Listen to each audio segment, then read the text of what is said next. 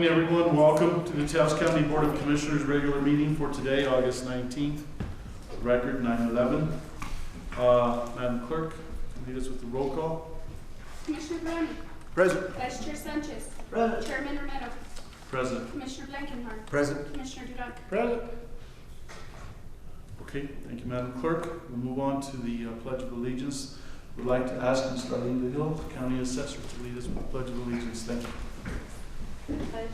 Allegiance to the flag of the United States of America and to the republic for which it stands, one nation, under God, indivisible, with liberty and justice for all. Thank you, Mr. Hill. We'll move on to the approval of the agenda, Commissioners. Mr. Chairman, on item number 7A, Okay. Mr. Gabaldon, if I could only add, I have a question on the light on Albright Street. Okay. And then about the vending at the Gorge, and we're gonna do those improvements. And then on item number 10H, under where Anita Padilla is on, I'd like to add number 1, I want to see when they're gonna planning on putting up the playground at Community Center in Penasco. Okay.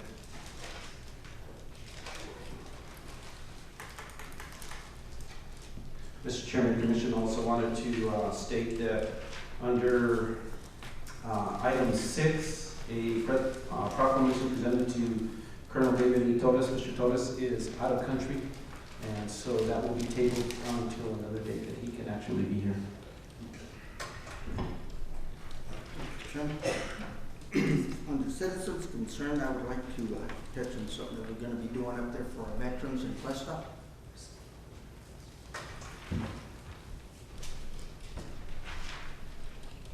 Any other amendments or changes to the agenda? If not, do I hear a motion? Some of. Second, as amended. Okay. Madam Clerk? Commissioner Blankenhorn. Yes. Vice Chair Sanchez. Yes. Commissioner Duran. Yes. Commissioner Brony. Yes. Chairman Romero. Yes. Okay, we'll move on to citizen concerns. Commissioner Sanchez? Yes, Mr. Chairman, Commissioners, audience. We've been putting together a memorial for Baton veterans, 1942. And what we've done, we've got some bricks already made out. We've got some help of some of our local contractors at no cost to us in Cuesta that's putting this together. And I've gotten sponsors. What I've done is we asked for donations. People came forward and they donated. So what we did with that, we put that paid for there were 70 total veterans from Baton in Taos County. So with that support, we were able to pay for the bricks. And then the sponsor also got their name on a brick, which is going to be alongside of the veterans. So we're planning this for August 31st. And I've invited the VFW from Cerro, Westcott, and Taos. And also, we're going to have Mr. Petrie. He's Leroy Petrie. He's a Congressional Medal of Honor recipient. So he'll be there that day. And this is going to start at 12 noon. August 31st, so I invite everybody that's here and the other friends. We'll be on the radio, and I think it's something that we need to acknowledge those veterans back in 1942 for the time. Like I say, there was as far as from Penasco all the way to Amalia. So I invite everybody. Thank you, Chairman. And Chairman, thank you, Commissioner, for doing what you're doing for our veterans. Thank you. Thank you. Okay. Anyone else under citizen concerns? Anyone that wishes to speak? Mr. Rodriguez, good morning. Good morning, Mr. Romero. Mr. Chairman, members of the Commission, Mr. Malone, Mr. Archuleta. For the record, my name is Andres Vargas. I am here. I have presented you with a petition and a patent from the Delano Roosevelt administration dated May 21st, 1935, which grants the county of Taos, people of Taos, ownership not only of the courthouse, but of the plaza, the park. And I don't know how the ownership rights have been abrogated, not abrogated, but been transferred, if they have been, to the town, but the town has been making decisions to the exclusion of the people of Taos County with respect to what happened on the plaza. And, but from the 1935 and prior to 1935 and the people of Taos, that was the center of our community. The only time that we have access to the plaza unrestrictedly is during the fiestas and on Thursday nights during the music festivities that are planned by the town. The town has assumed ownership rights, it seems, and they dictate in accordance to what the merchants say and request, to the exclusion again of Taoseños. From the very beginning, the plaza was a commons. This was a place where our people from the entire county and anybody else would come and meet and talk to their friends. They would park. And what brought this to my attention was very recently when I went to Walmart, and I was walking towards the entrance and I saw some fellow senior citizens parked in the handicap area, and I greeted them and said, and we started chatting and said, ¿Qué están haciendo? What are you doing? Said, oh, aquí estamos mirando a ver si vemos algún conocido, porque ya no tenemos plaza, esta es la plaza nueva. What that they said was, we're sitting here looking for friends, for our friends, because we no longer have a plaza. This is the new plaza, tragically. And it struck me. I instantly recognized what that meant, because I am of the same feelings. And these petitioners whose names I have presented to you are the same feelings, and they have no place to go. Walmart, for example, have the coffee shop there that they have there for a while.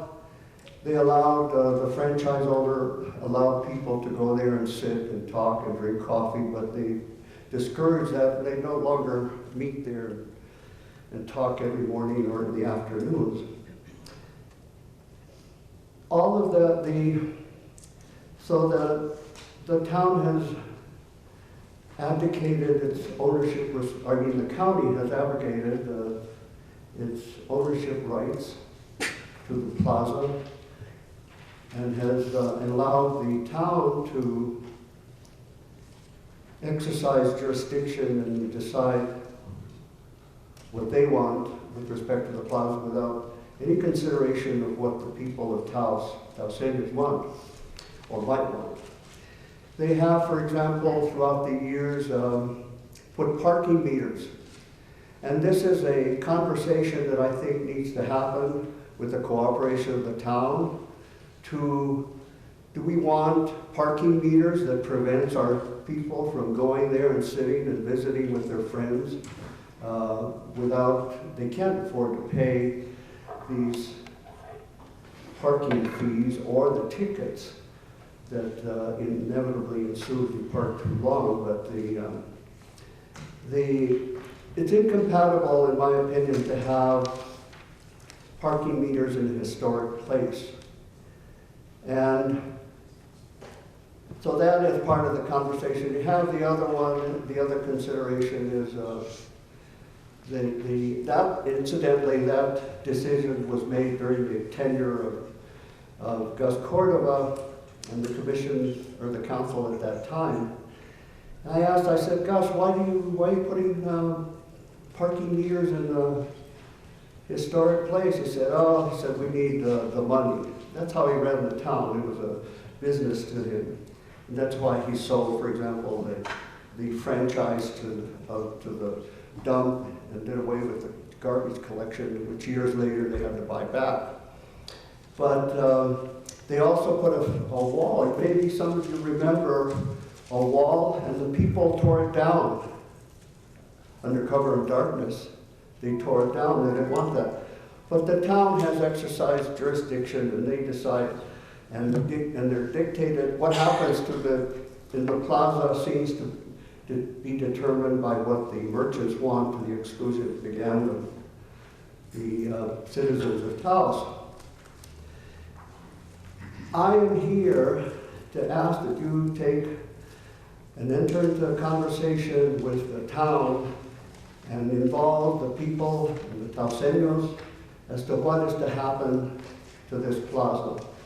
And for the mental health of our community, I respectfully ask that you take this to heart and that you consider it a genuine effort, and I hope that you take an effort just as you took a concerted effort to address the needs and concerns of the Taos, the entire community with respect to the command center, which I applaud. You wrested control of that from the town, and I ask you to do the same in this case if you see fit. Thank you very much. Mr. Vargas, I certainly applaud your efforts at getting this petition together. I was not aware of it, and usually anything that happens, one of us, or the commission or the town council or someone will be informed, and certainly you have a good deal of signatures here of people who share that same interest, and so I applaud your efforts and ask you to continue. Thank you, Mr. Rubin. I appreciate that. Commissioner Sanchez. Mr. Vargas, it's been over a year. Glad to see that you finally made it to one of our meetings. One question for you, sir. Where would our seniors park their vehicles to get to the plaza to enjoy it? That is one of the issues that needs to be addressed. The other issue that is involved in whether traffic should be allowed on the plaza. Vehicular traffic except for handicap and deliveries. And that would entail getting rid of all the parking areas now and maybe building a new multi-level parking lot down on East Kit Carson, make it a really nice one so the handicap would be able to go there and park and visit with their friends. That's one of the issues that should be addressed by the commission and however they choose to handle these. Mr. Vargas, where would the funding come for this parking that you're talking about? You mean for the construction of a parking place? Correct. The town. Presently, they pay, about 3 weeks ago, there was an article in the Taos News outlining the monies that are spent for the parking lot behind the plaza where the old church was, what they pay the church, what they pay for the, behind the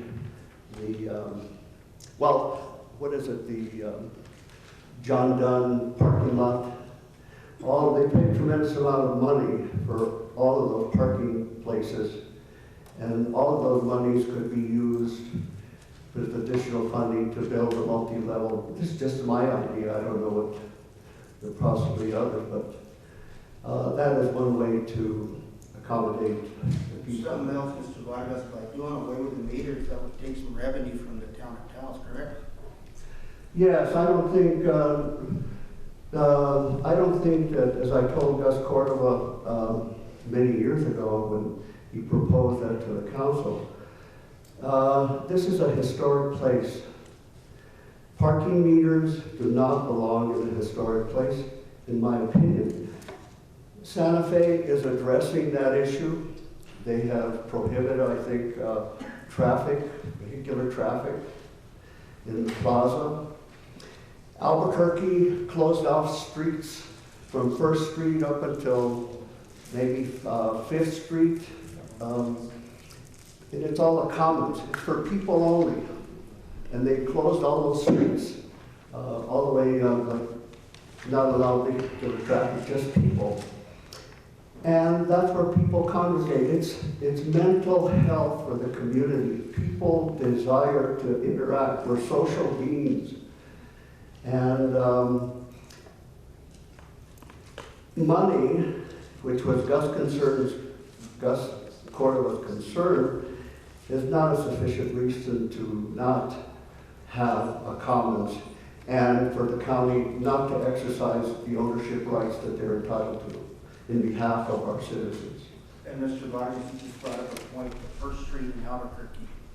The wife and I were up here a while back and talked about it being difficult to find parking. It was. I had to go around the block several times just to find privately owned parking areas. So I don't know, it's something that we got to really study, commissioners. You know, look at it. Santa Fe has an excellent parking garage, very reasonable price. I've parked there numerous times when I go to Santa Fe. But the conversation needs to start regarding the owner, who owns the plaza, and what are you, as our representatives, willing to do in pursuing for. Because, again, the only interest that seemingly have been listened to by the council have been those of the merchants. And although their interests are important, they should not override the ownership and the rights and concerns of all Taos and anybody else. The farmers market is a wonderful place. If you go there on Saturday, it is filled with people. It's full of people. It's wonderful. We need to expand that to include every day. Maybe the conversation would include the farmers market for the entire season, not just one day out of the week. And other businesses. There may be an effort to create businesses. If people used to congregate there not only because there were businesses that were centrally located, the post office, the bars, the restaurants, the hotel, maybe an effort can be made as economically to bring some of those businesses back or comparable businesses so that people can, once again, put comfortable benches there. They put brick. They don't, Gus Cordova didn't want to say that the bathroom there that exists in the gazebo, that he was not going to recommend to the council that they build, because the ADA would require, compliance with the ADA would require building a ramp that was 200, 300 feet long or something. But there are other alternatives. They could have put an elevator, for example. Anyway, thank you very much. Any other questions that I'd like to seek to answer? Commissioner Baroni, but before Commissioner Baroni, you speak, I wanted to acknowledge our Town of Taos Councilwoman, Mrs. Judy Cantu. Welcome. And Mr. Vargas, thank you. You know, one of the things that, as Councilwoman Cantu is here, is, you know, we supported that farmers market on the plaza, even though we've gotten a lot of feedback from the merchants on the plaza. There was a great effort, not only from the TENS, all the groups downtown, to try to revitalize the downtown, and that's what the town is trying to do, is revitalize that town. We understand that, you know, we have a lot of the old Hispanic families within the community that are loving it. They're coming down to the plaza every Saturday morning. They're hanging out. It's a great opportunity. Also, Thursday Night Live, that's sponsored by the Chamber, is one of those events. It's a great event downtown, and we continue to move forward in that realm to continue to revitalize and bring people downtown. That's the center hub. But nothing is free in the community. You know, we talk about free parking. Well, the parking is not free. The reason the parking is free because the money that is generated from the meters pays for that parking. So if there's any idea, or if there's somebody that would like to build a parking structure within our community, we'd love to see that. That's something that we have already put on our radar to try to address the parking issue downtown. You know, and there's some options that seem to be lending themselves to that. It's something that's going to take probably a couple of years to address by the time the funding is even put in place, or we can even apply for funding.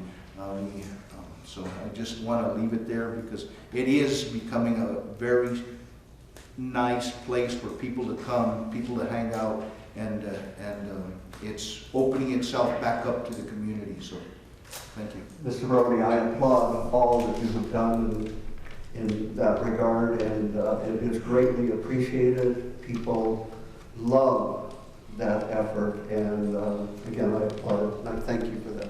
Thank you, And Mr. the council. Thank you very much. Thank you. Okay, anyone else? Ms. Abeta, good morning. Good morning. Good morning, Chairman Formidable and Councilman. Thank you for having us. I am here mostly to present just an update of what's happening in the hospital, and actually to get some input from you as to how you would like us to proceed in the future for other topics that come up in the hospital. But the first thing I want to address is, I know a big concern at the previous meeting and other meetings has been the pediatric coverage for the hospital. And as we all know, at this time, our pediatrician has asked to be relieved of on-call duties, is unable to does not wish to admit patients to the hospital, as well as not take any call. So our immediate need at that time was that we definitely wanted to address our OB services. In order to have OB services in our community, we had to have some coverage for the newborn babies. So that was our immediate need, and for the month of August, we do have complete coverage for that, and that coverage is by Dr. Benjamin, Dr. Ortiz-Pino, Liana Martinez, and Stacy West, those two who are nurse practitioners. So we do have complete coverage, just for you to be informed about that. Now, our busy times in pediatrics at Holy Cross Hospital, historically, and I can really say historically because I've been there a while, have been December, January, February, and March. And so our intent is to get the full coverage no later than November 1st. We have had 64 admissions in the fiscal year 2014 of pediatrics. In the month of August, we have transferred one person because they needed inpatient. Yes, we do transfer pediatric patients, but they're for higher level of care. We have never actually kept a true ICU pediatric patient. We always transfer those out, even with Dr. Villarreal and her whole team being there. So I just want that for you guys to know that. So we have, in the month of August, transferred a patient to Espanola Hospital that needed inpatient care. Aside from that, we've taken care and are taking care of our pediatric patients that come to the emergency room. They are being cared for. And we do have coverage for OB. So I just wanted you guys to know that.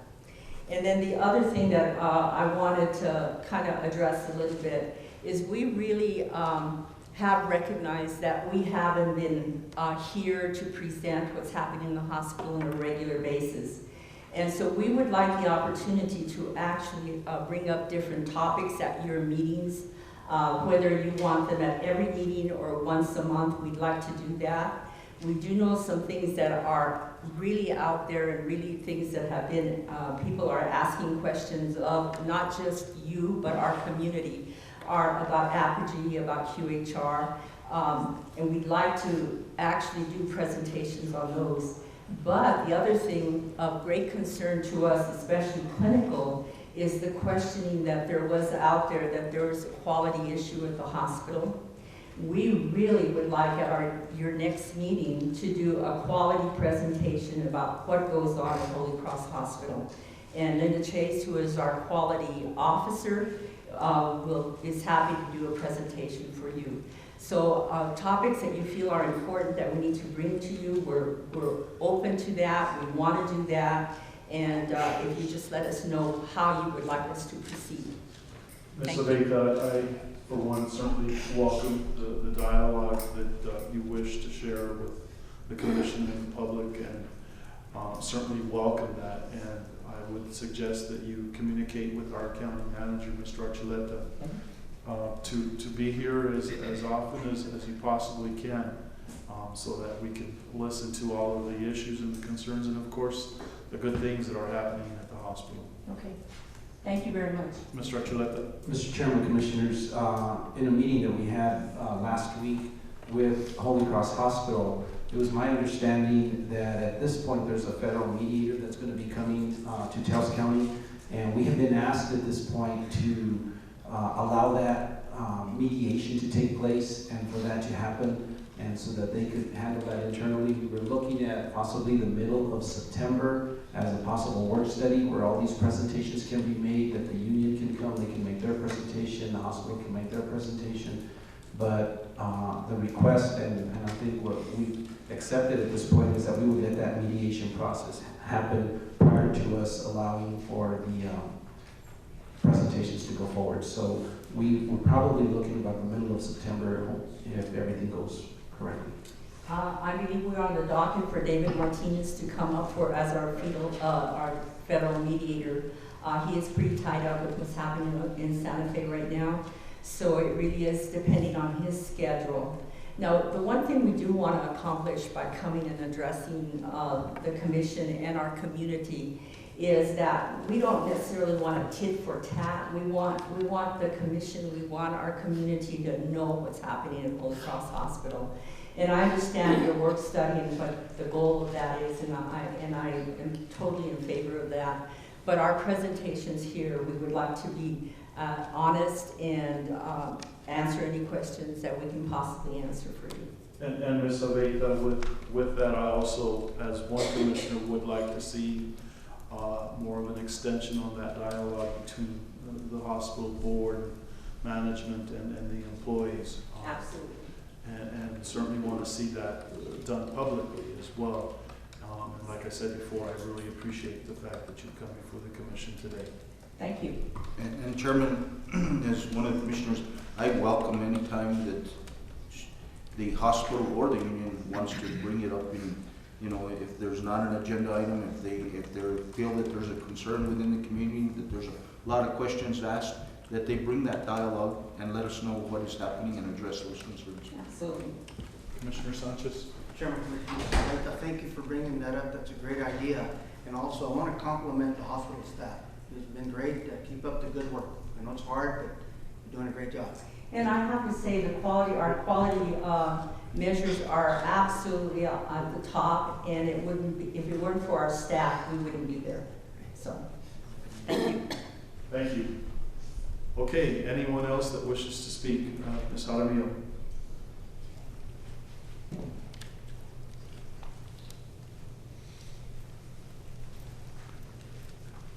Good morning, Mr. Mayor, Commissioners. For the record, my name is Martha Jaramillo. I'm a nurse at Holy Cross Hospital. I'm the secretary of the hospital union. And first, I just want to say that I am quite encouraged by Ms. Aveda's presentation. I think openness and dialogue will benefit everyone. And our hope as members of 1199 New Mexico, and as you've heard from physicians and community members at other meetings, is that we could all work together to hear what's really happening and to know what's really happening at the hospital. For the administration to come and say, we're going to come and tell you this is the truth and this is what's happening. We'd like you to see the whole picture and hear all sides of the story so that you can make the best decision that needs to be made. And I'm encouraged to see them here this morning also because, as you know, some of us have met with some of you privately. Everything that was said in those private meetings, we've also said openly in the public forum. And I would hope that the things that the hospital representatives said when they met with you privately, they would also be willing to say publicly in front of the whole world, as we have. Oh, and I'm sorry, one other update. We have an almost finalized report from our forensic accountant who came and reviewed the hospital finances. And once we have that, we'd love to share that at an open meeting with everyone. Thank you. Okay, thank you very much. Anyone else? When you come forward. Good morning. State your name for the record. Good morning. I'm Susan Cadian with the Taos County Chamber of Commerce, and just wanted to thank you for all your efforts in keeping the hospital a viable, important part of our community. I know all the chamber businesses, which is about 400, really rely on the services provided. And thank you for your efforts on keeping it a really strong community hospital. Thank you very much. Anyone else? If not, we'll move on to the next item then, presentations. Presentation on the Rio Grande Gorge suicide prevention phone line. This is Mr. Miguel Gabaldon. I'm not sure if you're present. Yes. District 5? Oh, okay, very good. He is a District 5 engineer from Mexico Department of Transportation. Mr. Gabaldon, before you start, I'd like to thank you on behalf of the community for the beautiful work that is being done on State Road 68 from the Pilar Hill to the UNM intersection on the paving of that roadway. It's looking really good. Chairman, Commissioners, thank you. Thank you for having me here today, and we'll continue to work with what we can do with our resources to address the surfacing and pavement roadway infrastructure up here in Taos County. We're looking at possibly another paving job on 64 from the blinking light going towards the airport, and we might try to put that together here before winter. Very good. We'll keep you posted through staff as that project develops. Very good. I also have a name. And Chairman, if we could, maybe we can get that extended from the all the way to the plaza.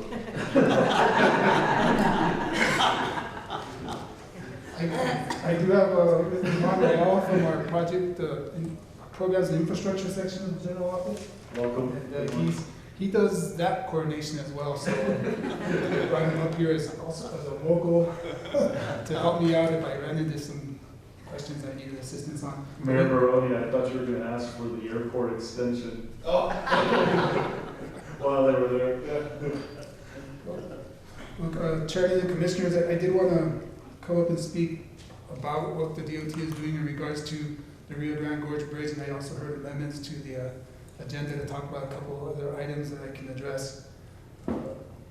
Earlier this summer, the DOT started talking about doing some other measures to discourage or provide some sort of assistance in the matters regarding suicides at the Rio Grande Gorge Bridge.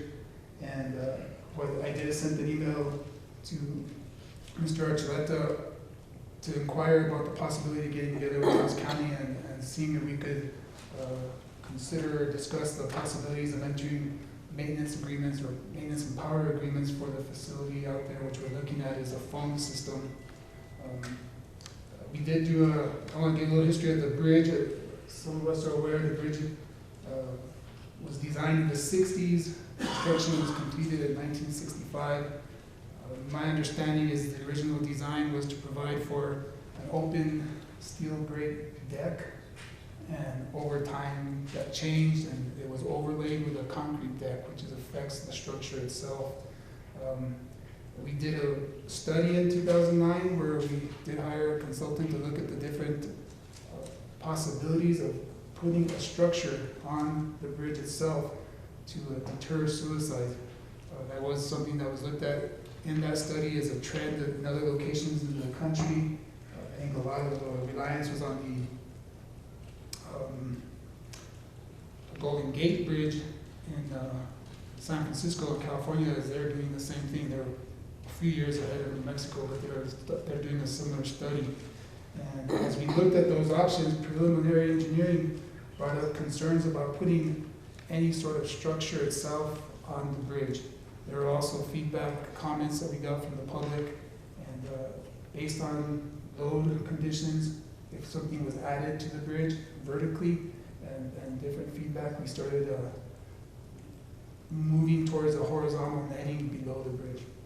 That study identified those options and came up with that preferred alternative. The Department of Transportation at that time didn't move forward. We kind of hit a a spot in the economy with increased construction costs, materials. We have to hold off on moving forward from that initial study into any other options.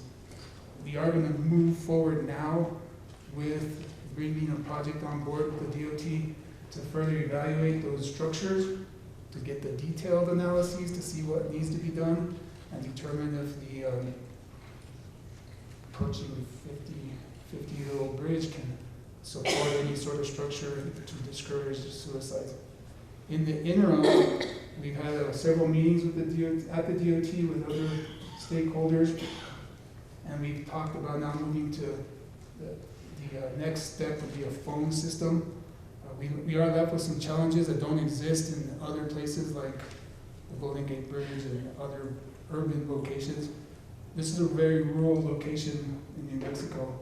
Utilities are a challenge for us to get up there. We've had meetings with Kit Carson with the expansion of their ability to provide electricity as well as communication infrastructure.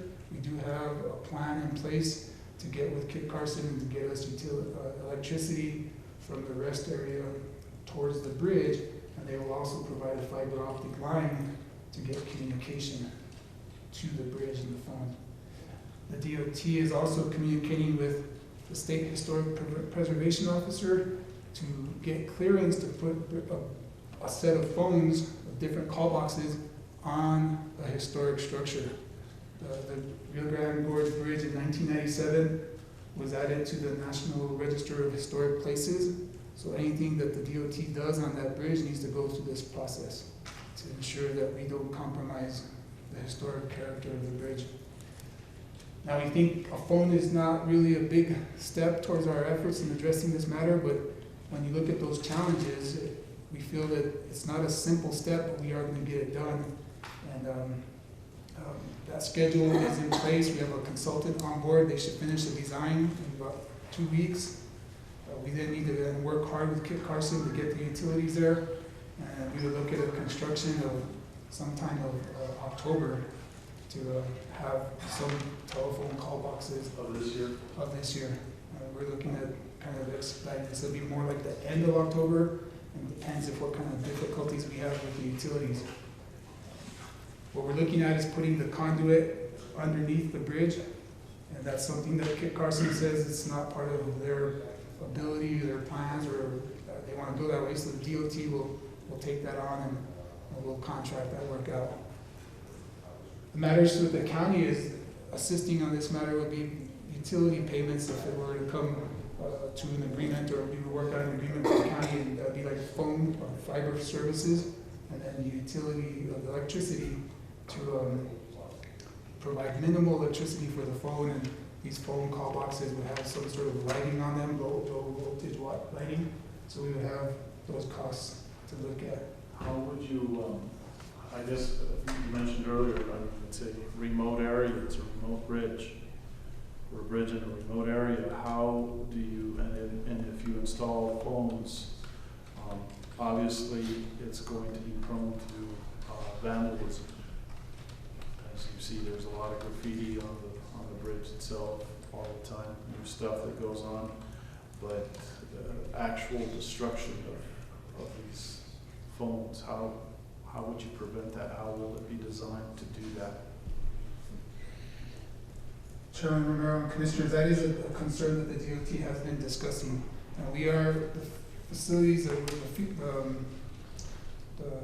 phones themselves are one unit, and it's like a push button.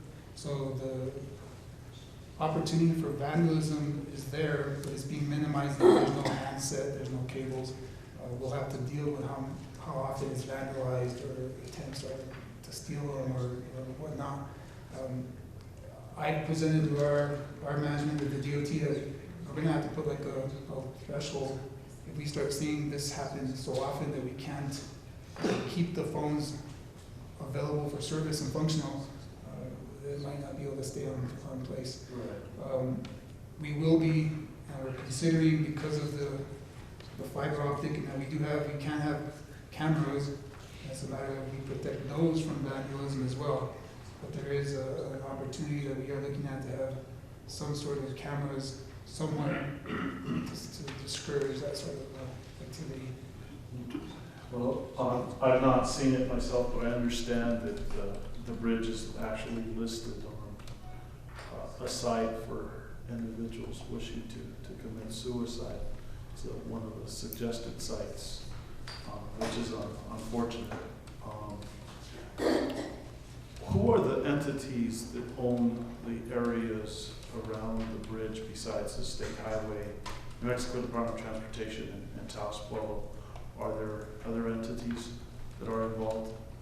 Chairman, Commissioners, the DOT has US 64 right of way by easement, so we actually aren't the owners ourselves, but we have easement from Taos Pueblo on the east side of the bridge, and then BLM over the river and on the west side. Yes, and each of those parties have been communicated with, and we'll be talking with the Pueblo soon as we look at something on the east end of the bridge as well. And BLM has been involved in our project meetings. And I know that, are there any other bridge sites throughout the United States that have at least one full-time security person that is available there? Would that be something that would be very costly? Obviously, any life saved is worth more than anything else, but when we're looking at budgets, government budgets, would something like that maybe be possibly considered to have a full-time security position there? Chairman and Commissioners, there was some discussion to that opportunity to provide law enforcement or security at this location. The state of New Mexico would have to find those resources and budget that in. It's not in our current budget. It would be part of that longer-term study where we do look at barriers to see if we can get something there. Our ability at the rest area, we do have staff there through contracted services during working hours, but 7 days a week. But when it gets to the early morning or evening hours, that would be a non-staffed situation. And maybe something that could be, it's an expense that could be shared collaboratively.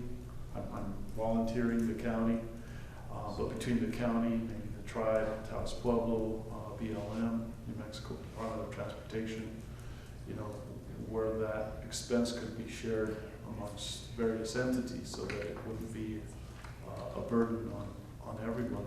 As I understand now, when there is a suicide, it is just the rescue or the fact that someone has to go down there and retrieve a body.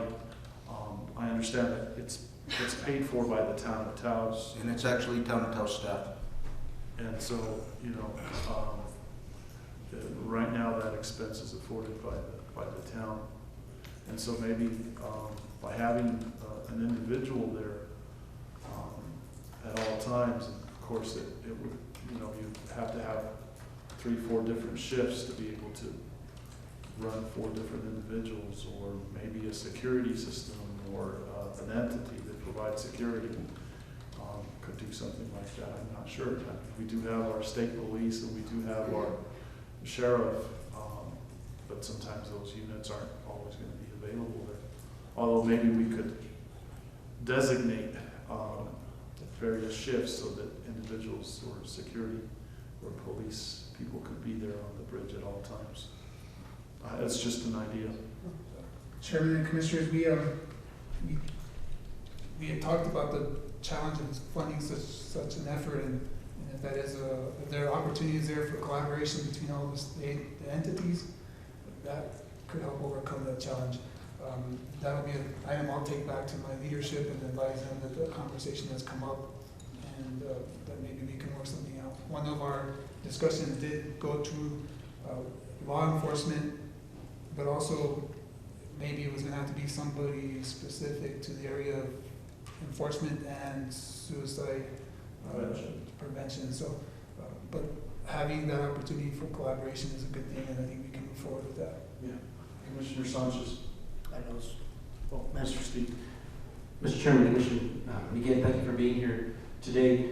Just a couple of questions. Has there been a study as to whether or not the phones would actually work? I guess my concern is with the era of cell phones nowadays, if maybe we could establish some kind of a number like 3, are you in need of assistance, those kind of things, that somebody could just hit their cell phone and hit 3 and say, I'm suicidal, I need, the suicidal hotline. It's sort of an attempt to do the same thing that an actual landline there would do. And the other thing is, has it been tried anyplace else? Is there a success rate anywhere else or anything like that that we can look at? It's a lot of money that's being put into it. I was just wondering if there was a better way of doing that if possible, or if there's been studies that have been done on that. Chairman, Commissioners, Mr. Arceta, we did, there have been discussions about cell service, and again, we have like minimal service coverage out there. Mm-hmm. Sometimes Verizon might work, AT&T might be better, and there's been some discussions about that infrequency or uncertainty of service would be too much of a risk. So it's been committed to go to a hard wire. The studies that have been looked at, there are staff at DOT has looked up some studies, and with studies you'll find all kinds of results, but there is one that does say in a case where a phone is available, this is in a more urban setting back east, that they've seen more than 90% effectiveness in the phones discouraging somebody or preventing somebody from jumping, but they had that opportunity. That's one location and probably a short time frame. So we feel that that the effort on the state's part and any other stakeholders who could work with us in doing this interim treatment, and maybe it could be the only thing because of the structure itself, that the phones would be a viable option at this time. Thank you. Okay. Mr. Sanchez. Chairman, Commissioners, before you vote, I'd like to thank you, Mr. Gabaldon. At the intersection in Costilla, Highway 522 and 196, when I first came on as Commissioner, this was an issue that we had, a concern I should say, is we had a lady who was, we had a fatality up there, cars coming in from Colorado, T-boned her, and there was a fatality in that area, and thanks to you folks, you set those caution lights in, and I cannot believe the compliments, thanking you folks for doing what you did. Traffic going through there, it's slowed down coming in from Colorado and going out from New Mexico to Colorado. So again, Mr. Gabaldon, you don't know how much you guys are appreciated. You also, sir, this has really made a good impact, positive impact in District 2. Thank you again. Chairman, Commissioner Sanchez, we're glad to see that some of the driver behaviors are changing with those devices, and they're still functioning. And as we talked earlier, if there's anything that comes up with vandalism or it needs to be addressed, how they function, give us a call and make sure to keep them working. Thank you. Mr. Gabaldon, we had also amended our agenda today to discuss the vending at the Gorge Bridge. Or the light here at Albright Street first. Oh, okay. Commissioner Duran, if you want to. Yeah. What's the status of the light here at Albright Street? Chairman, Commissioner Duran, the intersection out here at New Mexico 68 and Albright it's designed. We had a consultant on board, and they've had it designed to about 80%. As we were doing that, we also had a 68 traffic safety study come up in New Mexico 68 that starts goes south of here, La Posta, and goes up towards the plaza. So that study started as well, and we are wrapping that study up later this year, the first phase, and we'll see how that study comes out will then tell us if we're going to be moving forward to complete our design as a signalized intersection. Our belief is that it would be. If there was something drastic that came out of that study that said we had issues with pedestrians or something else, that we had to do something different, then we'd have to look at our study, at our design for the intersection. What I would look at is getting the intersection, and I'll ask Mr. Rail to confirm. The study finishes, we go from 80% to complete, and we would look at next year as ready for that intersection to be signalized. If it changes as a result of the study, I'll have to come to you all and let you know what those changes are. And engineering, my judgment, an engineering judgment analysis of what I expect, I don't expect it to change. But we just gotta get that done so it doesn't have a conflicting design with the study results. Well, when you say next year, can you run that Supreme Court? Ideally, if we could, Chairman and Commissioner, in dealing with traffic signals, we do have some manufacturer lead times for the signal devices, the poles and everything. It does take time to build them. So if we get the study done now in the next couple of months, the design is good, we finish the design by early 2015, we would see construction in the summer, which is not desirable here to the tourism area, but it would be a summer 2015 construction. I work towards getting that done. Speaking of traffic lights, the one at Ace Hardware intersection, Estes Road and Highway 68, any word on that? Chairman, Commissioners, New Mexico 68 and Estes Road is designed and completed. We did have it go out to bid earlier this year, however, the bids that came in could not be accepted, so it's out to rebid. It goes out now in September to rebid. So we'll see how the bids come in, if they are acceptable as we review all of our bids for any construction project. We would look at then awarding it to a contractor, getting those materials ordered, and it'd be like a spring of 2015 construction. We ran into some challenges there regarding ADA and sidewalk accommodations with some of the approaches and the grades, but those have been addressed, and we'll be moving forward to re-advertise that project in the next couple of weeks. Okay, thank you. And Commissioner And Goodall? then, on the status on the Gorge Bridge, there was a gentleman here, can't remember his name, last week, that stated that, Jim Diffenbach? yeah, he stated that Taos Pueblo had gotten, I don't know what it was, and that property, you know, where you guys put the concrete barriers, that belonged to the highway department. Is that a true fact or not? Chairman and Commissioner Grande, the Department of Transportation, as stated earlier, has an easement of US 64, and that's been our position in reviewing our documents and the history of US 64.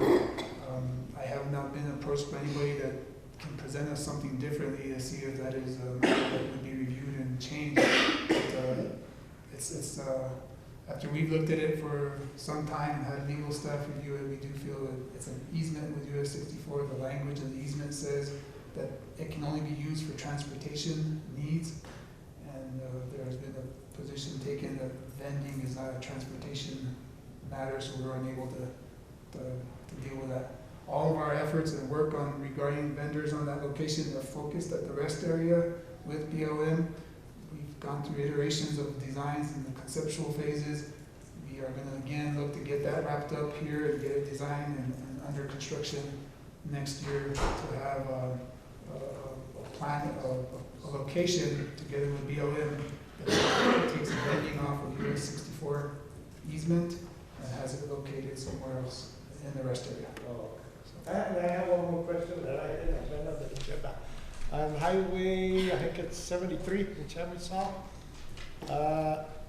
2 years ago or 3 years ago, Mr. Garcia, I think it was, I don't know if he's still working with DOT.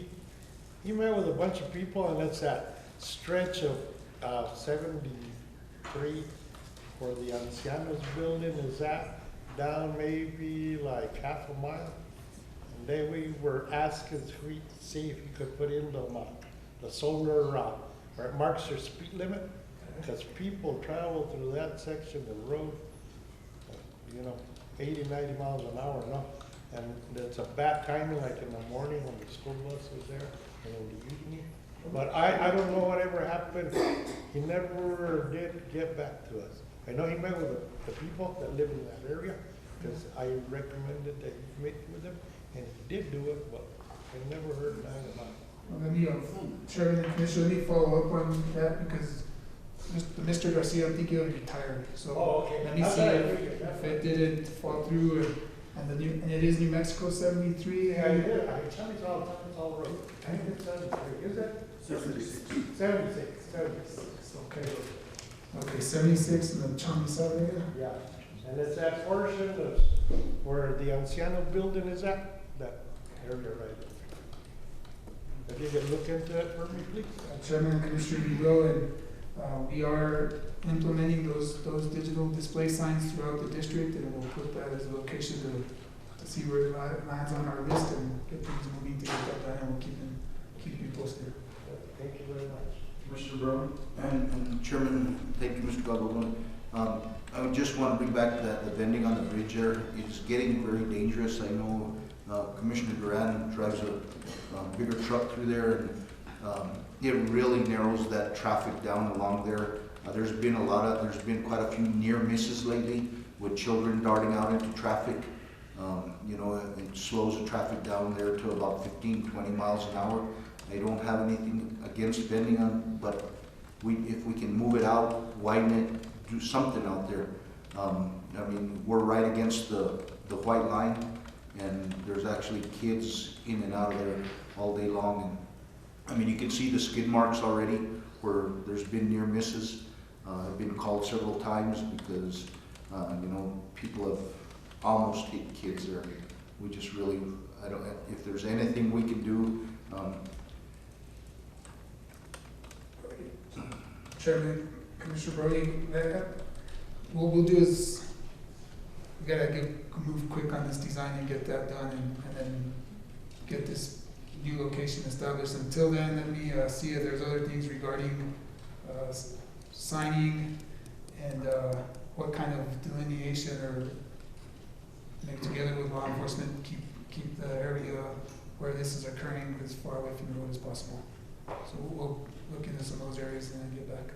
And at one point, a few years ago, there was an agreement with I think it was BLM, that they were agreed to help with this situation, and actually had said that there was some land there that they could, along with the county, that they could develop, or maybe the county could take some machinery out there to help level it, and I don't ever know what happened to that. Chairman and Commissioner Brody, if the area of that discussion was in the rest area, we're still moving that way. However, we got to get a couple of things done regarding clearances and ensure that we can do that from environmental, archaeological. I don't foresee any objections there because it's been a rest area for some time, and so we'll move towards that. The BLM does own property on the north side of 64, and I'm not aware if that's something that they would look at down the road as another special use area, but we are going to focus our efforts in the rest area itself. Okay. And we're going to expedite that by getting somebody on board to get the design finalized and moving towards the things getting done next spring. Okay, Mr. Archuleta. Mr. Chairman, Commissioners, to get back at the matter at hand, the estimated electrical operating cost for the bridge is about $3,000 per year, just for the Commission's information and for the public's information. We also have an estimated telephone operating cost for wireless is at $3,000 a year, and estimated telephone operating cost hardwire is about $1,100 per year. And so I guess staff would need direction as to if you want us to continue to move in that direction to negotiate that at a cost to the county of, if we went with just the hardwire and the electrical, my understanding that would be $4,100. Mr. Gabaldon, is that correct? Or would we also need the wireless in there? Chairman, Commissioners, and Mr. Archuleta, it would just be either wireless or hardwire, so we focus on the hardwire. Right. And once again, the estimated costs on different kind of facilities that we have, not this type, because this is a first for us, and we're hoping to be conservative, but if we would continue along in this matter, we would get together and make adjustments as they came in. And Mr. Chairman, Commissioners, I just, again, we can't put a price on the life, obviously, as was stated by the Commission earlier, but I know that it also takes, when we do have a suicide, unfortunately, the man hour, the overtime, and everything that we have to take for retrieval is a lot more than that, that we use on just everyone that actually happens out there. So just something for the Commission to consider in their policy. Mr. Archuleta, you want the Commission to make a decision today? at least a decision or if not, direction to continue to sit with New Mexico DOT to move this process along. I think that they're anxious and ready to go forward with this. They've done their homework on it, and we need to see where the commission stands on it. So we're looking at least $6,000 to $7,000 in that area for maintenance costs on a yearly basis. And where would that come from? What budget would that come from? Well, that'd be something that we'd have to find in the budget. It'd definitely come out of general fund. It's not anything that we would have there. We could look and see if there's any grants available for suicide prevention or any of those things, but at this point, it would come out of the general fund. Well, And let me ask this question, Mr. Chairman. With the estimate that Mr. Archuleta gave us, could we split that, DOT half, county half, or Mr. Gabaldon? Chairman, Commissioner Duran, those would be conversations that we could have. The one part we're going to bring to the table in discussions is that we will be dealing with all the initial construction costs and everything else. If that will be all in the states, it's not the county, everything will be regarding that will be on the states. Maintenance of the conduit and any sort of utility issues under the bridge would be borne by the state as well, so we would have that. So if it were something to split, whether it's just us or somebody else, we could have the conversations, we would do the same thing and see where it comes from our budget and then make things happen. So, I mean, it definitely could be a discussion. I have to pass that on to my Mr. Chairman, then I so move that we, that staff. If we could just hold on just for a second. How about, you mentioned earlier maintenance of phone. So in case of vandalism again, would that still go back to DOT because that would be a DOT owned phone at that point? I know you had said about a threshold, that there's a threshold, that it's only so much we can spend on that. Would that be something that you guys would continue to move forward with if we did the electrical, the phone costs, or would you also, what's your thoughts on that? Chairman, Commissioner, Mr. Archuleta, we would, have those discussions and we would be prepared to do as we would have to the DOT. That's our responsibility on the phones. We keep them under our responsibility. We get to that table and have those conversations and work together to get this to happen. Thank you, sir. Commissioner, apologies. So then I so move that, staff and DOT keep these discussions going and then give us, come back with some figures and see where we can. Second. Okay. Any other discussion, commissioners? If not, Madam Clerk. Commissioner Blankenhorn. Yes. Vice Chair Sanchez. Yes. Commissioner Duran. Yes. Commissioner Grande. Yes. Chairman Romero. Yes. Again, thank you, Mr. Ryan. Thank you as well. Chairman and Commissioners, thank you for your time. And Juan and I will be outside. Is there anybody that we might be able to speak to today to talk about setting a meeting soon to get together? Because it's quick. Mr. Chairman, Commissioners, I'll actually walk out just for a second and have him talk to her now to get on my calendar so that we can get this going. Very good. And Mr. Archuleta, if you can keep them here a little longer at noon, we're having a Frito pie luncheon. You might want to keep them so that they can eat Frito pies with us. Mr. Chairman, excuse me, Mr. Gabaldon, I have one quick question. What would be the first step in getting a caution light like the one that Commissioner Sanchez described up north? Chairman and Commissioner Blankenhorn, do you have a route location? There's been discussions at the intersection of the Hondo Seco Road and the State Road at the crossroads there.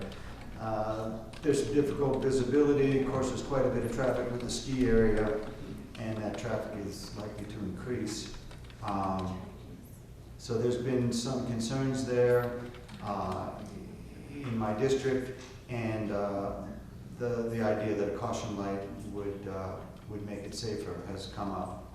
So what's the first step? Chairman and Commissioner, this conversation will be that first step, and I can speak with Mr. Archuleta outside. I have the location, New Mexico 522 in Arroyo Hondo, and I'll have our traffic staff put this on that list of locations to study, including New Mexico 76, and we'll start moving to analyze the location and see what alternatives are out there, and then get back in touch with the county. Thank you very much. Thank you very much. Thank you. Okay, we'll move on to item 7B. This is discussion, consideration, decisions regarding waste management. Mr. C. Lance Allen, Manager, Public Sector Solutions, Four Corners area. Good morning and welcome. Thank you, Mr. Chairman and Commissioners. Thank you for the opportunity to be here to speak with you today and kind of, I guess, bring you up to date on some things. It's probably been too long, but there's really 3 items that I wanted to address with the Commission today, and then, of course, entertain any questions or concerns that you may have. First was being the annual CPI adjustment, which is a 2% this year based on the index for the Taos area. The second was with the county landfill increase of $5 a ton. It does impact the rates that we charge the residents, and roughly it's about 85 cents a yard on a commercial business, and about 43 cents per haul. That's how it equates out. And the methodology that we used to calculate that on the commercial side was we took the average weight, which is about 76 pounds per yard, and equated that into the increase. That's how we came at that. And then the third item, obviously, is the extension of the current agreement until we have one more year extension until August 1st, 2015. The one good piece out of this was there was no rate adjustment for fuel, kept that the same year over year. Those are the 3 items we wanted to present. Is there any questions that the Commission may have? How about recycle? Do you guys have a recycling program that you might want to implement within the communities? Yeah, and I know we've had that discussion. We continue to have that discussion, and I think it needs. We've got a long ways down the road of what it will cost to implement the program. It all stems around a center or a transfer station to transfer the materials to a facility that can process it and then ultimately market the materials. And that is something that, if the appetite is still there within the county, within the town of Taos, I think we could definitely move forward with that program. Okay, Commissioner Sanchez? The question I had was, how much is the increase going to be?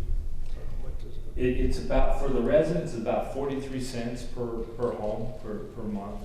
And then for the commercial business, about 85 cents a yard. So it depends on, the rates are a little bit different in the county because of the different areas. So it'll vary depending on, but that's about the average amount. And this will go into effect? August 1st is when it was going into effect. Because of the billing, we bill in arrears for commercial or for residential. They won't see it until September. Mr. Sanchez? Commissioner, also, what about our seniors? Their fixed income, keep going up and up and up, and it's rough on us, but could you imagine on them?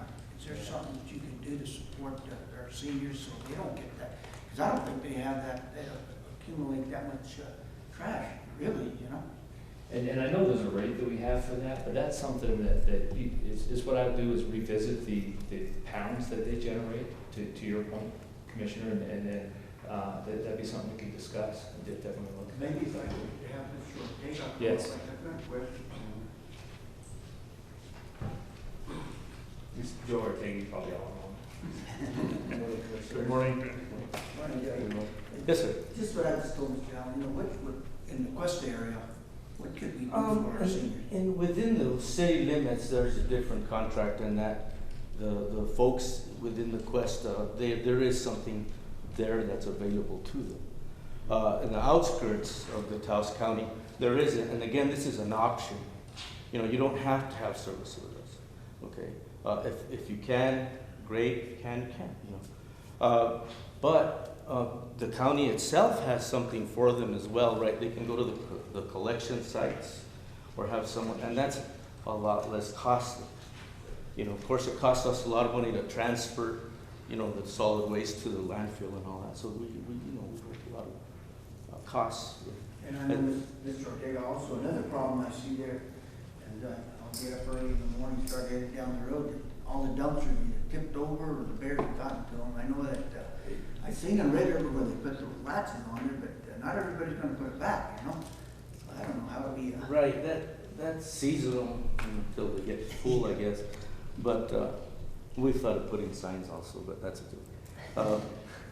Yeah, bears, they come out in the spring, they come out in the fall, ready to feed, you know, I mean, we get phone calls, we go out there, you know, it's something we gotta deal with, we live amongst them, so.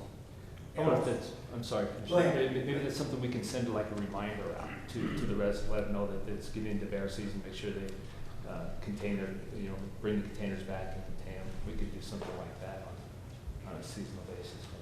and another thing, I know in my district, we have the cleanups on an annual basis, and I know that Taos County's, Mr. Martinez back there, Edward's been very supportive of me.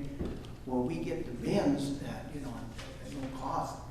Would Waste Management be willing to jump on board and support us with the cleanups?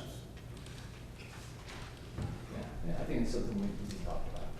We'll get together with Mr. Martinez. He has been very supportive. People are happy in my district because they throw water heaters, couches, and mattresses.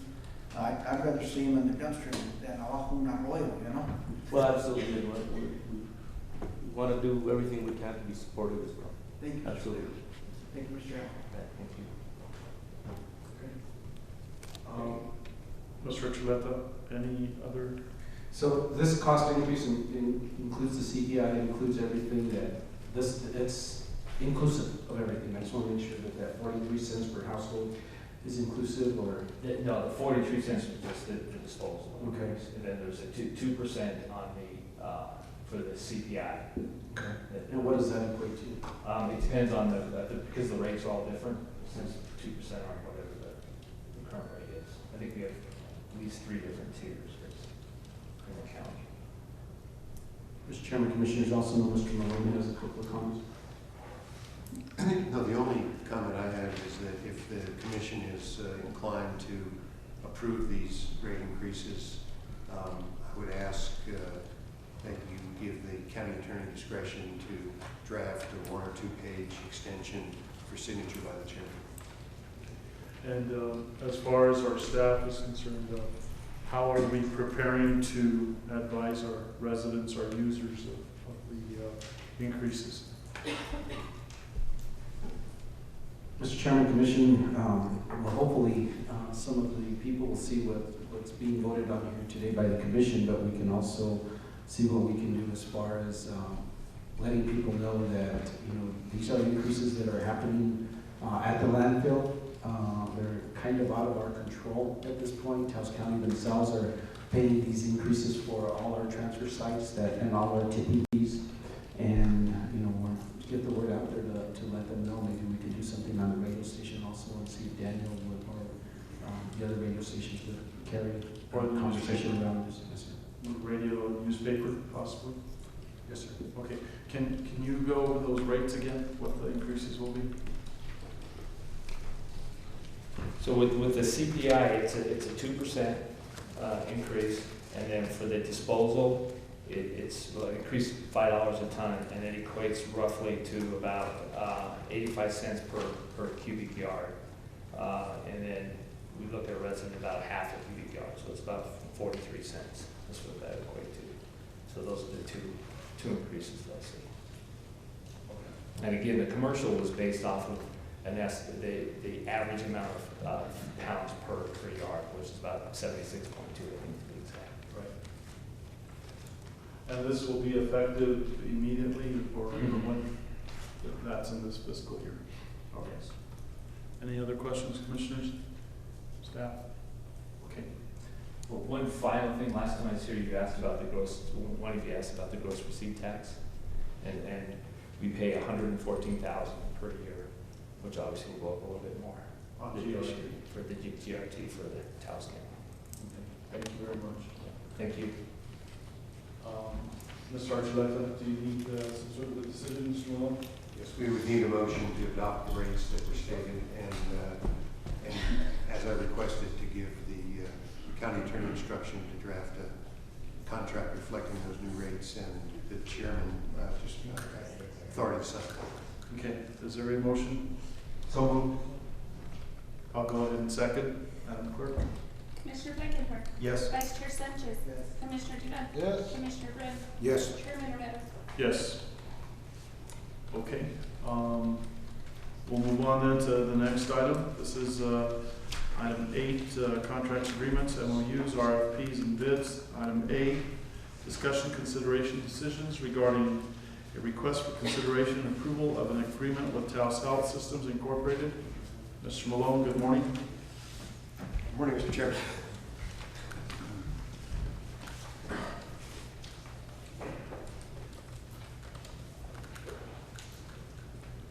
Mr. Chairman, Mr. Archuleta passed out hard copies because I noticed this morning that the PDF on your electronic versions was missing page 2. So you have pages 1, 2, and 3.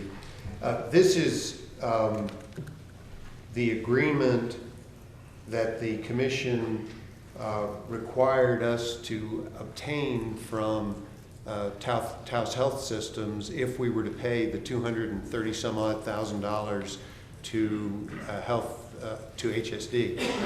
I went ahead and drafted the agreement. The key language is on page 2, paragraph 8, and that is the requirement that Taos Healthcare Systems would not seek any reimbursement from the indigent patient, from any person responsible for the indigent patient, or from Taos County beyond the $230,000 that will be paid to HSD for the period January 1 through July 31st of 2014.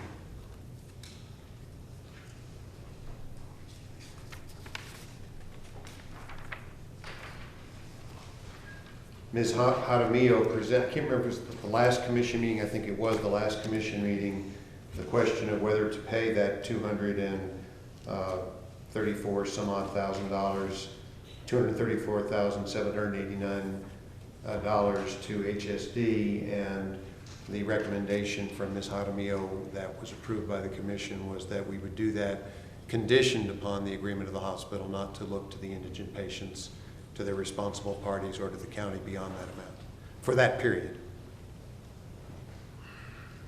So your recommendation is? My recommendation is that the hospital signed the document that I drafted, and it reflects the decision that the commission made, so I would recommend approval. This will be passed on to the hospital for their endorsement. They've already signed it, actually. They've already signed it. Yes. So move to approve. Second. And this is all discussion, and I know we have a representative from the hospital here, it's all. All right. Any other further questions? Commissioner Blankenhorn? No, thank you, Chairman. I seconded the motion. Okay. Very good. Madam Clerk? Commissioner Blankenhorn. Yes. Vice Chair Sanchez. Yes. Commissioner Duran. Yes. Commissioner Grande. Yes. Chairman Romero. Yes. Okay. We'll move on to item 9, resolutions and ordinances. Item A is discussion, consideration, decisions regarding resolution number 2014-33, a resolution approving infrastructure capital improvement plan, the ICIP, for fiscal year 2016-20. Ms. Anita Pavia, Grants Administrator. Mr. Chairman, she's on her way down right now. Okay.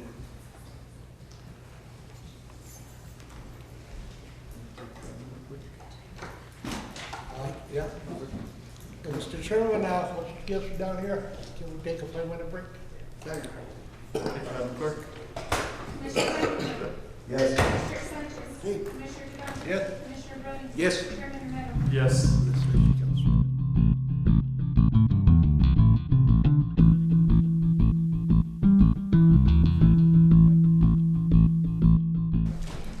Commissioner Blankenhorn. Yes. Vice Chair Sanchez. Yes. Commissioner Barone. Yes. Chairman Romero. Yes, so we're missing Commissioner Duran for a while. We'll move on to item 9B. This is discussion, consideration, Actually, item A, discussion, consideration, decisions regarding resolution 2014-33, resolution approving the infrastructure and capital improvement plan, ICIP for fiscal year 2016-2020. Ms. Anita Padilla, Grants Administrator, good morning, welcome. Good morning, Chairman, members of the Commission. You have before you the resolution that adopts our infrastructure capital improvement plan, plus the projects that are on them. I believe we have 49 projects this year. And I stand for questions or comments. Ms. Padilla, Mr. Archuleta, I was wondering if someone could post it on the screen for the public to see. Sure.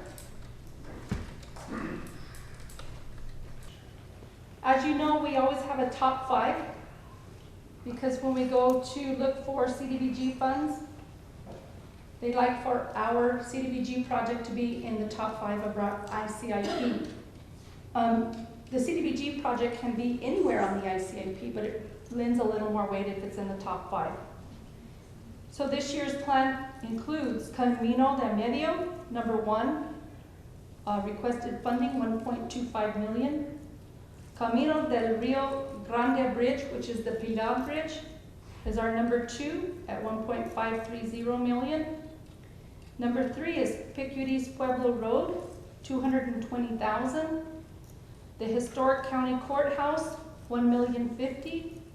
Number 5 is Millicent Roger Road at $165,000. Those are our top 5. Then we go on to Los Cordobas Bridge, $297,000. Chamizal Transfer Station, $170,000. Public Health Department, $390,000. Upper Ranchitos Road Bridge, $200,000. Los Cordobas Road, which would run from the transfer site all the way to the one that goes by the Rio Grande, or the National Guard. See one? Los Cordobas, South Los Cordobas? Yeah, so it goes, and so that would be, to pay that, it's $570,000. Oh, so it's from the transfer site to C-110. Then Old New Mexico 570, $1 million. Camino de Abajo La Loma East, $430,000. Camino de Abajo La Loma West, $400,000. Las Tusas Road, $132,000. Cactus Flower Road, $30,000. Los Pandos Road, $110,000. On our next page, Blueberry Hill Road, $962,000. Los Rios Road, $490,000. E911, this is to purchase software, $300,000. Taos County Sheriff's Department, to purchase patrol units, $300,000. EMS ambulance, $50,000 for their building. Public Works Station in Cuesta, $275,000. Trails del Norte, that is a trail that would run from the blinking light to Arroyo Seco, $2,975,000. Public Works Station in Taos, $275,000. Taos County Ag Center, $550,000. The various Taos County parks, $235,000. The Veterans Cemetery is still on our ICIP. We are in the midst of getting the master plan completed. We still have $5 million on that plan. The Latier Fire District, $1.9 million. Sugar Lane, $55,000. Vista del Valle, $225,000. And that was taking into consideration the road and the drainage that we spoke about on the phone. Tom Holder Bridge, $600,000. Cuchilla Road in Llano Quemado, $275,000. Rio Chiquito Road Bridge, $330,000. John Dunn Bridge, $110,000. Weimer Road, $165,000. Old School Road in Chamizal, $220,000. Octaviano Road, $50,000. Cuchilla Road in Peñasco, $150,000. Amalia Senior Center, $65,000. Chamizal Senior Center, $150,000. Cerro Community Center, $100,000. Peñasco Community Center, $130,000. Talpa Community Center, $130,000. El Prado Community Center, $212,000. Arroyo Seco Valdez Community Center, $275,000. Los Cordovas Community Center, $275,000. Vadito Community Center, $65,000. Taos County Solid Waste Department, $600,000, that would be for equipment. And the Amalia Castillo Community Center at $250,000. So those are the complete 49 projects that are on the plan. The total amount that Taos County would be requesting, I'm sorry, $25,688,000. No, it's a good number. That's it. So who's gonna be doing all the grant writing for you? I already did it, it's right here. You don't have to write grants, it goes to capital outlay. So my work is done. And you're pulling my leg. No, I'm not, I would never do that, Commissioner Grant. So going back to the list, if you can repost that, Commissioners, I'm sure there's a need to look at it again. The last one, The one that was just being read. So this plan is required to be submitted to the state by September 2nd. The state then compiles a list with all the other governmental entities, and it completes a hard-bound book that will be given to the legislators. So then if somebody says, well, we want money for this project, they look in the ICIP to make sure Taos County, number one, knows about it, and number two, has some sort of plan in place on how to spend the money. I appreciate that you've listed them, and I would imagine that it's important to be to include them on the list, but there's a couple of roads, say for example, Camino Bajo La Loma East, El Valle, Los Ranchos. I'm on the board. We're currently looking at funding to put in a sewer line. Mm-hmm. That's one of our next projects to fund for sewer, and then connect it eventually up to the Tapa Community Center. So these projects right now, this is just a wish list.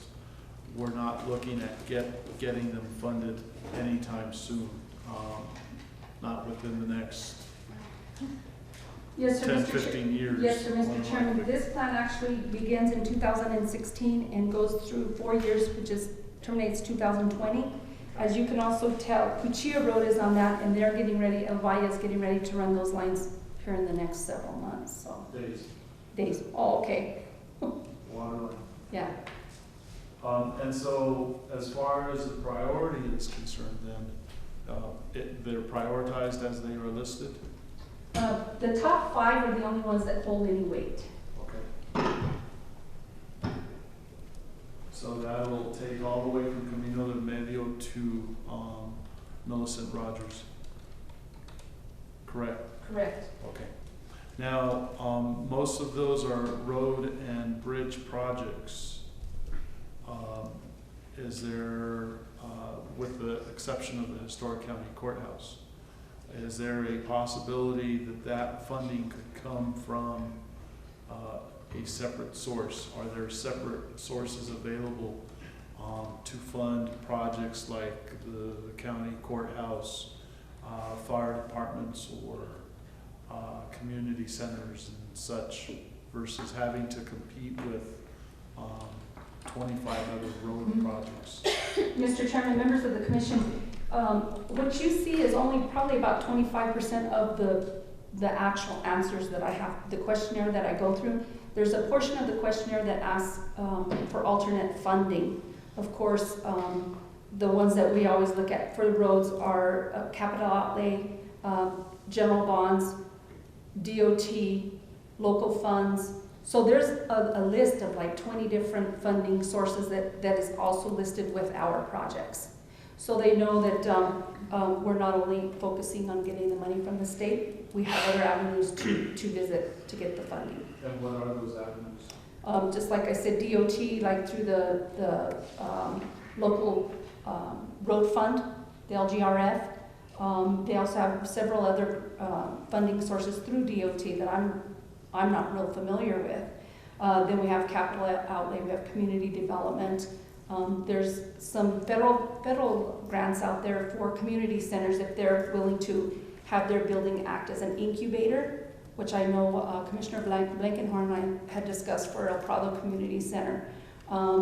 We used funds from there for the Arroyo Seco septic that we rebuilt. So there are other avenues of funding for the historic county courthouse. Of course, the only funds we received on that were ARA funds back when we received the Reinvestment Act funding.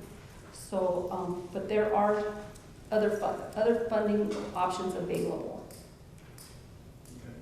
And Chairman, and Anita, one of the things that this ICIP list is very, very important because that's the first list that anybody goes to in the event, federal or state, if you're wanting funding for any project, they have to be on this list to even qualify for funding. That's correct? Is that not? That is correct. Okay, Commissioner Blankenhorn. Thank you, Chairman. On the amounts asked for, how did you come up with that number? For example, well, specifically Millicent Rogers, 165,000. What's that? Mr. Chairman, Commissioner Blankenhorn, that was an amount that was on last year's, and I received that information from the previous department head. I don't have a way of calculating road materials, and I can do the actual mileage on Google Earth. You know, I can tell how many miles are in the road, but I have no way to actually calculate road materials, asphalt, pit run, base course, any of that. So that number actually comes from a previous plan. Well, this season, we're gonna put a couple of $100,000 into Millicent Rogers, but that will leave still 300 to finish the road, more or less. And you know, obviously Earl can help you with that. So these numbers really don't represent what is needed to finish that road. But again, the numbers on Camino del Medio don't represent that either. So Camino del Medio is a bigger project than 750,000 also. And as far as funded to date, we have funded Camino del Medio to date by more than zero. I can't remember what it was, right? We put in the monies last year to get the engineering study done. Like 300,000. And actually, the bonds have not been sold for the that portion that was, I guess, given to from the state. Those bonds haven't been sold, so the county hasn't received their share of that money for Camino del Medio. I know the town got theirs, but the county hasn't been able to get theirs. And then, like, with regards to Pico de Pueblo Road, it's number 3 on the list. Is this a road that is within the reservation, Commissioner? No, sir. No, It is not. It's outside. Pico de Pueblo Road was on our CDBG application when we did District 5. We had to take that road off though because we could not get any information on low to moderate income. We were having a hard time getting the community to send our information back. Also, Commissioner Blankenhorn, it's not 750,000. If you notice, these are phased. Amount yet not funded for Camino del Medio is 1.25 million. I see that now, yeah. Okay. But I'd like you to correct Millicent Rogers if you could. Sure. And funded to date, I don't know if that's going to include what we're putting in this year, but I think it's important for them to know how much we've already invested in any particular project. But if you could get with Mr. Salazar and Mr. Chairman, how long is Milton Rogers? let's see, at 2.5. 2.5 miles. And we're getting about Just 0.8. figure out at 400,000 per mile to take. We're going to get about 0.8 this year. About 0.8 for $200,000 and some this year. So It's actually coming out less than that, Commissioner Duran. We're basing it on what happened last year at Callejon. You know, the approximate cost for the 0.8 of a mile in Callejon. We're sort of basing it on that. And that was how much? Well, that was like a, 4? no, it was less than 200, right? Callejon Road? Right around 200. And then I had asked for the Hondo Seco Road. Can we get that on the list? Yes, sir. When I got your information, this had already been turned into Renell. It had to be in by Thursday at noon. But I can sure add that on this one to go into the state. Okay, thank you. So there's nothing new coming in, just that one? I'm sorry? Nothing else coming in? No other new projects coming into this list? No. Okay. Okay, commissioners, we need a motion. So move. Second. Okay, Madam Clerk? Commissioner Blankenhorn. Is that with the changes in the numbers and the addition, just to clarify? Commissioner Duran, if you want to amend your motion. Yeah, I'll with that amendment. Okay. Amendment second. Madam Clerk? Commissioner Blankenhorn. Yes. Vice Chair Sanchez. Yes. Commissioner Duran. Yes. Commissioner Brand. Yes. Chairman Romero. Yes, okay. Thank you. Thank you, Ms. Padilla. Okay, we'll move on to item 9B, discussion, consideration, decisions regarding the following. This is resolution 2014-35, resolution appointing the Taos County DWI Planning Council. Mr. Valdez, good morning. Mr. Chairman, Commissioners, in your packet, I'm not sure if you made it in or not, but I've got a resolution number 2014-35, a resolution of the Board of County Commissioners of Taos County appointing the Taos County DWI Planning Council. These are the members that are wanting to represent the DWI Planning Council for fiscal year 15. We don't have that in front of us, Mr. Chairman, but who wants to be on there or who's on there?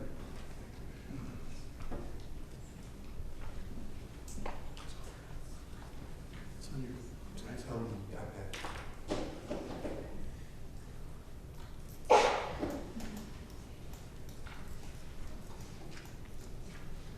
if you can move it down a little bit so you get the name of the members. Thank you. Sure, that's while the staff is doing that, what do we spend on an annual basis in the DWI program? Close to 300,000. 100,000 is your annual budget? Yes, Okay, and that includes the distribution and the grant. okay. Thank you very much. Go ahead. And then we've got other grants like the community DWI grant also that we use to buy equipment for the law enforcement, but that'll be coming up later on in the agenda. Okay, so you're looking at about $400,000? Not really that much because the community DWI grant this year is only like 7,300. Okay. Go ahead and proceed. So these are the persons that are wanting to participate with the DWI Planning Council. Without the Planning Council, Taos County cannot get any funding from the FA to have a DWI program in the county. So, there's 3 persons plus who else? There's, yeah, do all the pages, please.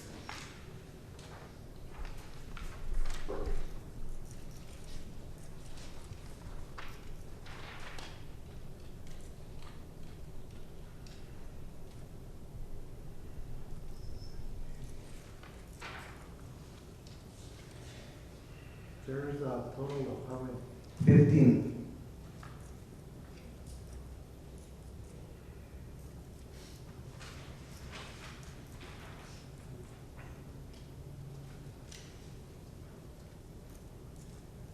Okay.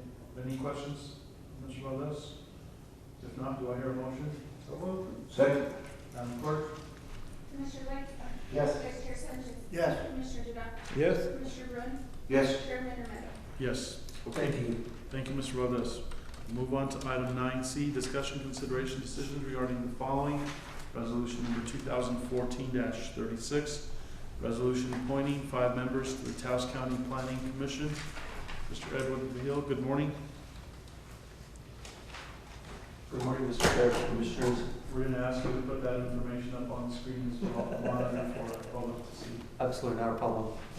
Mr. Chairman, Commissioners, Mr. Archuleta, Mr. Malone, members of the public, give me just a second here, we'll make that information available to you.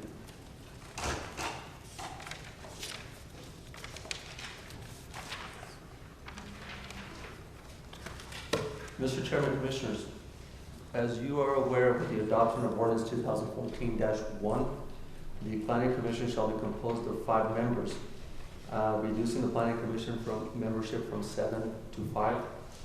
A member of the Planning Commission shall serve as an alternate member of the Board of Adjustment if a Board of Adjustment member must be absent from the meeting or if the lack of a quorum for a Board of Adjustment matter or meeting is anticipated.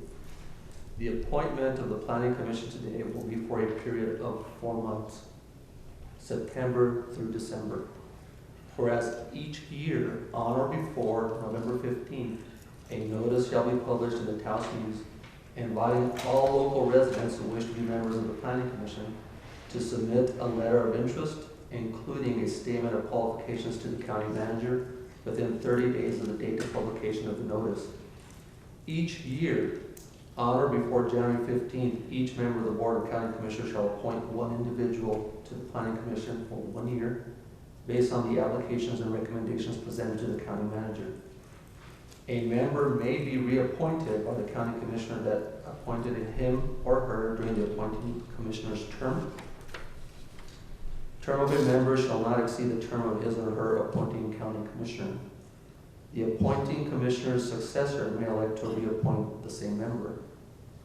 The closing date for the legal advertisement that was published in the Taos News that invited all local residents who wish to be members of the Planning Commission was on August 4th, 2014.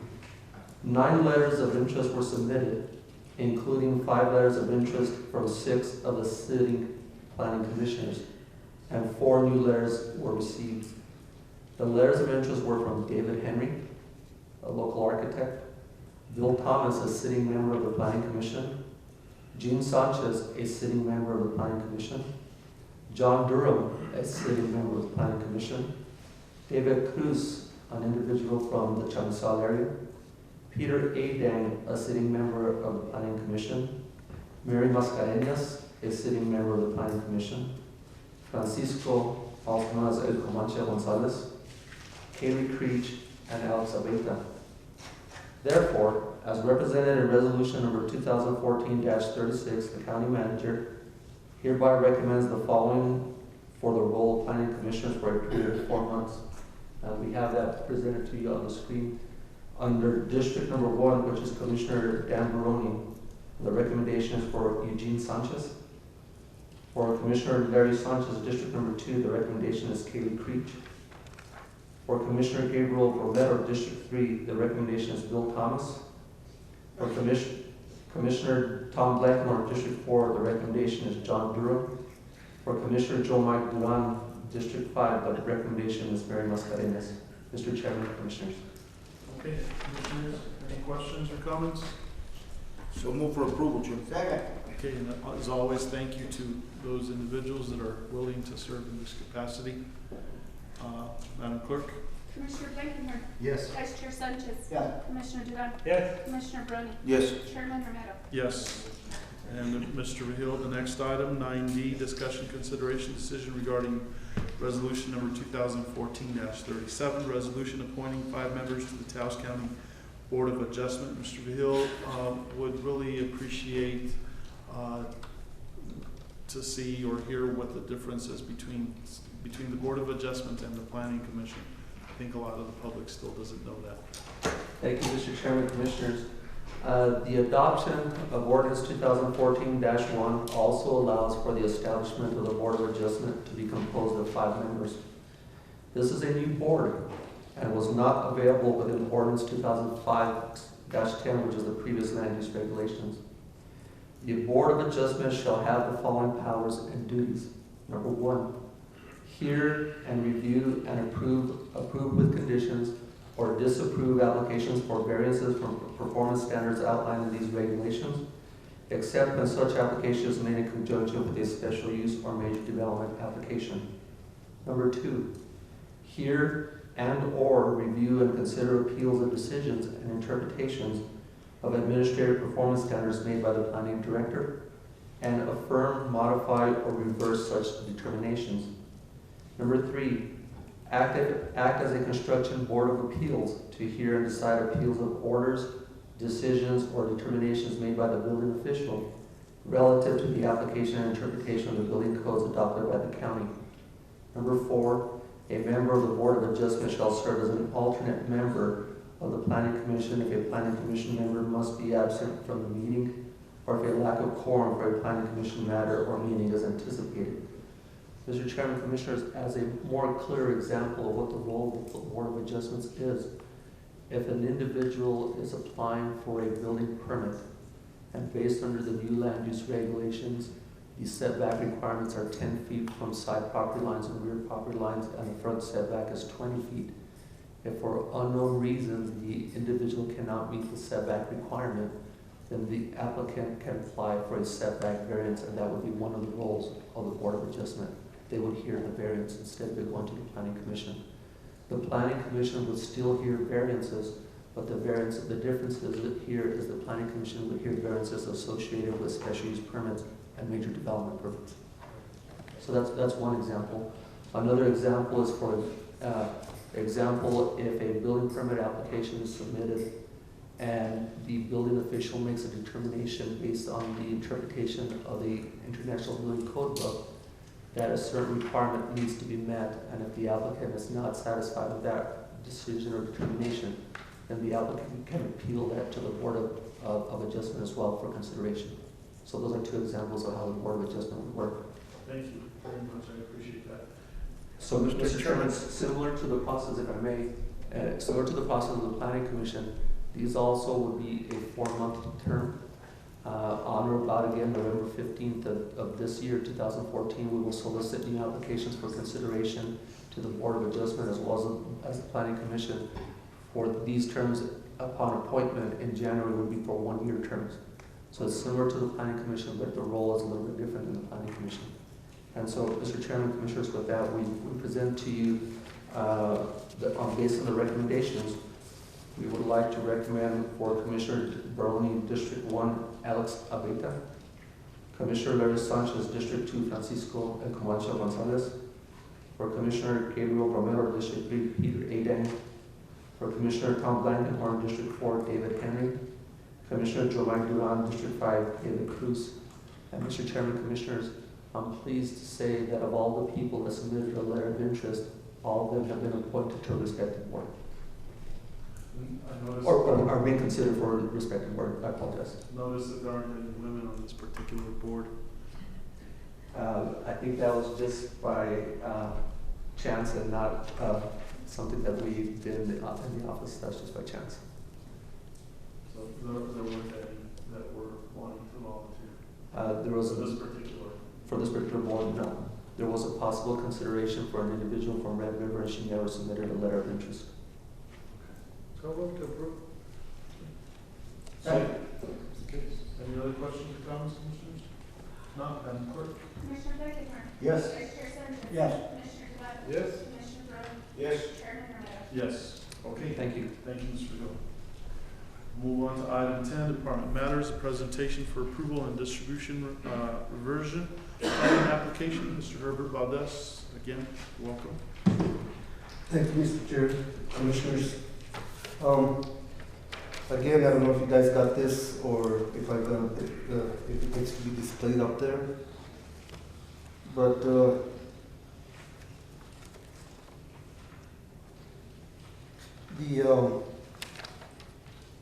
Hold on a second, if we can display it. Okay. I really firmly believe that all items should be available for the public to see.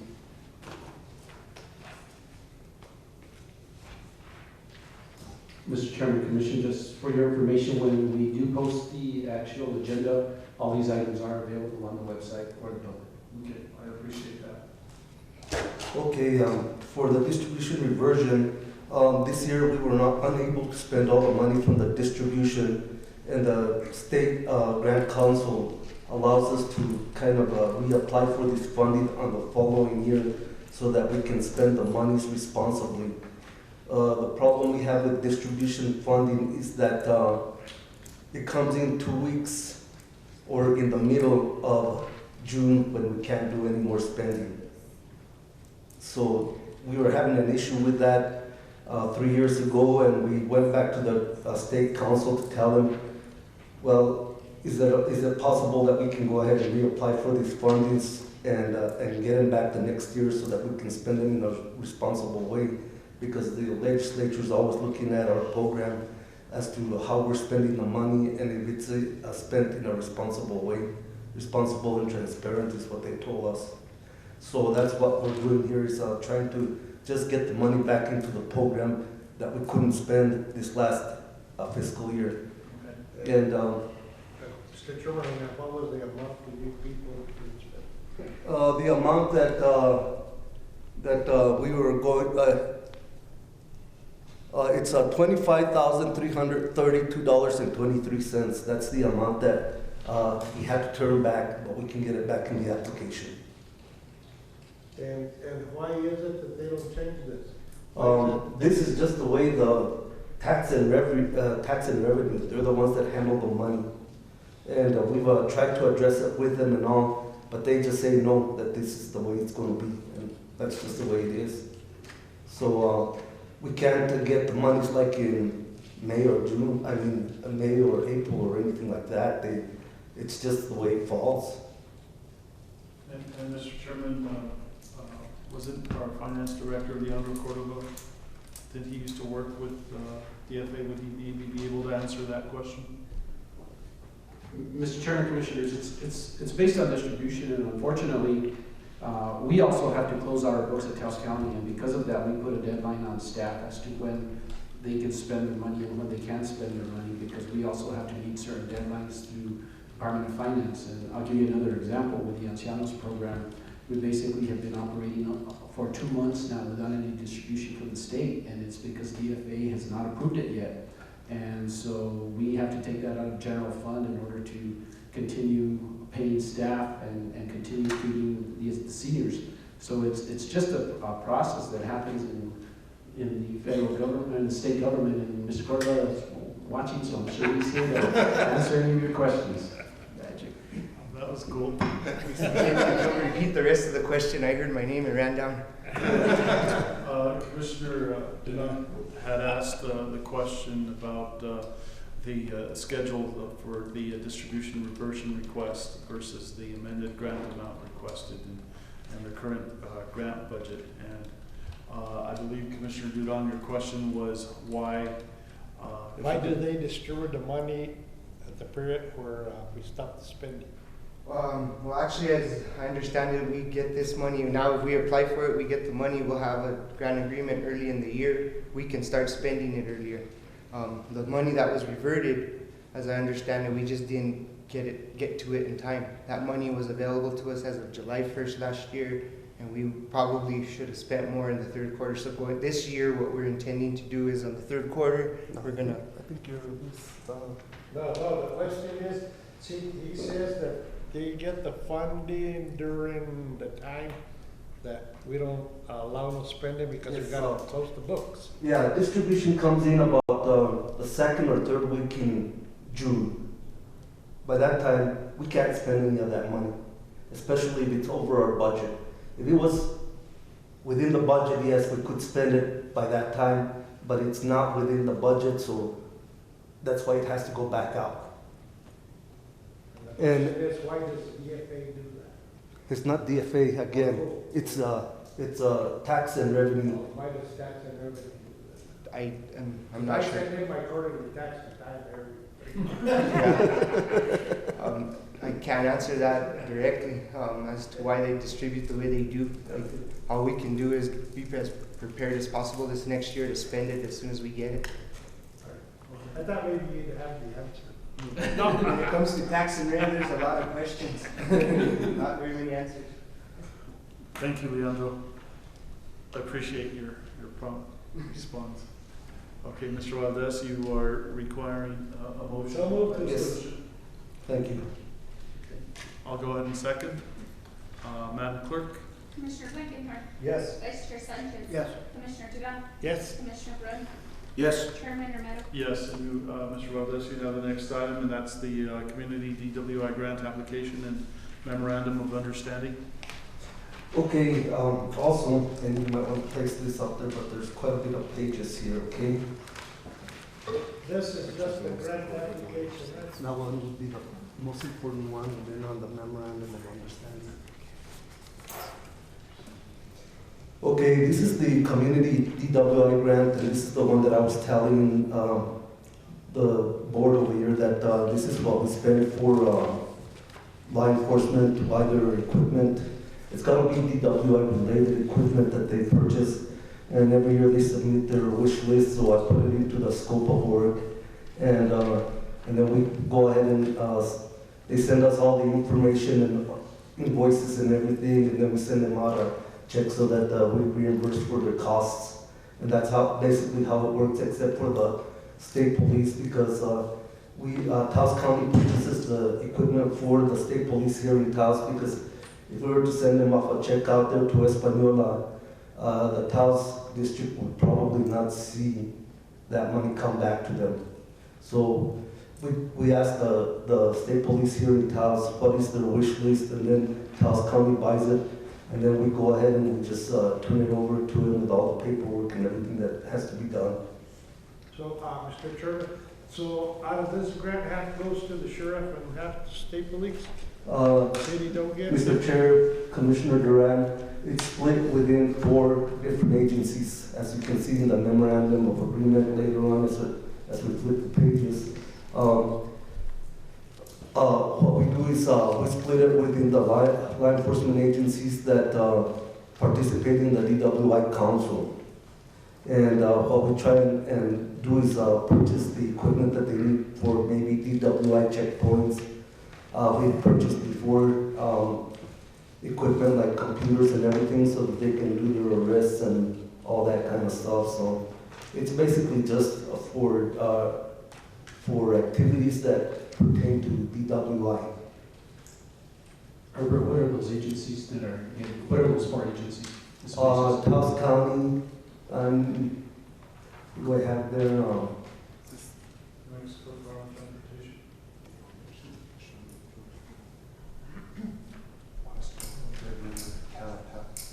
Herbert, it looks like it's Cuesta, Red River, Town of Taos, and Taos County.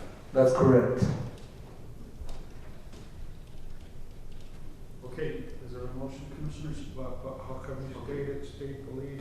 Well, state police gets a little share of that because the council feels that they want to share with them, but they don't need a memorandum. It's just something that they want to do on their own. So move to approve. I'll go ahead and second, Madam Clerk. Commissioner Blankenhorn. Yes. Vice Chair Sanchez. Yes. Commissioner Grant. Yes. Chairman Romero. Yes. We'll hear the next item, Mr. Valdez, as well. Okay, again, I don't think you have this in your packet, so.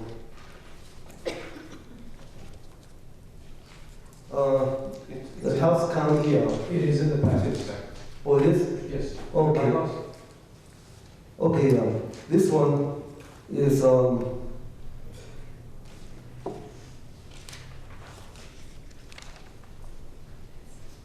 these are the bylaws for the Taos County DWI Planning Council.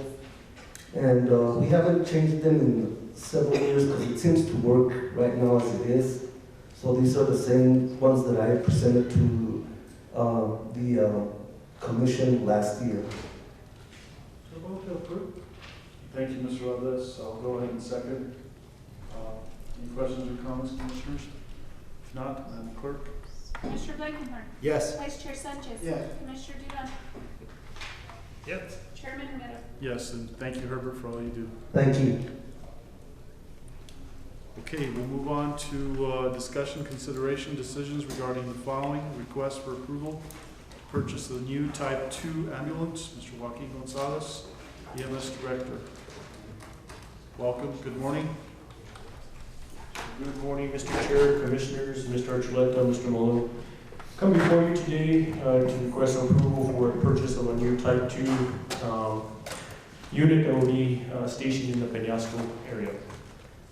Do you have all the information in your packet regarding this unit? That you, and actually we're gonna bring it up on the internet. I've asked Herbert to go ahead and cue it to the internet, and then that way he won't have to be standing up and moving that. It is in the packet. Okay. Currently the unit that I have in Peñasco, which is unit 2727, it's a 2009 E350 6.0 liter that has been giving us a lot of mechanical issues. Currently it's sitting at Don Chalmers in Santa Fe, which is getting its third oil pump in the last by 6 months. So it definitely needs to be replaced. It has 150,000 miles on it. I have my newer unit that I came before you last year, sitting covering the Peñasco area right now. So request approval to purchase a new truck. Let me ask, Mr. Chairman, let me ask this question. This year, it's not coming from the funding from the hospital? No. It is actually. Why is that? We haven't received the check from the hospital. They were waiting on the funding from the state. This money's coming out of the fire excise tax, which will be out of the 222. When we get the check from the hospital, my plan is to remount another truck and then purchase what we call a transfer truck, which we'll be using just for specifically for transfers. That's where that funding will come in from. So what's up, bro? That's perfect, Well, what is the amount? The total amount, Mr. Chair, is going to be $67,133. And let me explain a little bit about this unit. When I first started in the county in 1998, I was stationed in Peñasco. And Commissioner Grande can attest to this, is that back in the day we used to have the little van style trucks. Those have sort of faded away, and everybody's buying bigger and better trucks, which isn't really the case in Peñasco. Those roads are very narrow. We can't get up to the Santa Barbara campgrounds. We've had 2 mountain rescues where we can't take the trucks up to the area of the injured person. So my thought process is, let's go back to where we used to be before. Let's get some nice trucks that can manipulate and go into the roads a lot easier. So that's the style of this truck. Mr. Chairman, another question. It's like the one that old Tarco has? Correct. Yes. And, 4-wheel drive? Yeah, we do have the. It's a 4-wheel drive? No, it has an on-spot chain system, so it'll help us with the snow. Okay, very good. You didn't consider buying a 4-wheel drive? I did, Commissioner, but the last 4-wheel drive that we purchased, the county purchased, is not a very good truck for us. Right now, it's not working really properly. We went up to Tespitos over the weekend, and it just sank in the mud, and it didn't get out. The 4-wheel didn't work. It's too heavy. Oh. So, yeah. Okay. So, which brings me up to the next line item.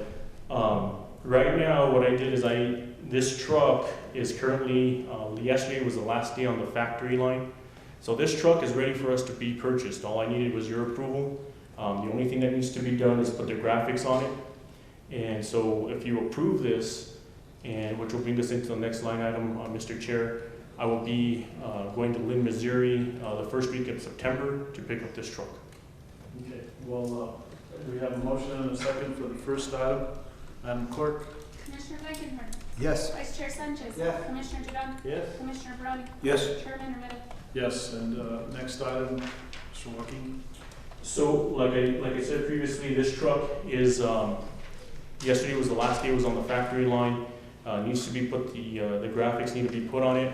It will be ready August the 28th if we go forward, and now we will go forward with the purchase of it. And I need your approval to go to Lynn, Missouri to pick up the truck. Unfortunately, the cost for going and picking it up like I usually do was not included in the price. So it'll be a lot cheaper if we go and do the actual reimbursement than the $1,000 that they put in there. So moved, Chairman. Second. Discussion. Okay. Commissioner Duran, you don't want to go? No, I don't have time. Never been to Lynn, Missouri. I passed through it. I've never really gone this direction, so I've never been up there. So. And I went back, I don't remember when, and we bought two, but I picked them up in Dallas. They drove them up. Okay, Madam Clerk? Commissioner Blankenhorn. Yes. Vice Chair Sanchez. Yes. Commissioner Duran. Yes. Commissioner Barone. Yes. Chairman Romero. Yes, and thank you, Joaquin. Thank you. As well. Okay, we'll move on. Mr. Edward Vigil, presentation only regarding the process and procedures for individual neighborhood application process. Mr. Edward Vigil, Acting Planning Director, and Mr. Rudy Perea, welcome. Good morning. Good morning, Mr. Chair, Commissioners. Thank you for acknowledging Mr. Perea. He is available to also answer any questions that you may have in addition to questions that I may not be able to answer. Mr. Chairman, Commissioners, thank you for the opportunity to come before you today for a presentation on what the Planning Department has developed as the process for the individual neighborhood overlay zones.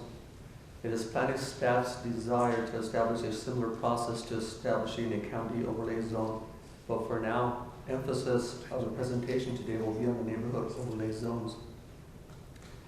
Planning staff, in accordance with Article 6 Neighborhood Zone Overlays, has worked diligently in establishing a process that will provide uniform guidance to all neighborhood associations on establishing a neighborhood zone overlay, including an application identifying the jurisdiction, public meetings, review, timeline, adoption, repeal, revocation, etc., the role of the neighborhood associations, and the role of the county staff.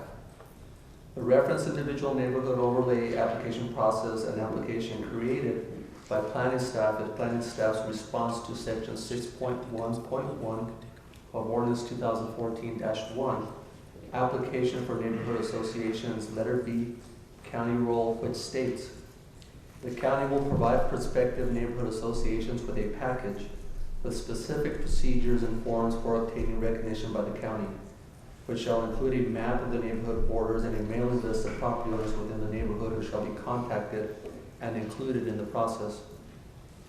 Part of planning staff's assistance will be to ensure that the zone designations identified in section 6.2.1 are consistent in all proposed neighborhood zone overlays, which include rural, residential, agricultural, sustainable, community purpose, commercial,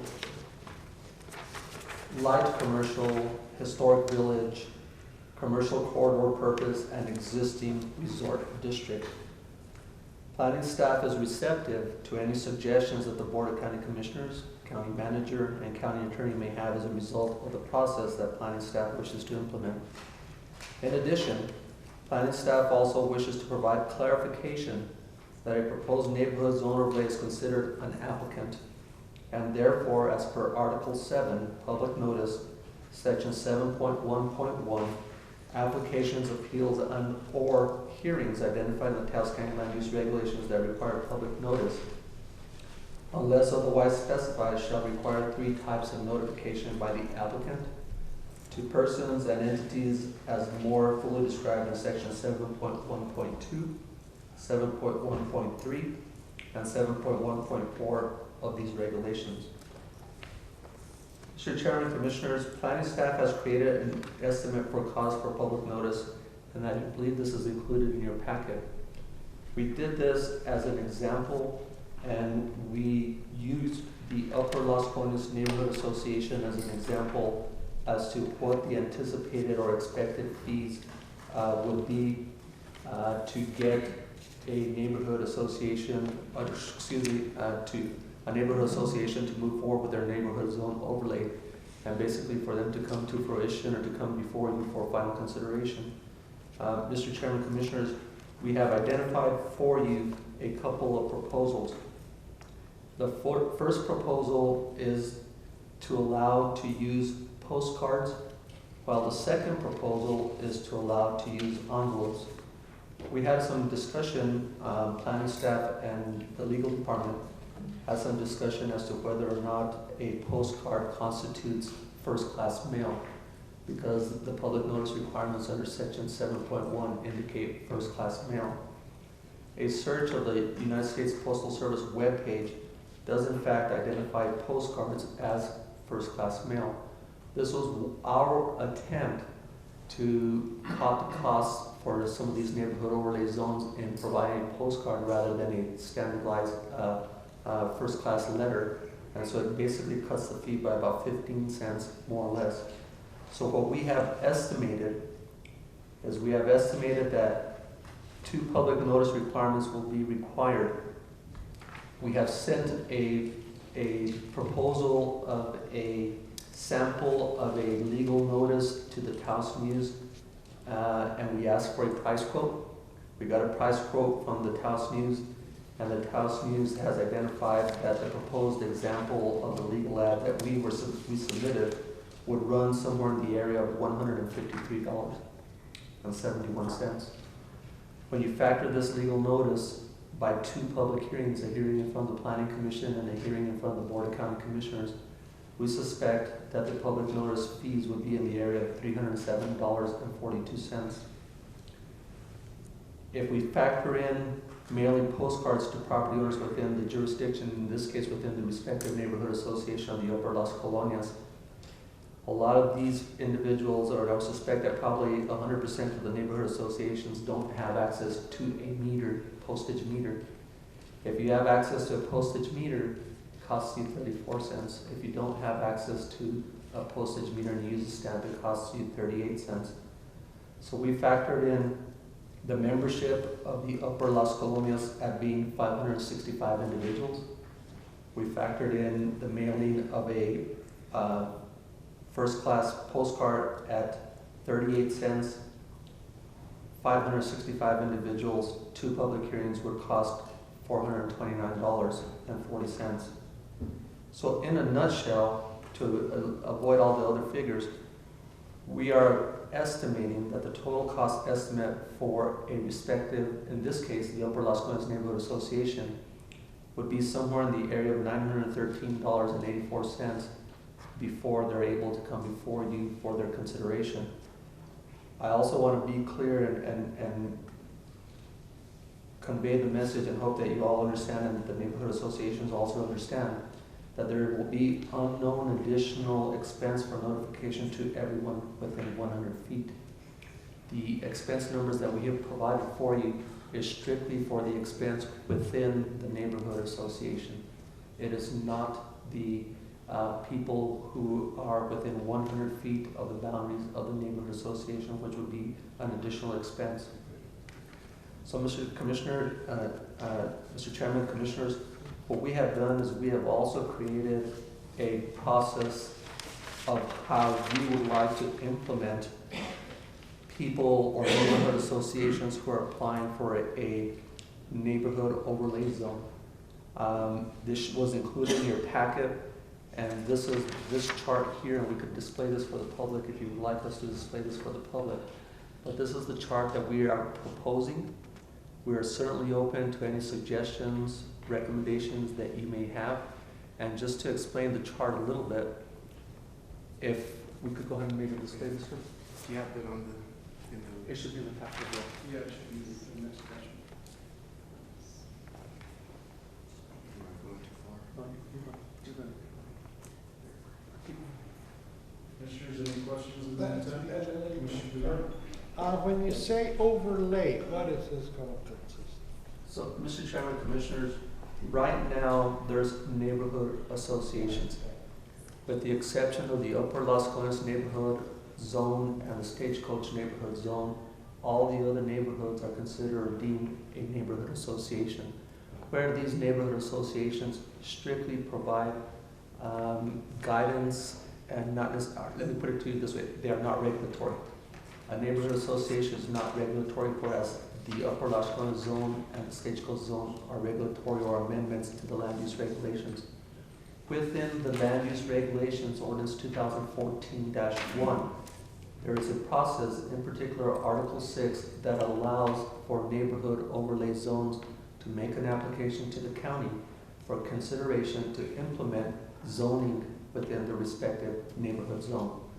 So I want to differentiate and say that there's a neighborhood association, and then there's possibly going to be 11 or so potential neighborhood overlay zones that will come before you with their plans as to how they would like to have their respective area zoned. And This is basically a process that we as in the planning department are trying to implement and to have a standardized process for all neighborhood associations to follow in putting their neighborhood overlay zone together. So that's the difference. There's a neighborhood association. This is the process that we hope to have in place to establish a neighborhood overlay zone, which would establish zoning within a respective area.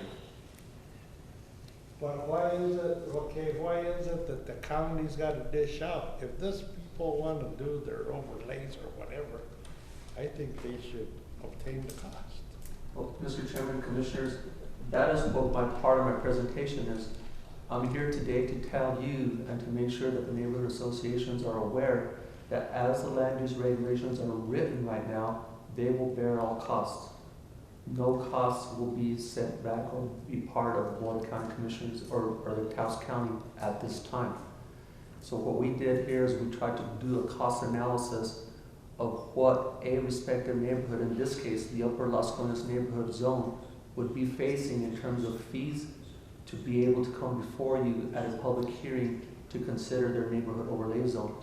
In their case, it's 565 membership. That is about an average neighborhood association. What I have also done, and it's not included in your packet, but I also calculated roughly the Las Colonias West Mesa Preservation, which has a membership of approximately 1,500 property owners. At 1,500 property owners, if you send out a first-class postcard at 38 cents, you're looking at $570 for the first mailing, times 2 for $1,140 for 2 mailings. That would be for the mailing before the Planning Commission and the mailing before the Board of County Commissioners.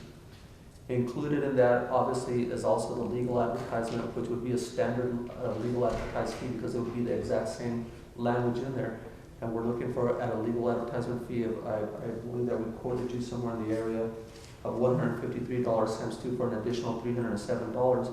So we're looking at approximately $1,774.42 for the Las Colinas West Mesa Preservation Association to be able to come before you and make an application for consideration as an overlay.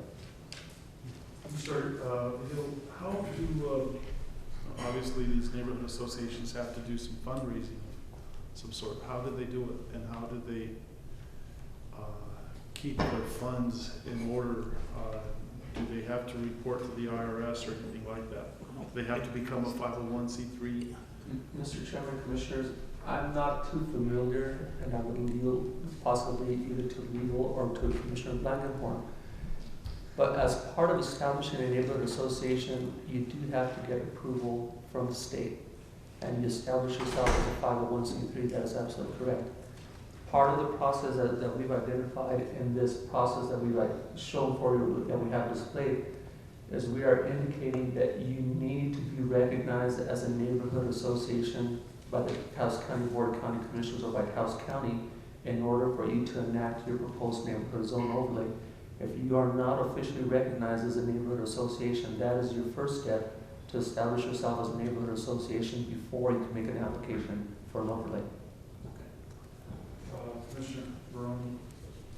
And one of the questions I've always had in the neighborhood associations coming forward is, how do we know that the majority of the neighborhood association, or the neighborhood, not the association, but the neighborhood in general, are represented? We just don't want a small portion of the neighborhood represented. We want the entire neighborhood represented, and I know that'll come to us to whether we want to. It'll be our discretion. Well, was the neighborhood association represented by 80%, 90% of the neighborhood, or it was just the few people that became the squeaky voice, and that's why they're there today? And Mr. Chairman, Commissioners, Commissioner Barone, that is a point very well taken. That is a huge concern that we in the Planning Department have, that it will be just a select group representing everybody within that respective neighborhood association, and we certainly don't want that to happen. there is no foolproof way to identify or to have participation from everybody within the respective neighborhood association. It is our hope and our desire, based on this process that we have in place, or that we're trying to impose, that the respective neighborhoods have a minimum of 3 public meetings. And this is identified, and when you look at this chart that's before you on the screen here, an easy way or a better way to follow this particular chart is to say, if you follow the 3 columns, you could look at column A, or the first column as being column A, the middle column as being column B, and the last column, third column, as being column C. Within column A, this is the initial process that is required to get you rolling to have towards a neighborhood overlay. You need to identify the list of your board members. You need to dispensing your flyers for your public meeting. One of the concerns that we've had already with some of the neighborhoods is to say, we are further along the process than what you are identifying in your proposal. We're not asking these neighborhoods to reinvent the wheel. We are merely saying, provide documentation to the planning department that effectively demonstrates that you have attempted to get everybody involved within your neighborhood. Commissioner Malone, again, I know I'm not giving you a clear answer, but there really isn't a clear answer.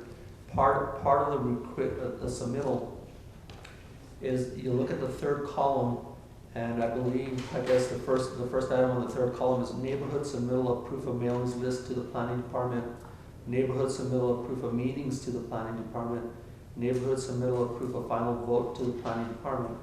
So we're basically asking the respective neighborhoods to provide documentation of the people who have participated, and also to provide documentation, at least at their good faith effort or attempt to contact all members within the respective neighborhood. That's basically in a nutshell what will be. And so, Mr. Chairman, Commissioners, we as planning staff, obviously we're not putting the entire burden on the neighborhood association. Our role as a planning staff is to assist in the creation of the neighborhood list through our assessor's office and through our GIS mapping. We will also assist in the creation of the neighborhood overlay zone map that will identify all properties within that respective neighborhood. We can assist in the creation of the meeting flyers. We could also assist in the requirements for publication, which would mean creation of the legal ad to assist them if need be, and that kind of stuff.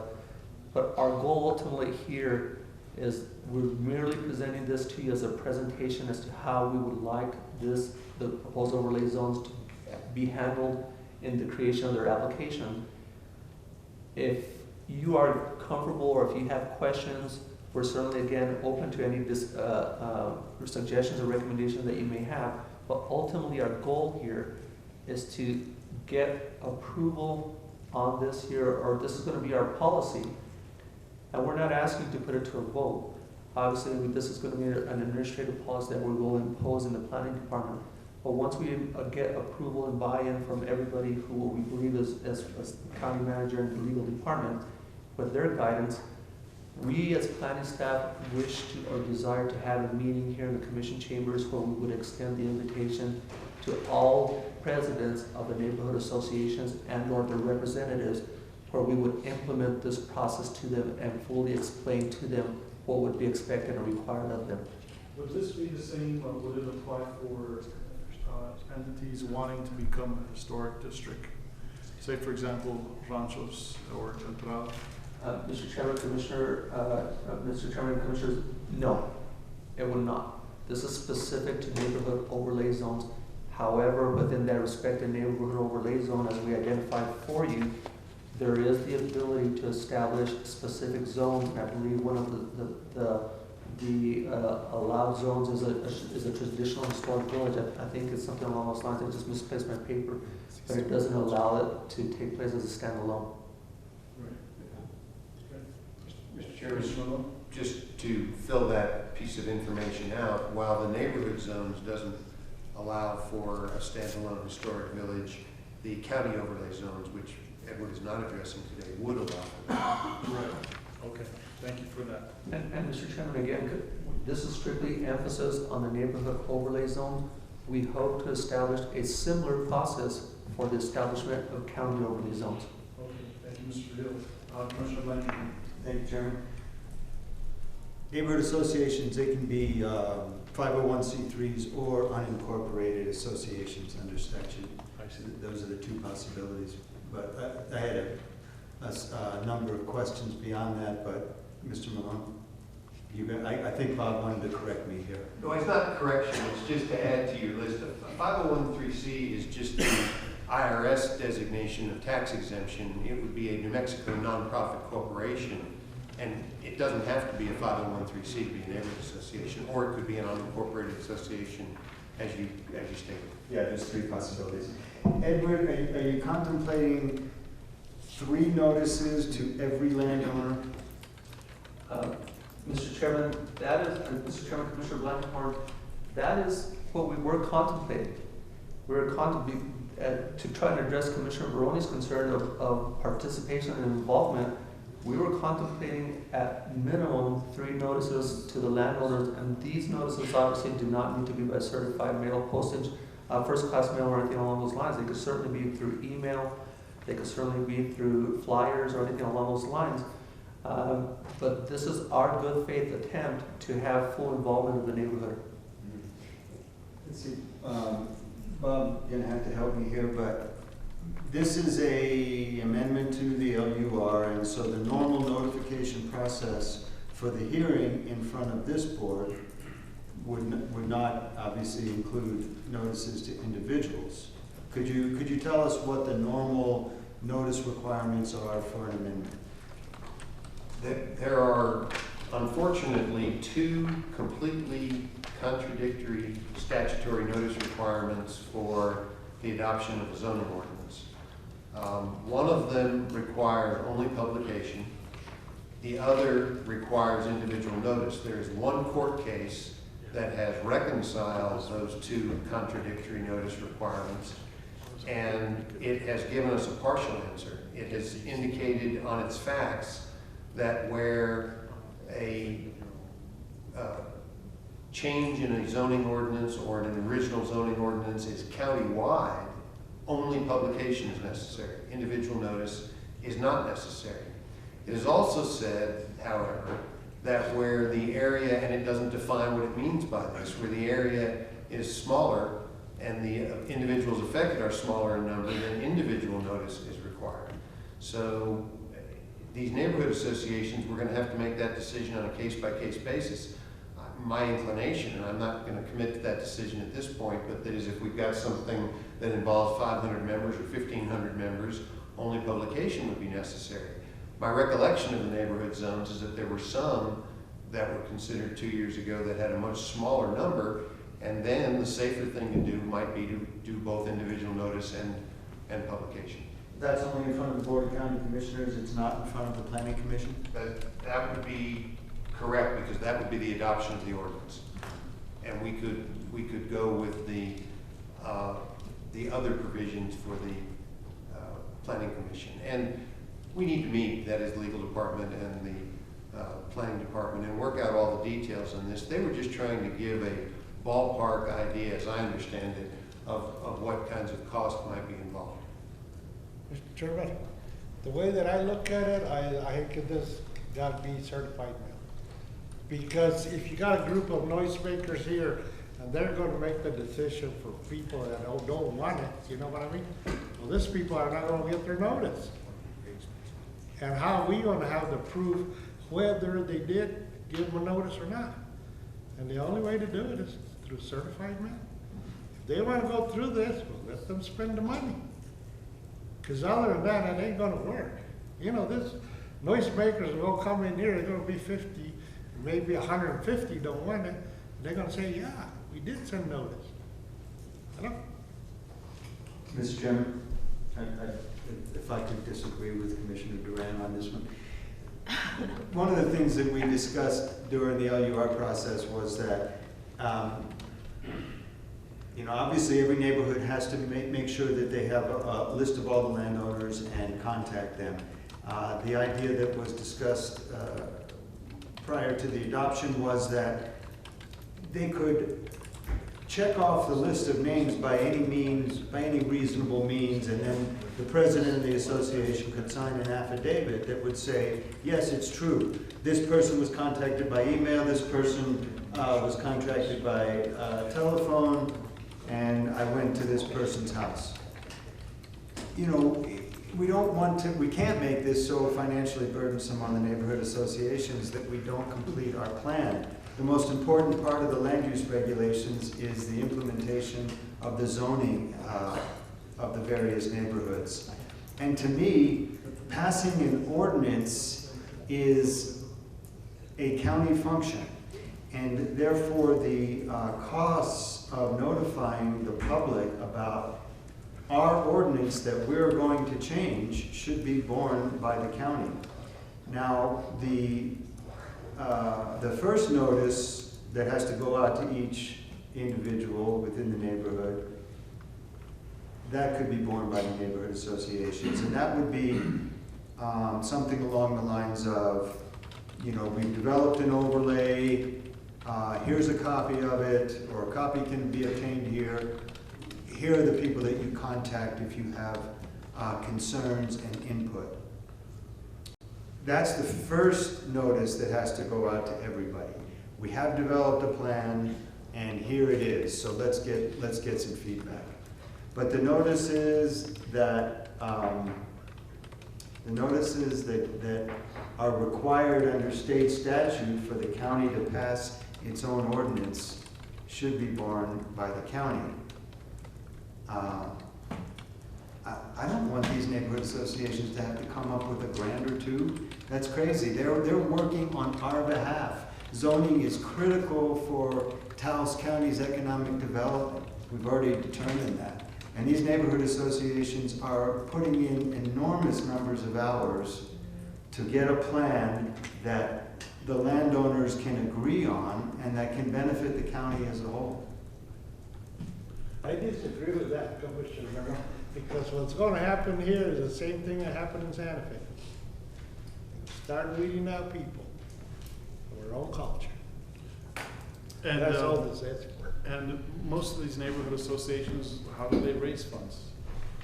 Mr. Chairman, Commissioners. Membership dues? Membership dues, fundraisers, that sort of thing. Okay, and I know we have Ms. Effie Romero here from the Tapa Community Center. I believe she's involved with the neighborhood association as well. Maybe you can speak a little bit to how these changes would affect Tapa. You know, April, actually, I'm not involved in that. I believe Beverly's, and yeah, I think she's the one that's involved in that. I see, okay. Mr. Chairman, if I may, we do have Eugenia Harper, President of the Upper Las Colinas Neighborhood Association, who would like to redirect the question to her. Okay. Good morning. At the top of... If you can come forward. Good morning. Boy, I wasn't expecting to speak. To the best of my knowledge, the Upper Las Colinas Neighborhood Association has $827 and change in its bank account.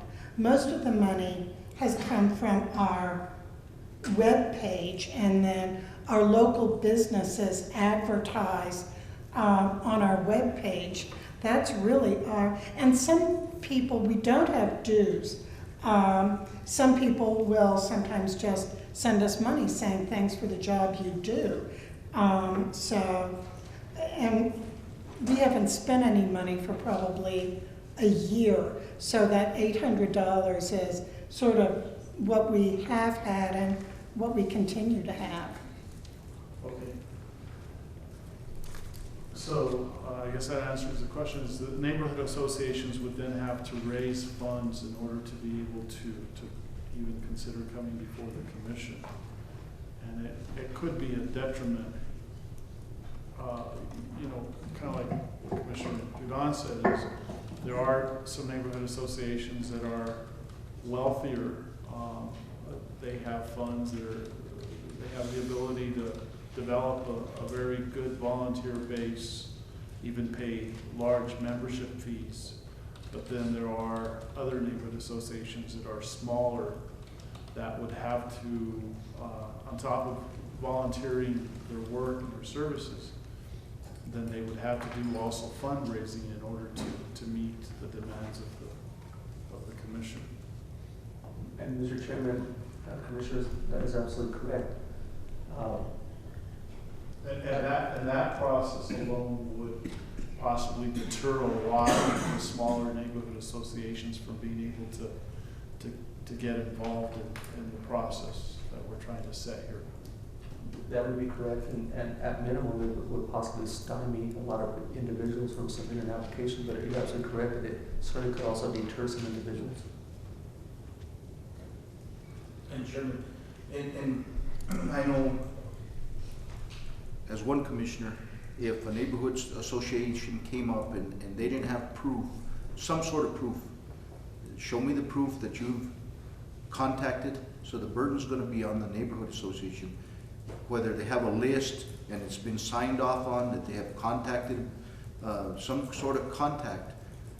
It would be hard for me to approve a neighborhood association when they're making that presentation if they didn't have that proof that they've contacted these people. And that's the first question I'm gonna ask. Show me the proof that you've contacted the majority of the people within that neighborhood association. So, right. Mr. Chairman, Commissioners, it is our intent, planning staff's intent, that we have a complete packet before we come before you, which will also demonstrate that proof has been made. Thank you. Okay. So you're not needing a decision by this commission today? No, it was merely a presentation to inform you of the potential costs associated with the neighborhoods in providing notification for the public hearings.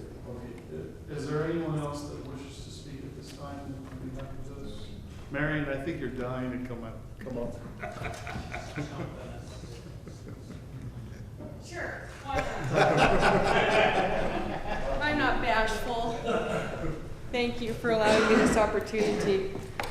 As far as the funds go for notification, Ms. Harbour said that it comes from the local businesses, and as far as I'm aware, the only two local businesses that advertise on their website are Mike Tarleton and Kurt Edelbrock, both of whom are on the board of Upper Los Colonias, so they kind of have a reason to advertise, I guess. This is really interesting because at the last meeting I went to, Upper Las Colonias, they absolutely refuse to show us a copy of their draft. The board of directors is not the ones who are making the draft or the overlay. They pass that on to what they call the joint working group. And the only time that they're going to let us see what their draft is, it won't even be a draft. They're not going to release it to the property owners of Upper Las Colonias until the joint working group has presented to the board of Upper Las Colonias their final version. The board has approved their final version, and then we, the property owners, get to see it. So we've bypassed all of that in Upper Las Colonias, and that's what I have such an aversion to. I believe that the LUR did need to pass, that Taos County does need zoning, but why go through all of that just to pass all that power on to these neighborhood associations? It's awful. Thank you. Thank you, Marion. Okay, Chairman, Marion, I just want to thank you for all your contributions to our kids at the county fair this year, Chamisa Feeds and yourself. I can't tell you how much the kids appreciated, how much the community appreciates all that you give back. You too, Dan. And Gabe, thank you for getting that electricity turned on.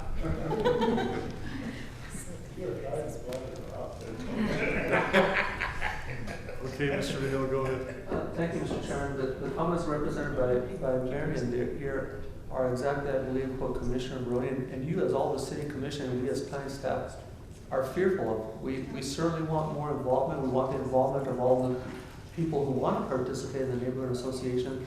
And we certainly don't want to have a document that's created without any input from the members of the neighborhood association. So as you can see, we as planning staff and the legal department and the county manager, we all have our work cut out for us in trying to get these respective neighborhood overlays to have participation within their respective neighborhoods. Correct. And Mr. Chairman, just to set this record straight a little bit, the working document that Upper Las Colonias has been working with has been over the course of many months. They have prepared like 10 pages of minutes from various meetings that were conducted, and they include individuals' disagreements, individuals' agreements, and comments regarding them. So there's been lots and lots of outreach and lots of work. I'm not, their procedure of passing it by the board is an initial step, and then there is going to be a questionnaire sent out to everybody. It says this is still a working draft, and here's more opportunity for comments. So I'm optimistic that that draft is being vetted throughout the association. Thank you. Mr. Chairman, Commissioners, nothing further. It was merely a presentation from the planning department to you. Thank you very much, Edward. Okay, Commissioners, we'll move on to the next item. This is G. This is a evaluation and maintenance plan, and our welcome to Darlene Miguel, our county assessor, and staff. Good afternoon. Good afternoon and welcome. Thank you. I believe in your packet or in your tablet you're going to be able to view the reappraisal of the 2014 revaluation and maintenance plan. I'd like to go ahead and start by saying that 7-36-16 of the statute states it is the responsibility of the county assessor to determine and maintain current and correct values of property. Letter E specifically speaks to this reevaluation report, and I'm going to go ahead and read that.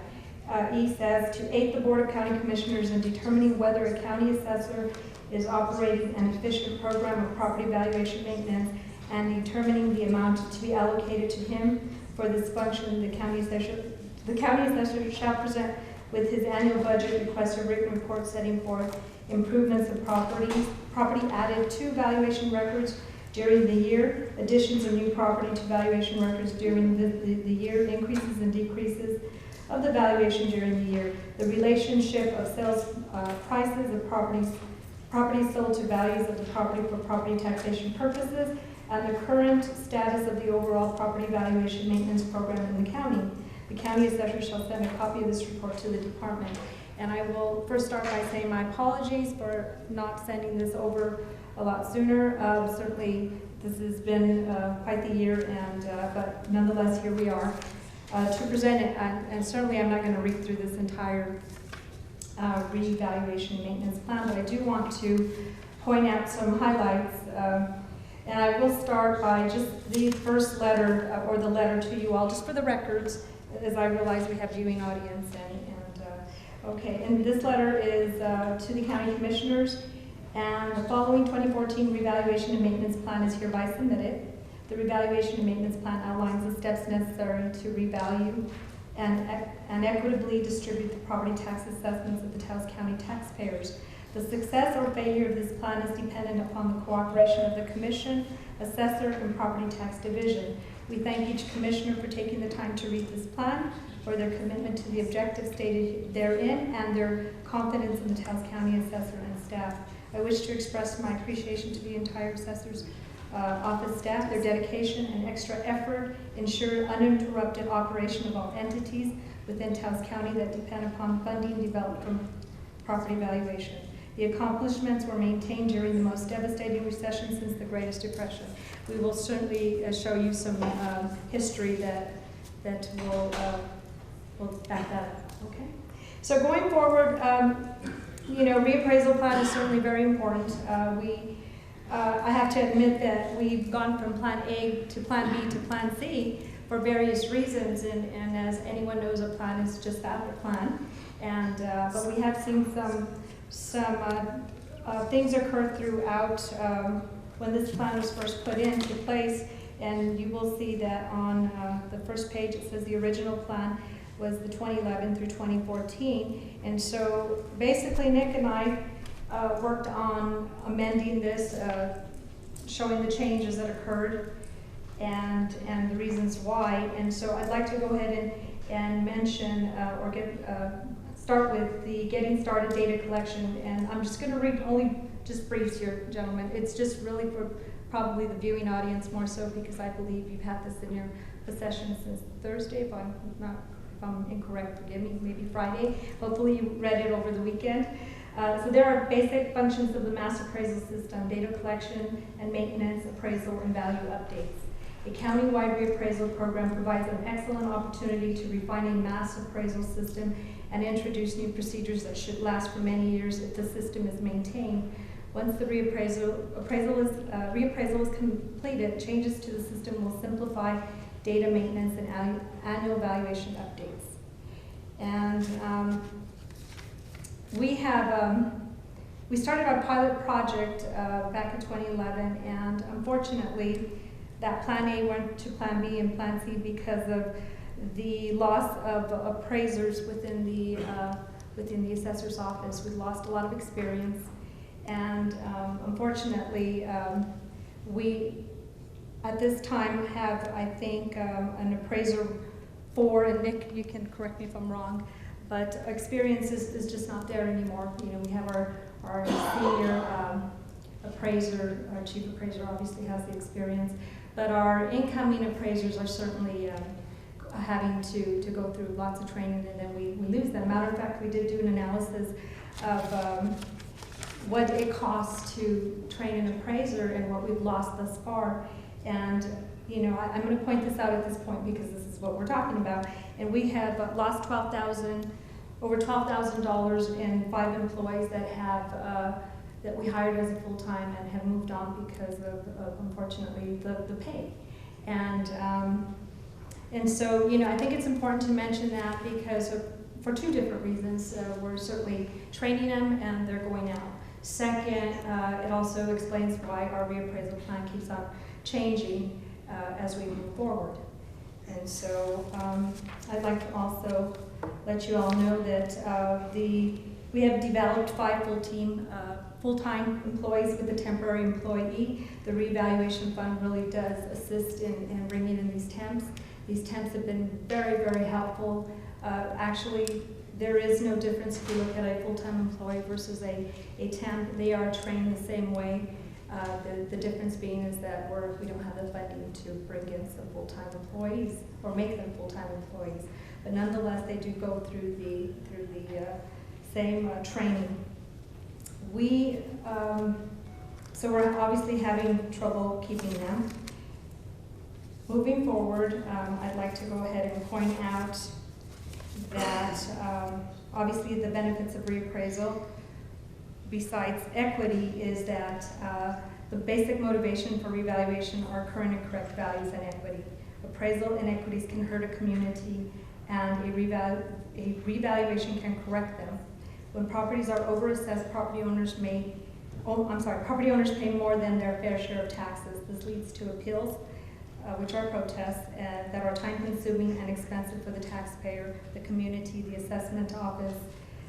It's burdensome and broad review of the courts. And obviously, our great attorney, Mr. Malone, has experienced some of the district court protests and whatnot, and the time it takes to resolve those. So reappraisal definitely, helps in trying to get those numbers where they need to be.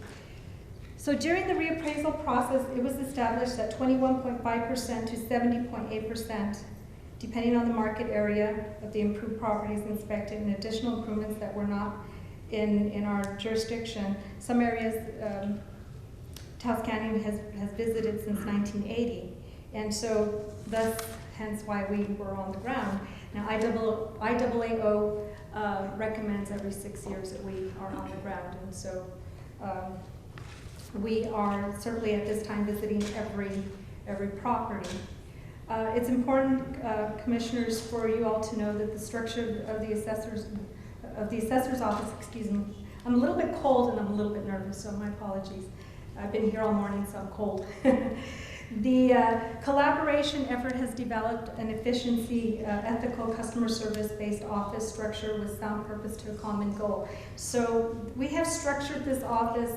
We have, of course, the administrative staff, the appraisal, GIS, and records keeping.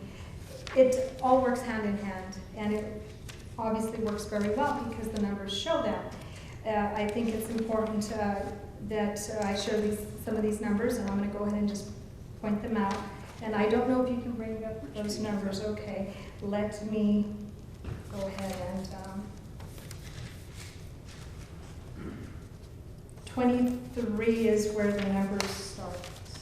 But meanwhile, while we get that up, I do want to say that going back to the trained temporary employees, as I have to point this out because it was a little concerning to me, and I will share with you what I'm hearing. But the employees, once again, essential same task as full-time employees. They don't have full-time status. They are very dedicated, focused, and we have been very fortunate, honestly. I've, in my years here as an assessor, I've, sat in many, in the application process and have listened to many people, be interviewed. And we just have a great group of people. Honestly, I know there's a lot of people trying to get in here, and we've been very fortunate to have the group that we do have. I say that sincerely. Also, I recently heard that the temps cannot be nominated for what is it, Employee of the Month, and that was disheartening because they work just as hard as anyone else.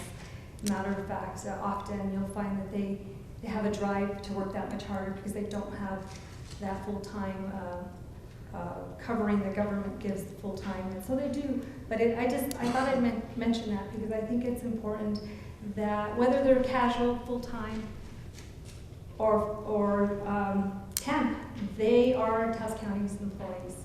And so I would ask that commissioners look into that, but I just felt that disheartening. That was very disheartening. Going forward, let's look at some of the numbers, and you will see that we keep track of various information in order to determine where our efforts need to be placed. And you can see that property valuation protest, we have tracked from 07 to the present, and you'll see that in 07 it was 273, 2008 it was 80, then we went into 2009, which was 600, and I'm just going to go ahead and point out the most current. This year we're dealing with 679 protests. What page are you on? 23.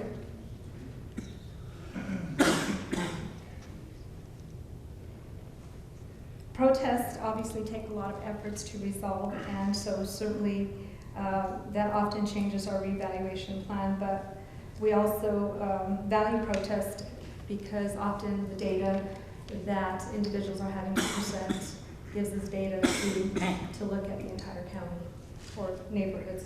So what has been the success rate of the county on these cases that do go to district court? Certainly. Well, the first batch, or these numbers that I'm referring to, just because there is a difference between our protest, property valuation protest, and district court protest. Right now we're currently at 200 protests that still need to be resolved. So obviously from 679 to 200 we have resolved many. And as far as what percentage of those have we actually settled or adjusted, I don't have those. Certainly Nick might be able to shed some light. But I think we're going to see a variation of some decreases and certainly some that we have just been able to prove that the value is correct.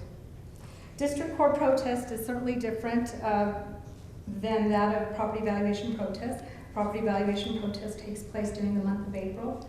We have 180 days to clear that. And I believe at this time we have requested an extension from property tax, as we do not believe we can clear the last 200 within the allotted time.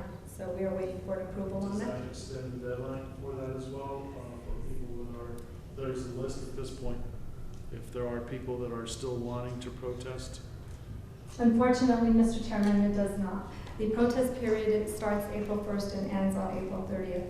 And so there's a 30-day period, and anyone who didn't get in during that time has an opportunity during when the billing cycle, when the billing goes out, to file at district court. And so that's the next set of numbers that you'll see there.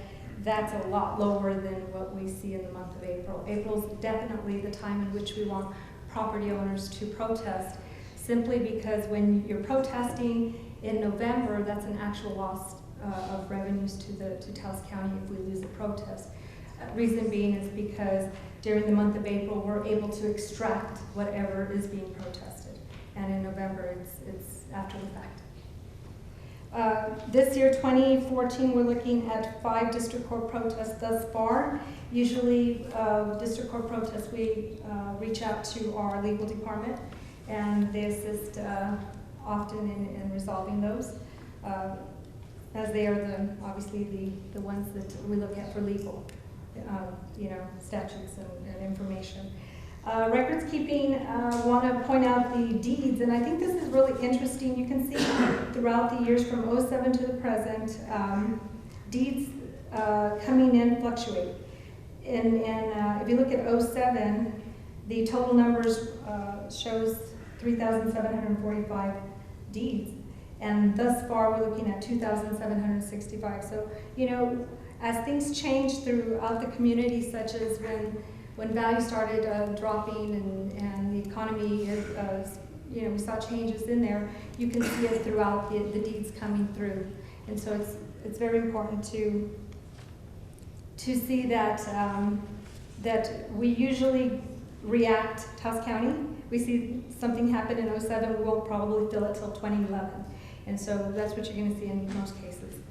Head of household exemptions, we still have a total of 6,915. Back in 07, it was 6,804. So obviously, the same individuals, if not some others, have come in and requested a head of family, which is an exemption granted to those that live in a home, and if it's their primary residence, they're able to come in.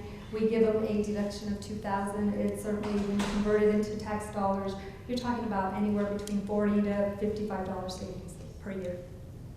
Once it's applied, it reapplies itself. Certifications are submitted to the treasurers to correct errors, obviously errors that are allowed by the statute, and there are only specific errors that can be corrected at this time. However, I would like to point out that the number that you're seeing here, and you can see that in 2013 it was 241. Right now we're still working on, certifications you're not going to see too much at this time because the tax roll hasn't been turned over to the treasurers. Usually those errors show up or are corrected when the tax roll is turned over in November. And so it's important to also note that some of these certifications are what we refer to as omitted assessments. Omitted assessments are when we identify a structure out there that hasn't been in the records. Statutes is very clear that we are to add it to the records, and so we back tax. And so that is obviously additional monies to Taos County. Certainly it is not our intent to omit, basically to add more monies to Taos County, but it is to hold that individual responsible for what they own, just like everyone else out there. Veterans exemptions, the numbers continue in the 1700s, 1745 for 2013, 1731 in 2014. Disabled veterans, 226 in 2013 and 245 in 2014. So obviously we had more individuals coming in requesting disabled veterans exemption be applied. 65 and older, you can see from 07 to the present, we're in the 400s, 465 in 2013 and 453 in 2014. What's changed is that there was legislatively, there was a change in that if you applied 3 years in a row and qualified, you no longer have to reapply. So that number may change in the future. And just a couple of last minute items here. I realize that everyone's been sitting here for quite some time. It's a little cold back here. I know, I'm cold myself. Mr. Chairman, Commissioner, I have asked the technicians to go ahead and put the heat on. So. You know, it's important for you all to know that we have a process in place to identify computer equipment that's going bad, that needs to be replaced. We do it with vehicles. It's something we look at as we're budgeting every year, so that we're not left, you know, saying we don't have the tools needed to operate. And so I just wanted to point that out, that it is part of our plan. And let me see if there's anything else. There's some additional addendums I hope you found very interesting. I like pictures, and so I've went ahead and we've added in some tax-exempt properties. As we've revamped our tax-exempt, our business personal property, our mobile homes. We've revamped our processes in the property record card system. Everything we do is obviously so that we can certainly become a little bit more efficient, effective, and in hopes that we are good stewards of the property of the taxpayers of Taos County. And so this concludes my report. I do want to point out one last thing on this reappraisal plan is the tax base. Looks like this. Tax base analysis, and it's on the addendum, so it's going to be at the very, very end.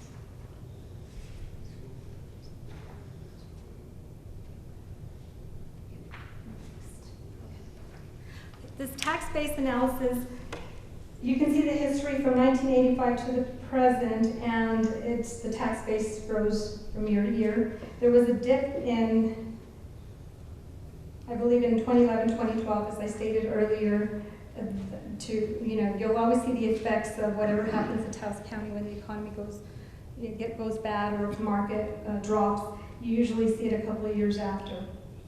And that, I believe, is what you're seeing there in 2011 and 2012. It's important to point out that 2013 and 2014 obviously were much better. The numbers are much better, and I believe that the revaluation of Taos County revitalized the tax base. And so it's, once again, the reappraisal has proven to be helpful in many ways, other than just equity and doing the job. And so obviously I could go through this time and time again. There's a lot of information in there. It's merely information that I think that all of you need to know.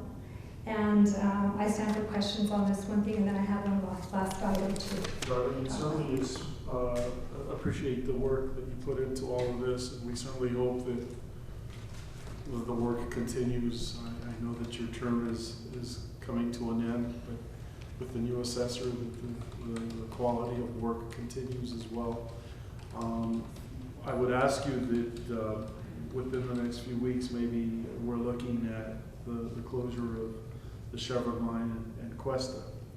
And of course, talking about property taxes and valuations. Do you have any idea as to how that is going to affect us? How much less it's going to be earning property tax-wise? I know you probably don't have all those numbers. Maybe you do at this point, but maybe if you can come back with that at our next county commission meeting, I think those are numbers that are very important for all of us.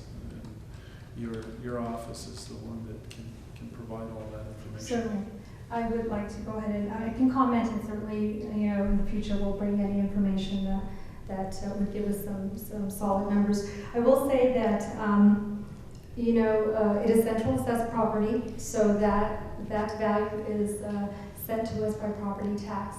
We have had a brief conversation with them. They're well aware of what's going on, and they themselves have indicated those numbers will drop. That's the anticipation.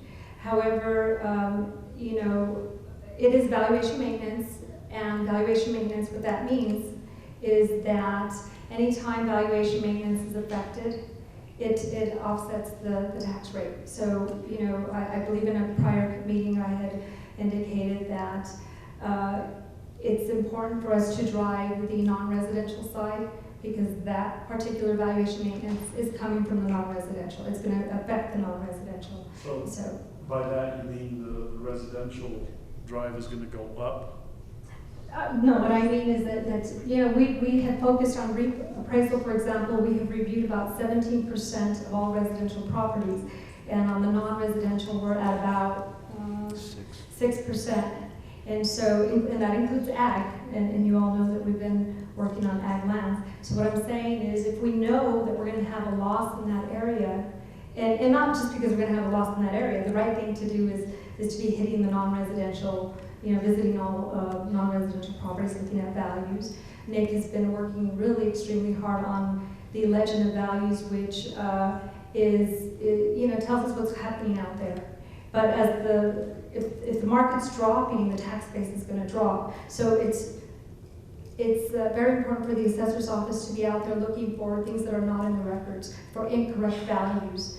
And so we have found that some of the values are incorrect. We have some that are too high and some that are too low, and so we're adjusting that. And I'm going to go ahead because I think Nick can shed some light on that. But all of that in the end then affects growth at Taos County per se. It'll affect the employee tax rate. salaries to raises to everything else. It affects everything, certainly. So it's important for the assessor's office to continue in the pattern that you see forth. And I'm very hopeful that our new incoming assessor, Abel Montoya, will do that. The benefits of having someone who has been there is that they understand, or they're able to see what's been happening throughout the year. And granted, he may have a different method in which to manage, but the team's there and they know their jobs. And of course, we have administration to drive the direction. For example, this is very important to understand what I mean. And I know sometimes I stand here and I kind of see your faces, and I know I may not make it very clear, but we had a property tax tell us that tax-exempt properties needed to be reviewed. Well, we all know tax-exempt properties, we have non-governmental entities, and we have governmental. Well, we had found that a lot of the tax-exempt properties, we did not have information like building information. Matter of fact, we didn't have values on them because, once again, they're tax-exempt. They don't bring us anything. And that's properties like churches. Churches and whatnot. Yes, exactly. And so, we had a team out there. We have a team out there looking at just specifically tax-exempt. But we have to remember not to just put our focus there because it's not bringing in revenue. Although we have to have that happening, we should be driving all the new construction, looking at the commercial side, is all businesses paying their fair share, land values, are we consistent? So all that is important in making sure that the tax rate, first and foremost, doesn't go up.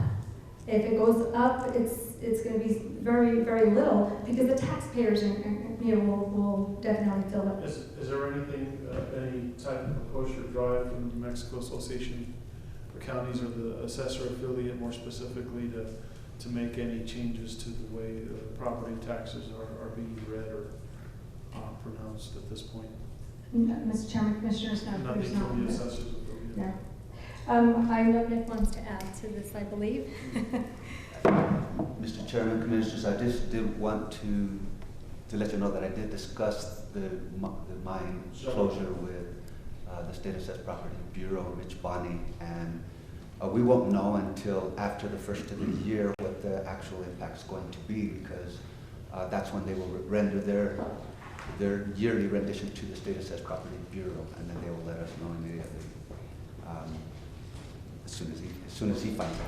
But experience, excuse me, Mr. Chairman, experience tells you that there's certain areas you can drive in order to get that. We want to make sure that we keep that rate as low as possible. The taxpayers will fill it, and government gets what they need, and so that's where it affects the people. Any other questions pertaining to the reappraisal? Thank you very much. Okay. Well, I have one last comment, and I'm not sure if Commissioner Sanchez had something. Yes, I would like to. I respect you, Darlene, for wanting to get a raise for the people. But the way I look at it, I look at Taos County as a football team. We all work together. The assessor does work. You've got the clerks, the treasurer, planning. Everybody's a team. So for me, I would like for everybody, if we could, give everybody a raise. Because I know in the past, you mentioned you've lost some people here. Yes, we have. I think some have gone through training. After the training is when they leave. Is that correct? Yes, the training takes place, they're very interested in the job, but then they realize they can't make it, and the job entails Would time. you say they use this as a stepping stone to get educated and then leave us?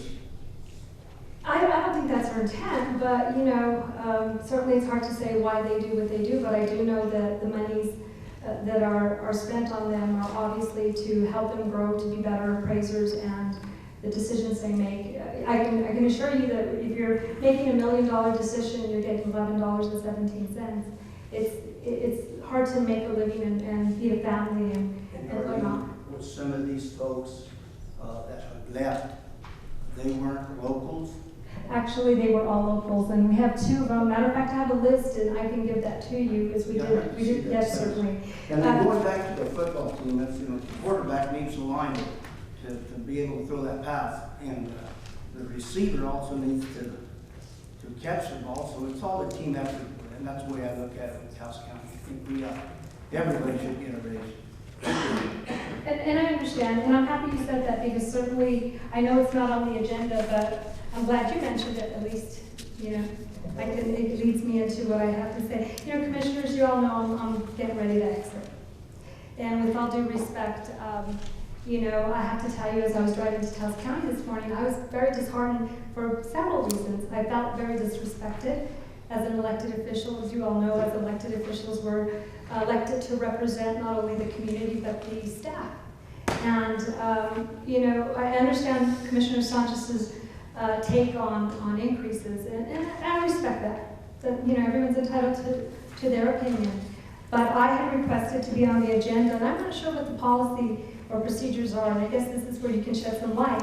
And so I had asked to make my request, and I did. My request is right here if you want copies of it.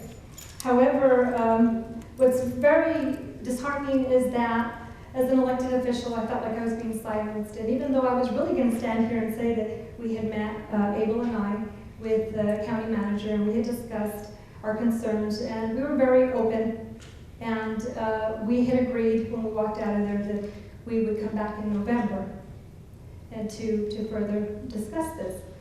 For various reasons, there's some things that are occurring in the county that I believe the county manager wanted to see hopefully accomplished. However, truthfully, what we came forward, or what I had brought to you in a previous meeting, was a merit increase. And I guess we can disagree, merit increase, salary increase, or whatever you want to call it. But what's really disheartening is that I felt disrespected because I wasn't able to even leave that item on there. It was my request. As an elected official, I think I'm due that respect. Now, if you commissioners decide that after presenting you don't want to grant it, that's a different thing. Then I obviously have to live with the decisions that are made. But when I'm silenced, it's very disheartening. It makes me wonder, do I come in during the citizens portion? How do I go back and explain to the employees I couldn't even get on the agenda? So I had to share that with you and let you know that we really did have reason, or rather I was going to stand here and say we're going to look at this in the near future for various reasons. I certainly appreciate you stating that, Darlene. I for one did not know that you had put in a request to be on the agenda. It certainly doesn't look right that we're trying to work out communications, for example, at the hospital with the staff and administration, and then here we are, we're not possibly maybe doing the same thing. Mr. Chairman, So, Commissioner, if I could Mr. Archuleta, talk about that. First of all, Mr. Chairman, there is a request form that you have in front of you that needs to be put in. But with that request form, also by Thursday, we need to have the information that's going to be presented to the commission. So that's the purpose of that information not being available and not being presented to administration as to what's going to be presented. Second of all, we have had, as Darlene stated, several meetings on this issue, and it was the agreement by myself and the assessor that we would come back and look at this in November. This item has been discussed on several fronts. It's also part of the union negotiations, as we have talked about in the past. And so, we have to make decisions as to what goes on the agenda, what doesn't go on the agenda, or we could go day and night. We had discussed this at the last meeting. We had an executive session, referenced the union negotiations, and direction was given to the administrative staff as far as we were going, how we're going to proceed with that. Ms. Miguel and Mr. Montoya were both advised of that. We agreed that, again, if the commission made certain decisions, we would look at that in November based on possibly some of the money from the indigent fund. And I think that there's very clear direction at this point, and that's what we're trying to do. I also want to comment, Commissioner, and this has been part of the items that we talked about over and over again, is that we are still unbalanced in Taos County. And if the commission wants to give raises, that's fine. We can, increase that unbalance that we have there. 1.8 million is what we have right now, and we were tasked by this commission to bring that back into a balanced budget. We're trying to do that. As we mentioned, this is something that we have been working diligently on. Last year we were $2.2 million.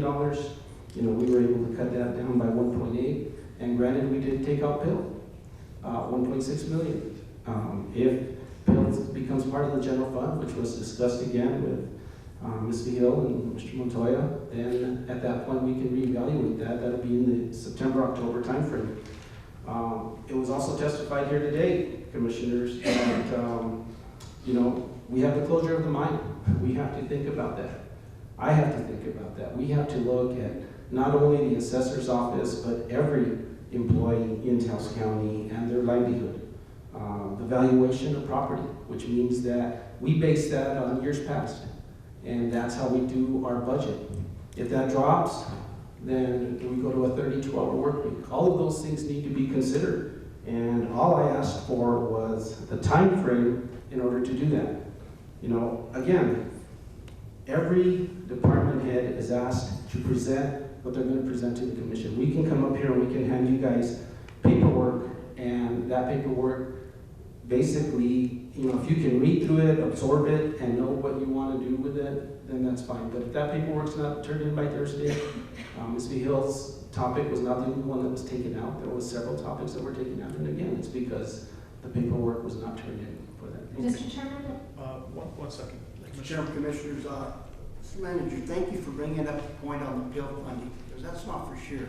We had to go to Washington a few years back to go and work on that, which we did. But that's something that we don't know we'll get, Darlene, next year.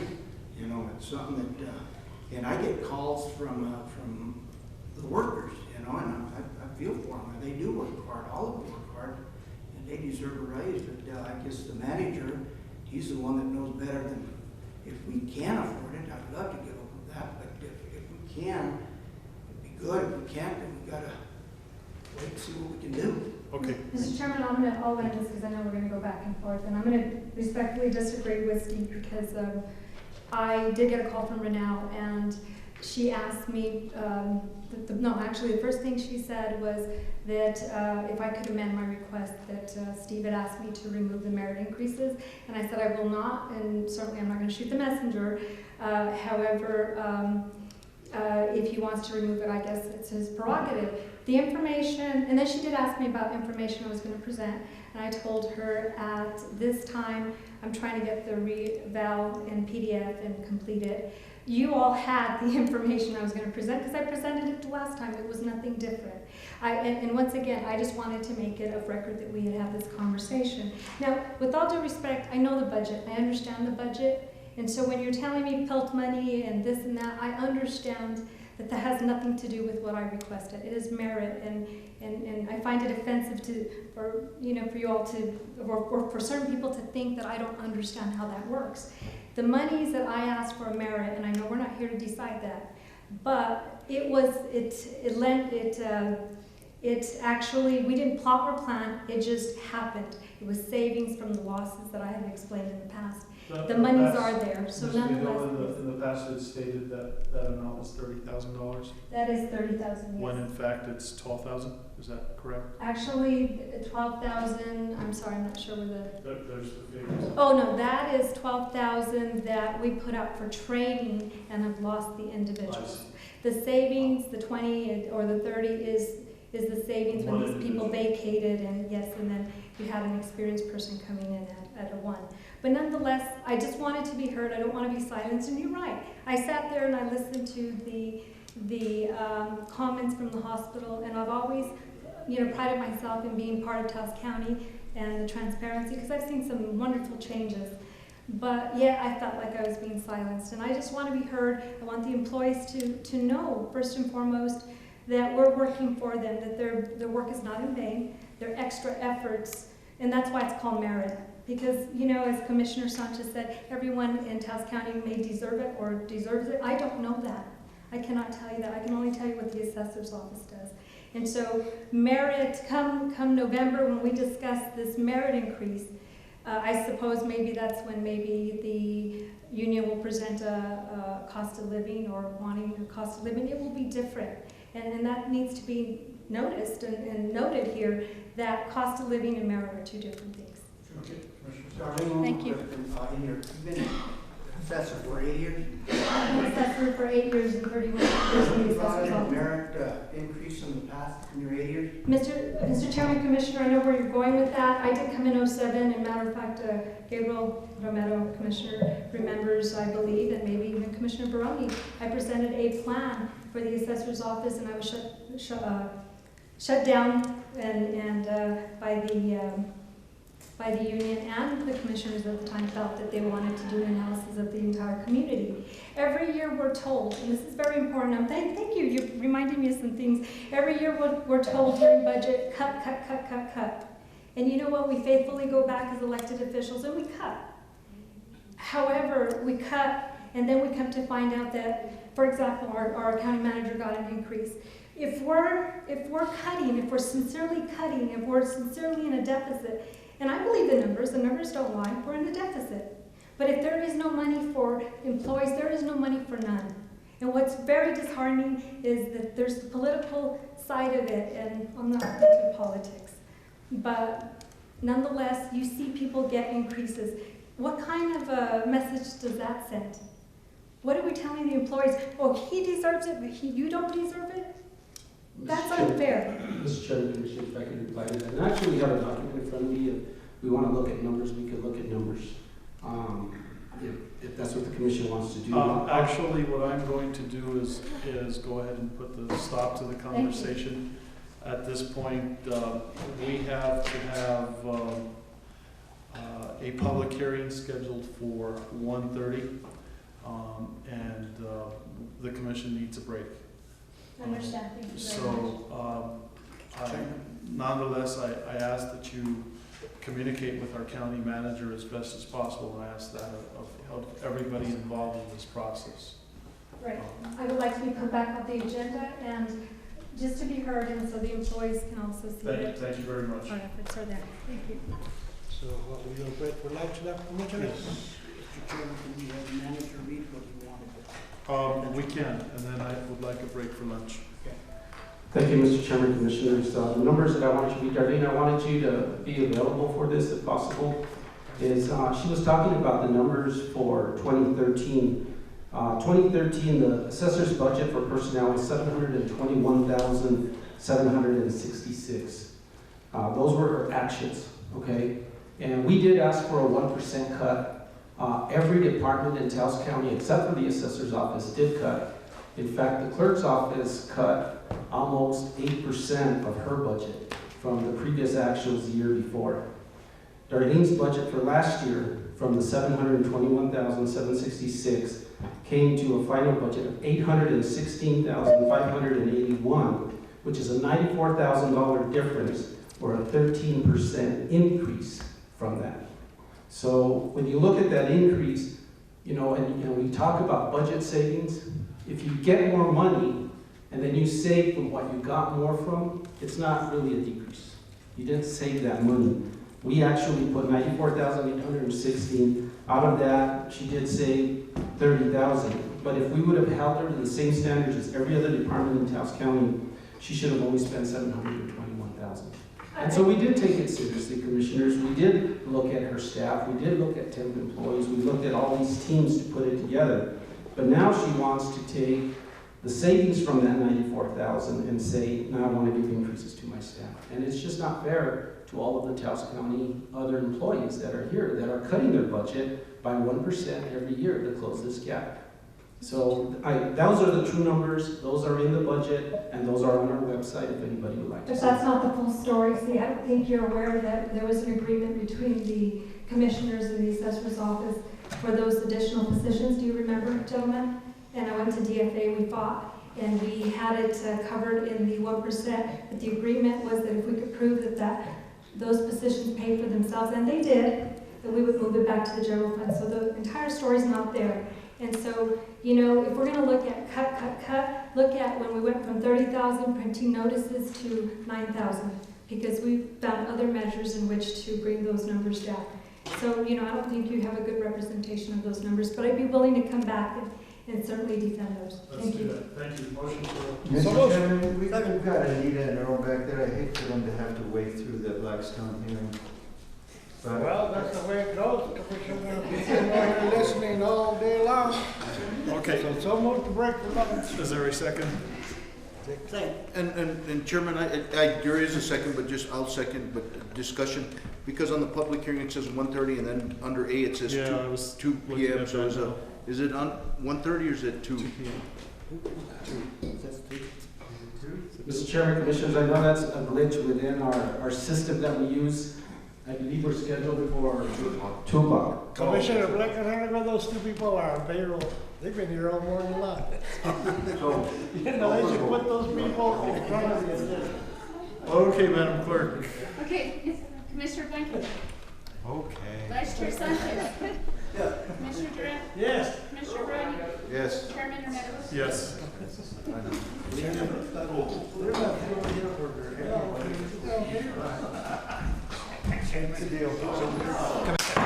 Okay. Motion to come back. Second. Okay. Madam Clerk. Commissioner Blankenhorn. Yes. Vice Chair Sanchez. Yes. Commissioner Durant. Yes. Chairman Romero. Yes, okay. We're going to continue with the last two items before the public hearing on the agenda. The item H, 10H, acceptance of a grant agreement and approval to create budget, DFA resolution number 4. Anita Padilla, Grants Administrator. Good afternoon, Mr. Chairman, members of the commission. So now I ask, do you have these on your tablets? You have the letter, the award letter? Okay. So there's a slight correction that has to be made to that award letter. And the award letter is the one that you're going to sign at the bottom. If you look on the 4th paragraph, it says something to the effect that we are a 501c3 or a 509A whatever. So we spoke with the Healy's, and they have authorized our county attorney, Gabaldon, to delineate the line that says we are either or one of those, because we're not, and then sign and date it. Okay. All right. So is there a motion, Commissioners? Mr. Chairman, if I could just read into the record the changes. Very good. The second paragraph, the last two words of that paragraph say public charity. Those words will be stricken, and the words tax exempt government entity will replace them. And then in the 4th paragraph, beginning with the 501c3, all of that will be stricken through to the end of the paragraph, and instead it will say 170C1, comma, exempt government entity. And I spoke with Ed Neely last night, and he agreed that we could make that interlineation. And this letter, if you can tell us a little bit about it. Sure. So this grant application was submitted to 3 different foundations, and it is on behalf of the Arts and Artifacts Review Committee. One was submitted to the McCune Foundation for $10,000, to Healy for $10,000, and then also funding was requested from Taos County for $5,000. The $10,000 will be utilized to take pictures such as you see here, and have them framed and placed throughout the county offices or community centers, whichever the case may be. So this $10,000 we did receive from the Healy Foundation.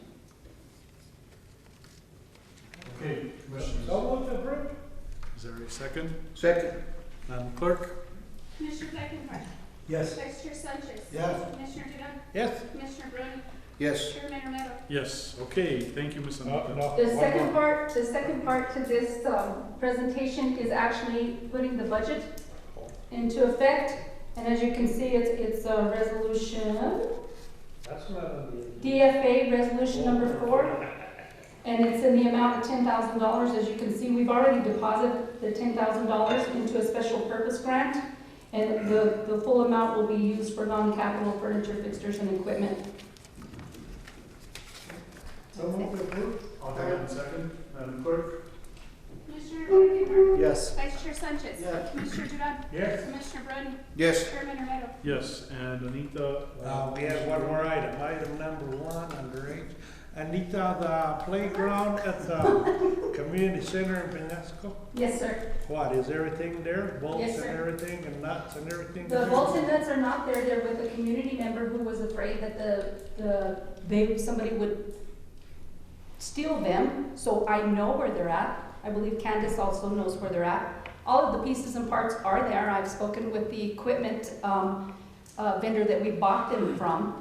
And we have also started kind of trying to figure out how we're going to get the playground equipment erected. And without any money, we could probably do what they call a community build. So the guy would come up and he would actually be the supervisor on the job, and the community themselves would be tasked with putting the playground equipment in place. Yeah, when you say community, what, the people from the community center or what? Mr. Chairman, Commissioner, yes, that is correct. This has been there for how long? 2 years, no? It has been there for 3 years, and the reason it has not been erected is because the community center did not have the funds to do it. It has to be done by a licensed playground contractor. It can't just be done by a general contractor.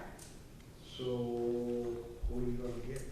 Again, if it's a community build, the vendor will come up and he will make sure everything is put into place per spec. Okay, since it's been there 3 years, I would like to see it done before the summer's over. As long as we can get the community involved, that would be great.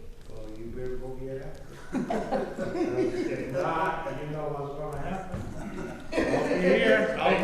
I'll be here before the summer's over. So no, I would really appreciate it. Anita, if you can push it, because really it's been sitting there too long, and I would like to see it be put up. Just 3 weeks? Not before the summer's over. Well, till the weather turns bad, you know what I mean? But if you can really start pushing this, I sure would appreciate it. Yes, sir. Because I'm gonna give the manager direction. Commissioner Browning? And Anita, is there concrete involved, or is there? No, sir, I don't believe concrete would be involved in the playground. Well, a lot of them, it needs the base and Yeah. to attach to, And so that's why I'm asking, because if it's just a matter, because it has to be attached to something. Right, and the supervisor will let us know what is needed for the job, and we will make sure we have those materials on site when the build actually happens.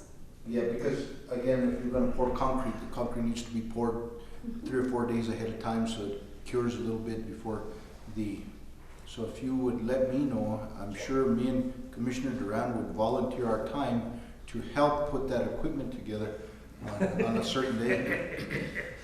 That's a great idea. Because the community center should have the funding, because when I gave it to PACA, I told them not to charge for funerals, and they've been charging for funerals, so they cannot tell me they don't have any money. Okay. So, Mr. Manager, you have direction. Yes, Mr. Chairman. Anything else? Thank you. When you're down there, go look at the new wood stove furnace. Seriously, it's done. Okay, all right, thank you. Okay, item I, discussion, consideration, decisions regarding the following. This is the installation of 2 speed humps on Lower Arroyo Hondo Road. Mr. Errol Salazar, welcome, Acting Public Works Director. Thank you, Mr. Chairman, Mr. Commissioners, County Manager, Mr. Malone. I'm here today to request some placements of some speed humps on Lower Hondo Road, also known as County Road B005. It has come to my attention that the traffic there has gotten to where it's been growing, and there's more kids and more grandkids that are playing out on the roads, and there's a lot of people that go down to the river and to the hot springs and end up drinking a little too much, and when they're coming up, they kind of speed through there, and the health of they have a lot of dust that has been going into the homes, and So this is Mr. Salazar, is that a paved road? no. It's not a paved road, so the speed humps that you're going to create on this are dirt, gravel, packed gravel or something? Right. I see. And are they, any idea what it's gonna be costing what it's gonna cost to create them? I don't have no idea. Mr. Chairman, Commissioners, it would basically be time, just time of the employees out there to do it and take the grader. We would have the grader out there anyway. And so we would have to see if we're gonna have to use crusher fines or base course. That would be the expense on that. Okay, any questions, comments, commissioners? This is Mr. Chairman, yeah, this is in my district, and it is a particularly dangerous spot. There's been a number of accidents there. People come off the river. Apparently, some people drink beer by the river, I don't know. But sometimes they come up and it's, and there's a steep hill and a number of houses in that neighborhood. And so I think a couple of speed humps and maybe a sign or two would slow people down at that one critical place. So I'd like to make a motion to approve. Okay. Discussion. Earl, is it possible too that maybe we can notify the sheriff that, that we're having a lot of speeding in that road, and maybe we can get some, a sheriff out there to help mitigate that besides the speed humps? Yeah. Around the sewer bus time. Mr. Thielke, did you want to say something? Yes, I would.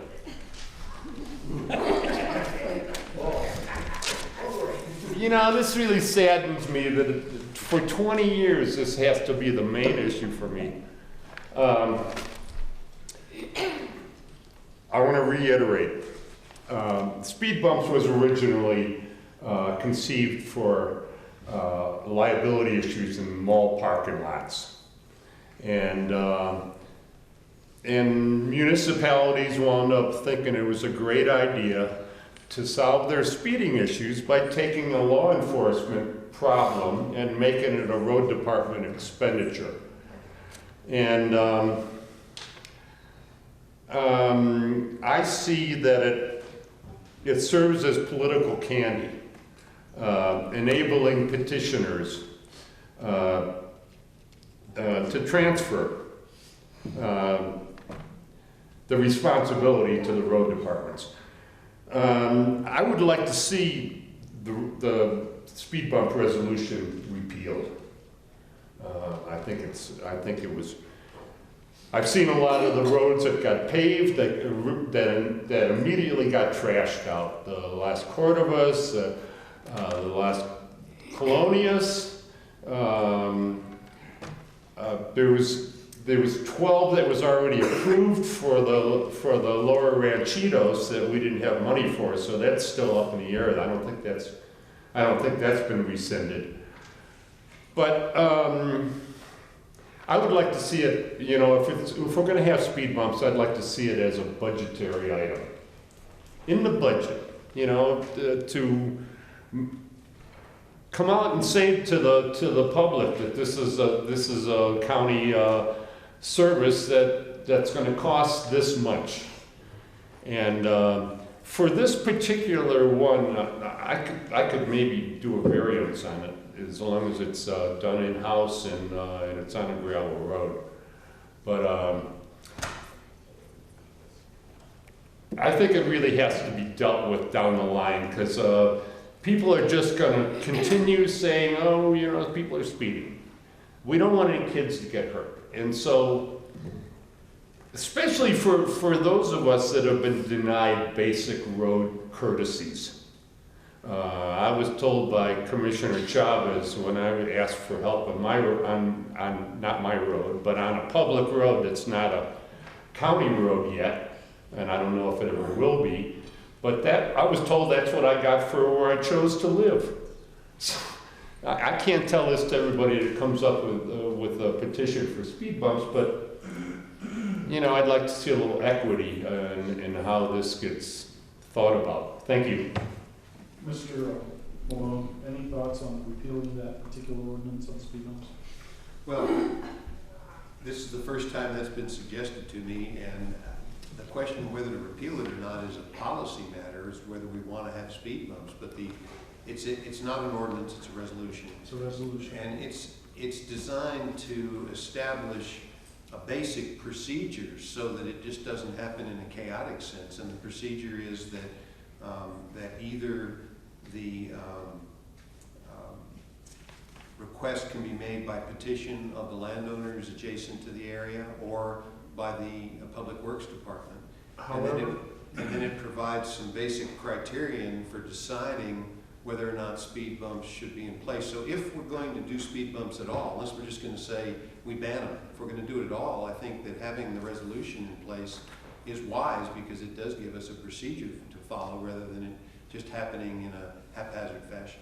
and if we didn't have that resolution in place, then possibly if these speed humps did get built, it could create a liability for the county if there was an injury or something wrong. Is that the case? Well, that would not be my primary concern, although that would be a concern if it was done without any standards. Okay, very good. Thank you, Mr. Malone. Mr. Salazar, Commissioners, I think there was a motion in the second already. Any other discussion? If not, Madam Clerk. Commissioner Blankenhorn. Yes. Vice Chair Sanchez. Yes. Commissioner Duran. Yes. Commissioner Brun. Yes. Chairman Romero. Yes, okay. I know that there was a discussion with regards to the old courthouse, your county manager's report. And I know that there are, before we go there, Mr. Salazar, thank you for all the work that you're doing. I really appreciate that, and I'm sure all the other commissioners as well.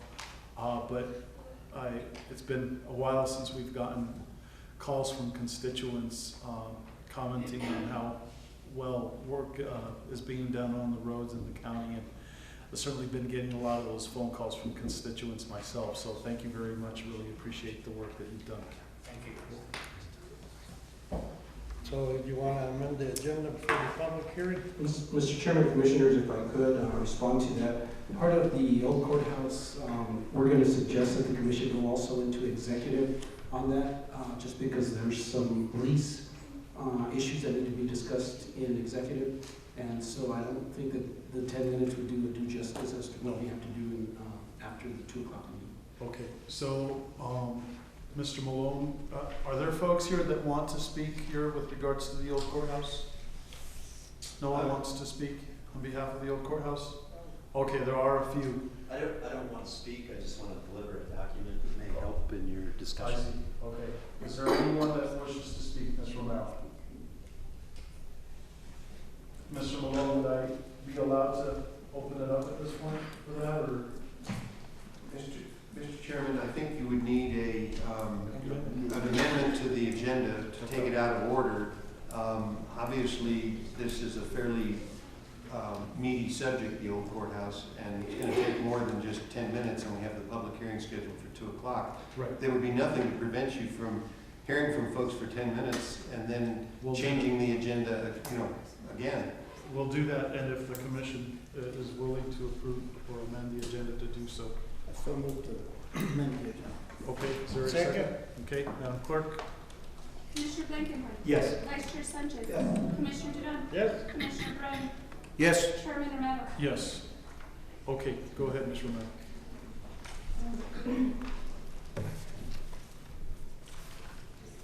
I really wasn't coming to speak. I was coming to see what was going to happen.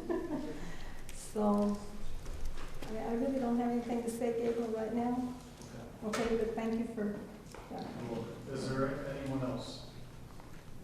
Because what's gonna happen is we're going into executive session. Well, first of all, we're gonna be having the hearing on the Blackstone Ranch, and that's gonna take a few hours. And then after that is done, we're gonna probably go into executive session to hear the rest of the agenda items that were listed on there. So it's gonna take a few hours, 4, 5 o'clock, 6 o'clock this evening.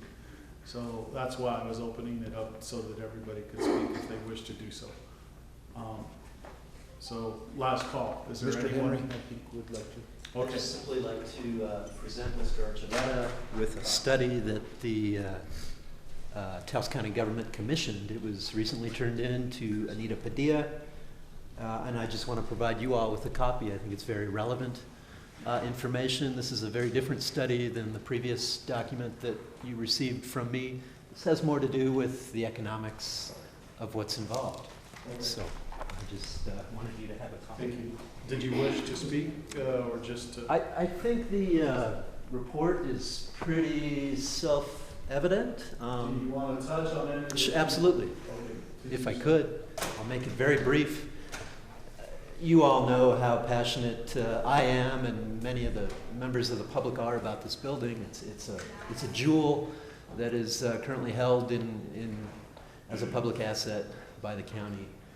And since the county government left in the early 70s, the building really has not been put to its full use. And I think if you dive into the later chapters of this study and you look at the numbers that I present to you all, you'll see why. You currently lease the building, and it's a large building, 10,000 square feet or so. You currently lease it for below market rates, probably for very good reasons. There are some excellent groups in there, the Taos Artists Co-op, as well as the Historical Society. Some of these groups pay no money to the county. Some of these groups pay a little money. I detail some of this in the study, but my point being is, I think if the county and the state and the town and the public in general got together and found a way to fund a full renovation of this historic structure, you would see the returns come back in spades. It would be an exponential thing. The building is not currently being used to your best benefit, and I make some recommendations in the study, and please contact me if you have any questions. Thank you. Yeah, thank you. Mr. Chairman, Commissioners, just so that you know, I asked Lisa to come in and she'll be making copies of that so that the commission can take that home this evening. Okay. Okay, with that then, is there no one else? Okay, Ms. Villalobos.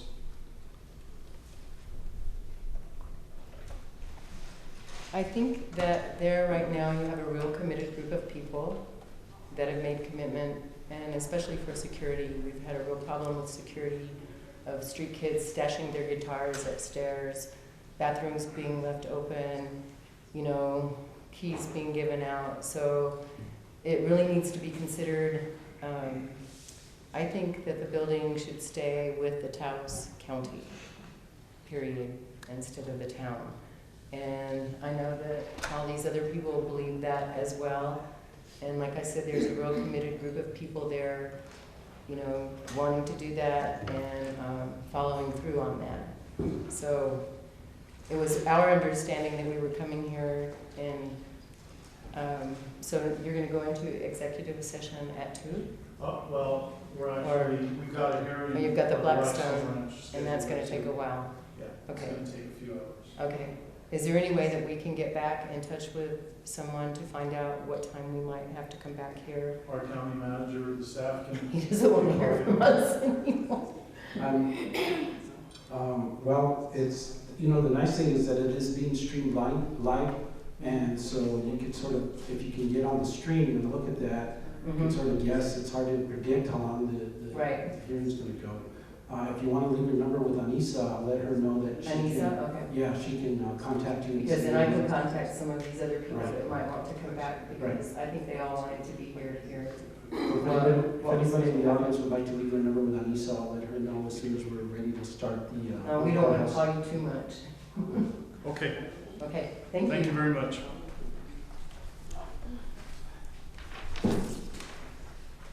At this time, we'll move on to item 11. This is a public hearing. Item A, scheduled for 2 p.m.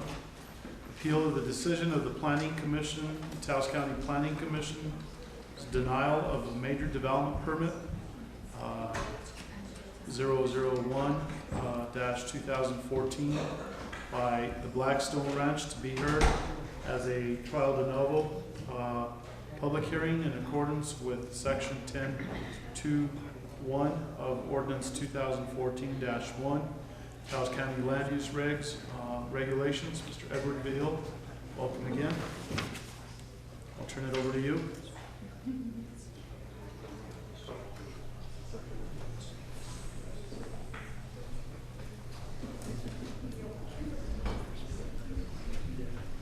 Thank you, Mr. Chair, Commissioners, Mr. Archuleta, Mr. Malone, members of the public. If I could just ask for a couple of minutes while I get my documents ready.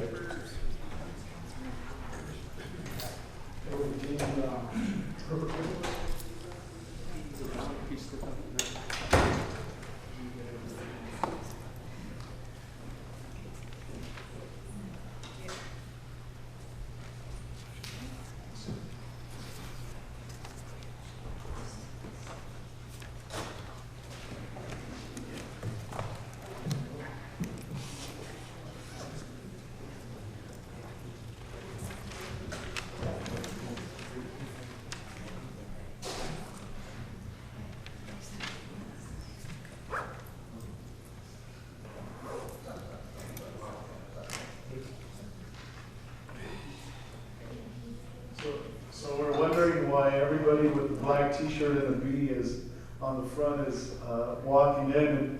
And Commissioner Baroni said it's in support of Baroni. Or Blankenhorn. Oh yeah.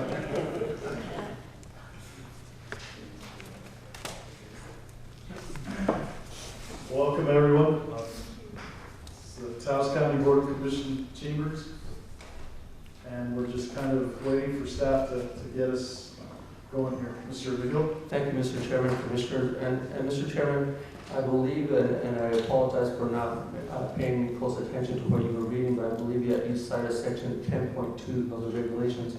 And so, Mr. Chairman and Commissioners, in compliance with section 10.2.1, these are the specific appeal hearing procedures for today's appeal hearing. Before I yield the podium to follow those procedures, I'd like to go ahead and introduce the application. I'm not going to give you my staff report yet or any recommendations at this juncture because it allows for it later in the process during the appeal hearings. Mr. Chairman, Commissioners, Adam S. Baker, Richard Lawally, and J. Lazarus, agents representing Black Interest Limited Partnership doing business as Blackstone Ranch appellant, appealed the June 20th, 2014 decision of the Taos County Planning Commission denying major development permit application number 001-2014, in which appellant requested major development permit for commercial use combining the preliminary plan and final plan requirements for the purpose of amending-expanding the permitted uses granted under major development permit 003-2008 to include certain for-profit activities at the main house and Red Barn on parcel A2, including lodging in the main house, which consists of 23 luxurious guest suites and common areas, and the operating of associated amenities, food service for guests from the ranch's existing commercial kitchens to include food grown and harvested on the ranch and other agricultural properties throughout Taos County, alcohol service in the property in accordance with the terms and conditions of any license duly issued by the Alcohol and Gaming Division of the New Mexico Regulation and Licensing Department, and use of the Red Barn for meetings, conferences, workshops, and other such events in its assembly space or small outdoor amphitheater. The requests limited above do not propose any new construction, and the proposed changes in the use of the main house and Red Barn do not increase or alter the exterior appearance of the referenced buildings.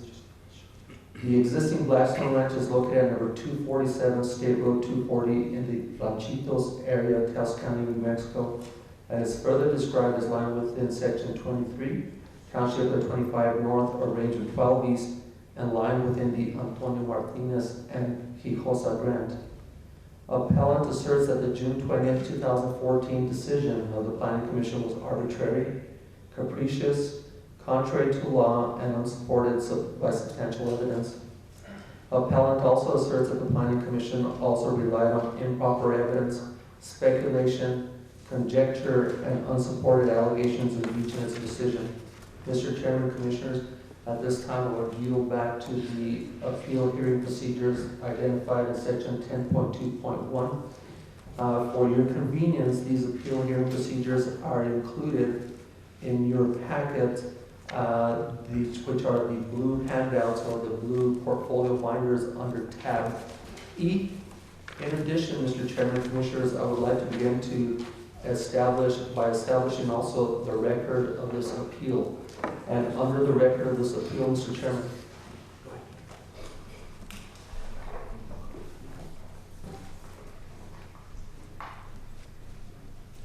Mr. Chairman, Commissioners, under the record of the appeal, I would like to begin by identifying Exhibit A as being the Blackstone Ranch Major Development Review Part 1, Blackstone Ranch Binder number 1, which was also presented to you.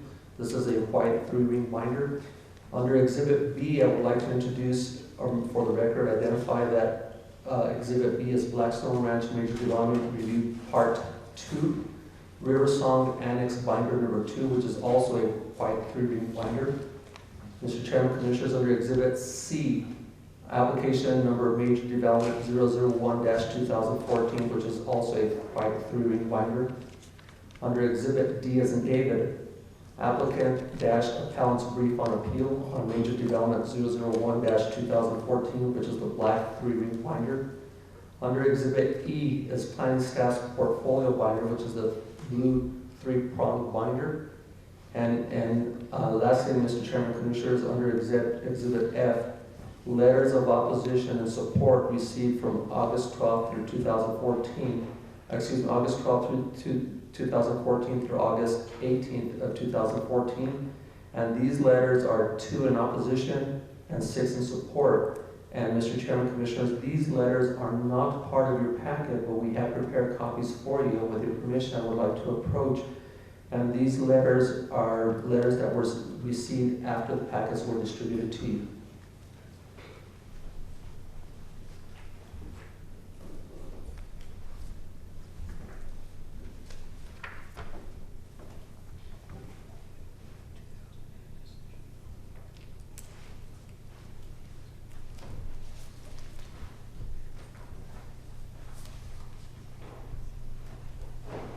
Mr. Chairman, Commissioners, Mr. Malone, County Attorney, has graciously reminded me to identify as Exhibit G the Planning Commission, or excuse me, the decision of Planning Commission for the meeting of October 14th, 2008, and this is regarding Major Development Permit 003-2008. This decision actually is in one of your handouts, and I believe that it is within Exhibit C, but just to make sure that you have it, we also want to make this part of the record as well.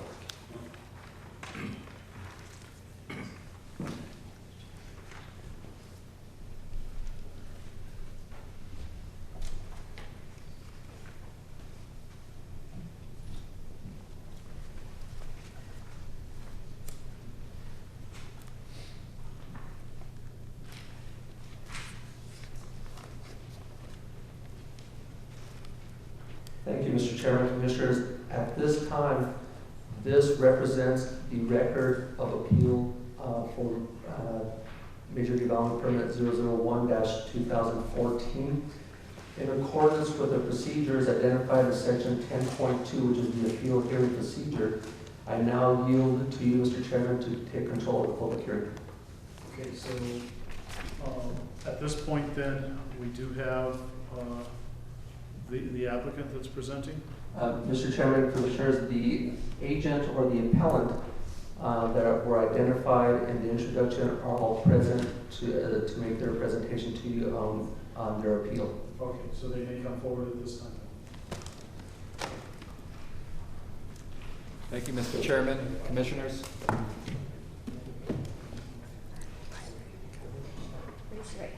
swear and affirm under oath and penalty of law for perjury that the testimony you're about to give is true and factual? Yes. Please state your name for the record. Adam Baker. Good afternoon, Chairman, Commissioners. I'm Adam Baker. I'm an attorney for Blackstone Ranch. With me as co-representatives on this appeal are Jay Lazarus, hydrologist who's going to address the sustainable agriculture operation at Blackstone Ranch, and Richard Lovely, who is the ranch manager and is going to talk to you about the hospitality operation at Blackstone Ranch. We've prepared a short, well maybe not so short, but a PowerPoint presentation for you today, and I would ask that you allow us 1 hour, barring questions, to present our application today. Is it ready to go? Yes.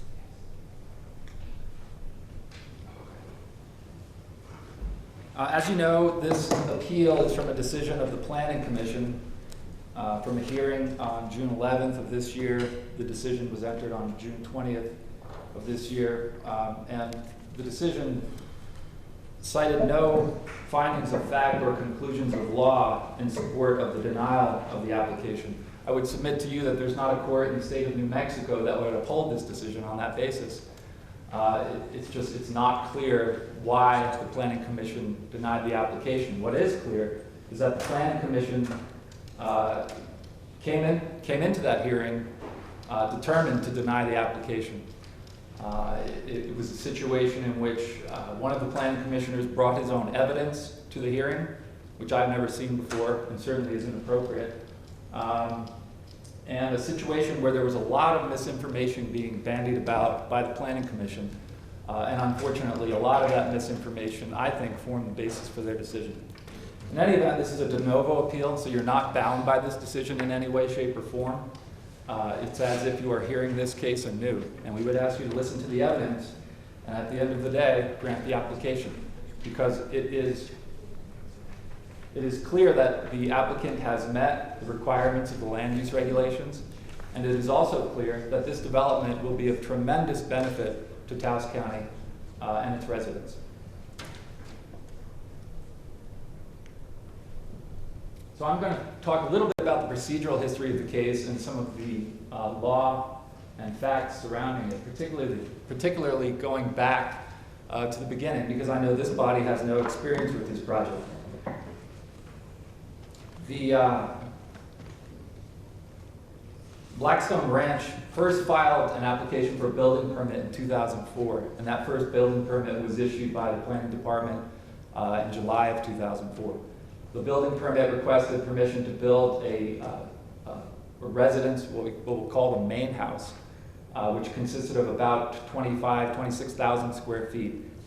And that structure was permitted, in addition to another house which totals about 5,000 square feet on a separate parcel within Blackstone Ranch. So the two primary buildings on the property are on separate parcels, and that's important to recognize. Each of those buildings also has its own 3-acre-foot well. I brought copies of the original building permits for the Commission's information, and would just as soon introduce those into the record if I may. I don't know if there's a formal procedure for doing that. Thank you. And I'll put it up on the screen so that the audience can see.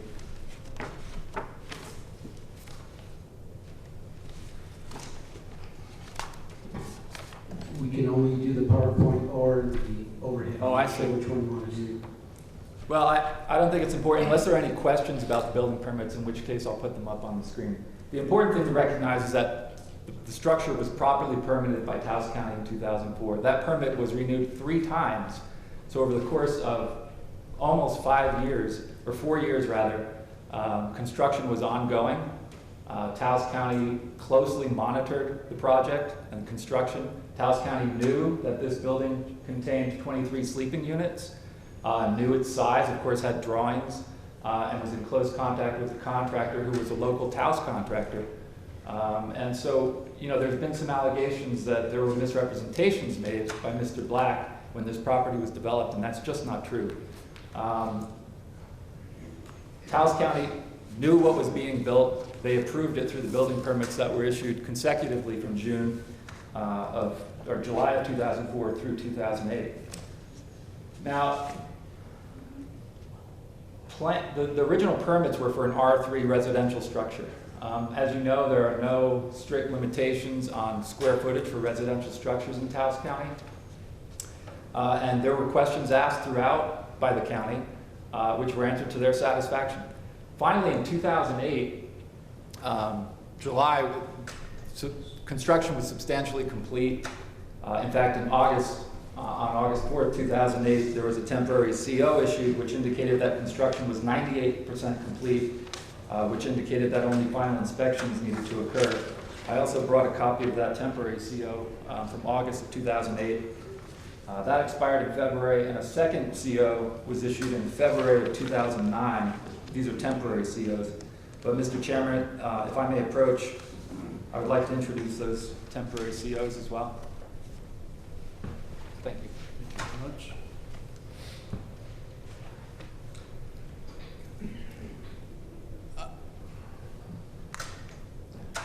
So around the time of the completion of construction, when the temporary CO was issued in August, the planning department decided that it would be best if Blackstone applied for a major development permit associated with its construction and development of the property. Blackstone did so, submitted the application in August of 2008. It was deemed final and complete by the planning department, and it was scheduled for a hearing before the planning commission in October, on October 14th of 2008. The Planning Commission held a public hearing, considered all evidence, and granted the application, effectively turning Blackstone Ranch into a conference center. On the same day, and I'll get into this history a little bit later, but on the same day that the Planning Department's, or the Planning Commission's decision was entered of record, the Planning Department delivered a letter to the applicant, which is a part of the record on appeal that's before you. That letter dated October 22nd, 2008 from Tim Romero, who was the building inspector at the time. Mr. Romero required that Blackstone Ranch bring the main house up to an R1, which is a hotel or other transient residential living facility, up to an R1 standard.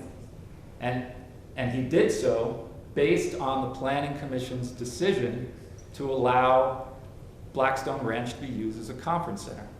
So on October 22nd, 2008, he delivered the letter requiring R1 occupancy. And over the next year, Blackstone worked both with the county and Construction Industries Division to bring the facility up to R1 standards. Eventually, December of 2009, the certificate of occupancy for R1 hotel-type residency was delivered to Blackstone Ranch by Taos County. Now, the 2008 application specifically requested permission to hold not-for-profit conferences regarding environmental sustainability. Originally, Mr. Black built this place both to entertain guests in Taos, a place that he grew to love, and also to hold conferences and events surrounding sustainable agriculture, environmental issues, and he intended to bring experts from around the country and perhaps around the world to Taos for that purpose. Now, in the application itself, it was disclosed by the applicant that the number of guests would range from 5 to 30 people staying at the ranch for 3 to 7 days, 2 to 4 times per month, and that the permitted hours of operation would be 365 days a year, 24 hours a day. Now, there was a condition imposed by the Planning Commission, which I think has been echoed by Edward on this appeal, that there be no activity outside of the buildings after 10 p.m. So in other words, there's a 10 p.m. curfew. Blackstone can abide by that and fully intends to, and we're fine with that condition on this application. The application also discussed, and this is under tab 14 at page 7 in binder 1 of the record on appeal, that they would have events, special events involving 100 people or more, and public events of more than 150 people. It was also disclosed that guests would be served meals at Blackstone Ranch, which has commercial kitchens, and a food permit from the state of New Mexico. That is also part of your record on appeal. The activities, this is critical, the activities that we're proposing in this application do not exceed the scope of the activities that have already been allowed by the Planning Commission. The reason we are before you today is that we want to be able to bring private groups to Blackstone Ranch. This is not going to be a hotel open to individual travelers who can book rooms online. This is going to be a group retreat and conference center. These private groups will, and Mr. Lovely will talk about this in more detail, will come to Taos, stay at the ranch, be served meals. If Blackstone Ranch goes out and seeks to get a beer and wine or a liquor license, they will be sold alcohol on the premises. That's all we're asking for permission to do, is turn what's already been allowed into, I don't want to say a commercial operation, but to turn it into an operation where Blackstone Ranch can generate some revenues to support its largely agriculture operation.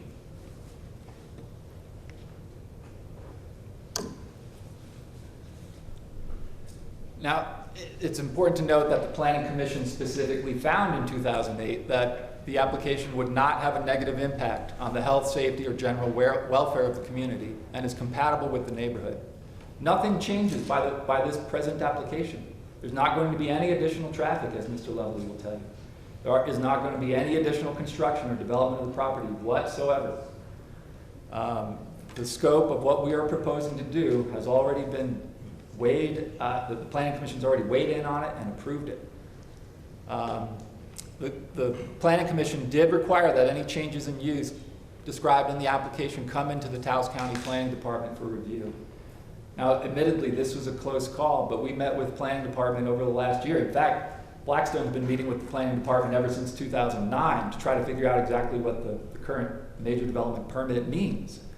But in any event, the Planning Department determined that it would be more appropriate for the Planning Commission to decide on what we're requesting rather than administratively, as it's allowed to do in certain circumstances under the 2005 land use regulations.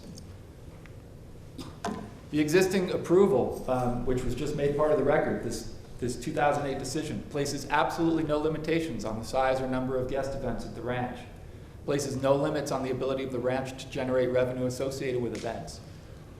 The decision also mandated ADA compliance, which is a standard typically applied to commercial operations, commercial structures, and required that the applicant or occupants of the proposed buildings provide Taos County Planning Department with a current Taos County business registration. Clearly, these are all hallmarks of business or commercial activity. The Planning Commission considered it all and approved it. Now, specifically with regard to the R1 occupancy requirements, which I don't believe should be an issue on this appeal, but seem to occupy most of the hearing before the Planning Commission, there was a specific concern expressed by the Planning Commission that Blackstone had somehow gone behind the county's back after the October 22nd decision was issued and brought the facility up to a hotel standard secretively to do something they weren't allowed to do. In fact, the county required that it be brought up to R1 occupancy, which Blackstone Ranch did. The certificate of occupancy was finally issued, as I alluded to before, on December 17th of 2009, but only after substantial upgrades to protect life safety at the facility, including improvements to the main house, such as the installation of fire-rated doors. There's a NFPA 13R sprinkler system in the facility, so it's fully sprinkled. There's a fire alarm system. There's been a dry hydrant installed on the property at the pond outside the main house, so it's a very safe facility. The CID, of course, weighed in on the mechanical and electrical issues and determined that wiring methods used were appropriate for the proposed hotel-motel occupancy under the National Electric Code. The fire alarm systems provided an added layer of safety. And at the end of the day, the wiring in the building was relatively new and had passed all inspections. So part of why we're here today is to resolve the ongoing uncertainty. A vague order, as you probably recognize, is difficult to enforce. It's also difficult for Blackstone Ranch to interpret, and that leads to problems. Now, use of the main house for commercial lodging has been a subject of discussion with planning staff since 2009, like I said before, and it's culminated in the filing of the present application. The administrative, I did want to note that the 2005 land use regulations do allow administrative approval by the planning department of minor changes to major development permits. From our perspective, what we are proposing is a minor change. We're not proposing anything that will impact the scope or that will cause any additional impacts on the neighborhood. Nevertheless, planning determined that we should file an application on the basis that this was a major change, and we are certainly not challenging that determination on appeal, but I wanted to point it out.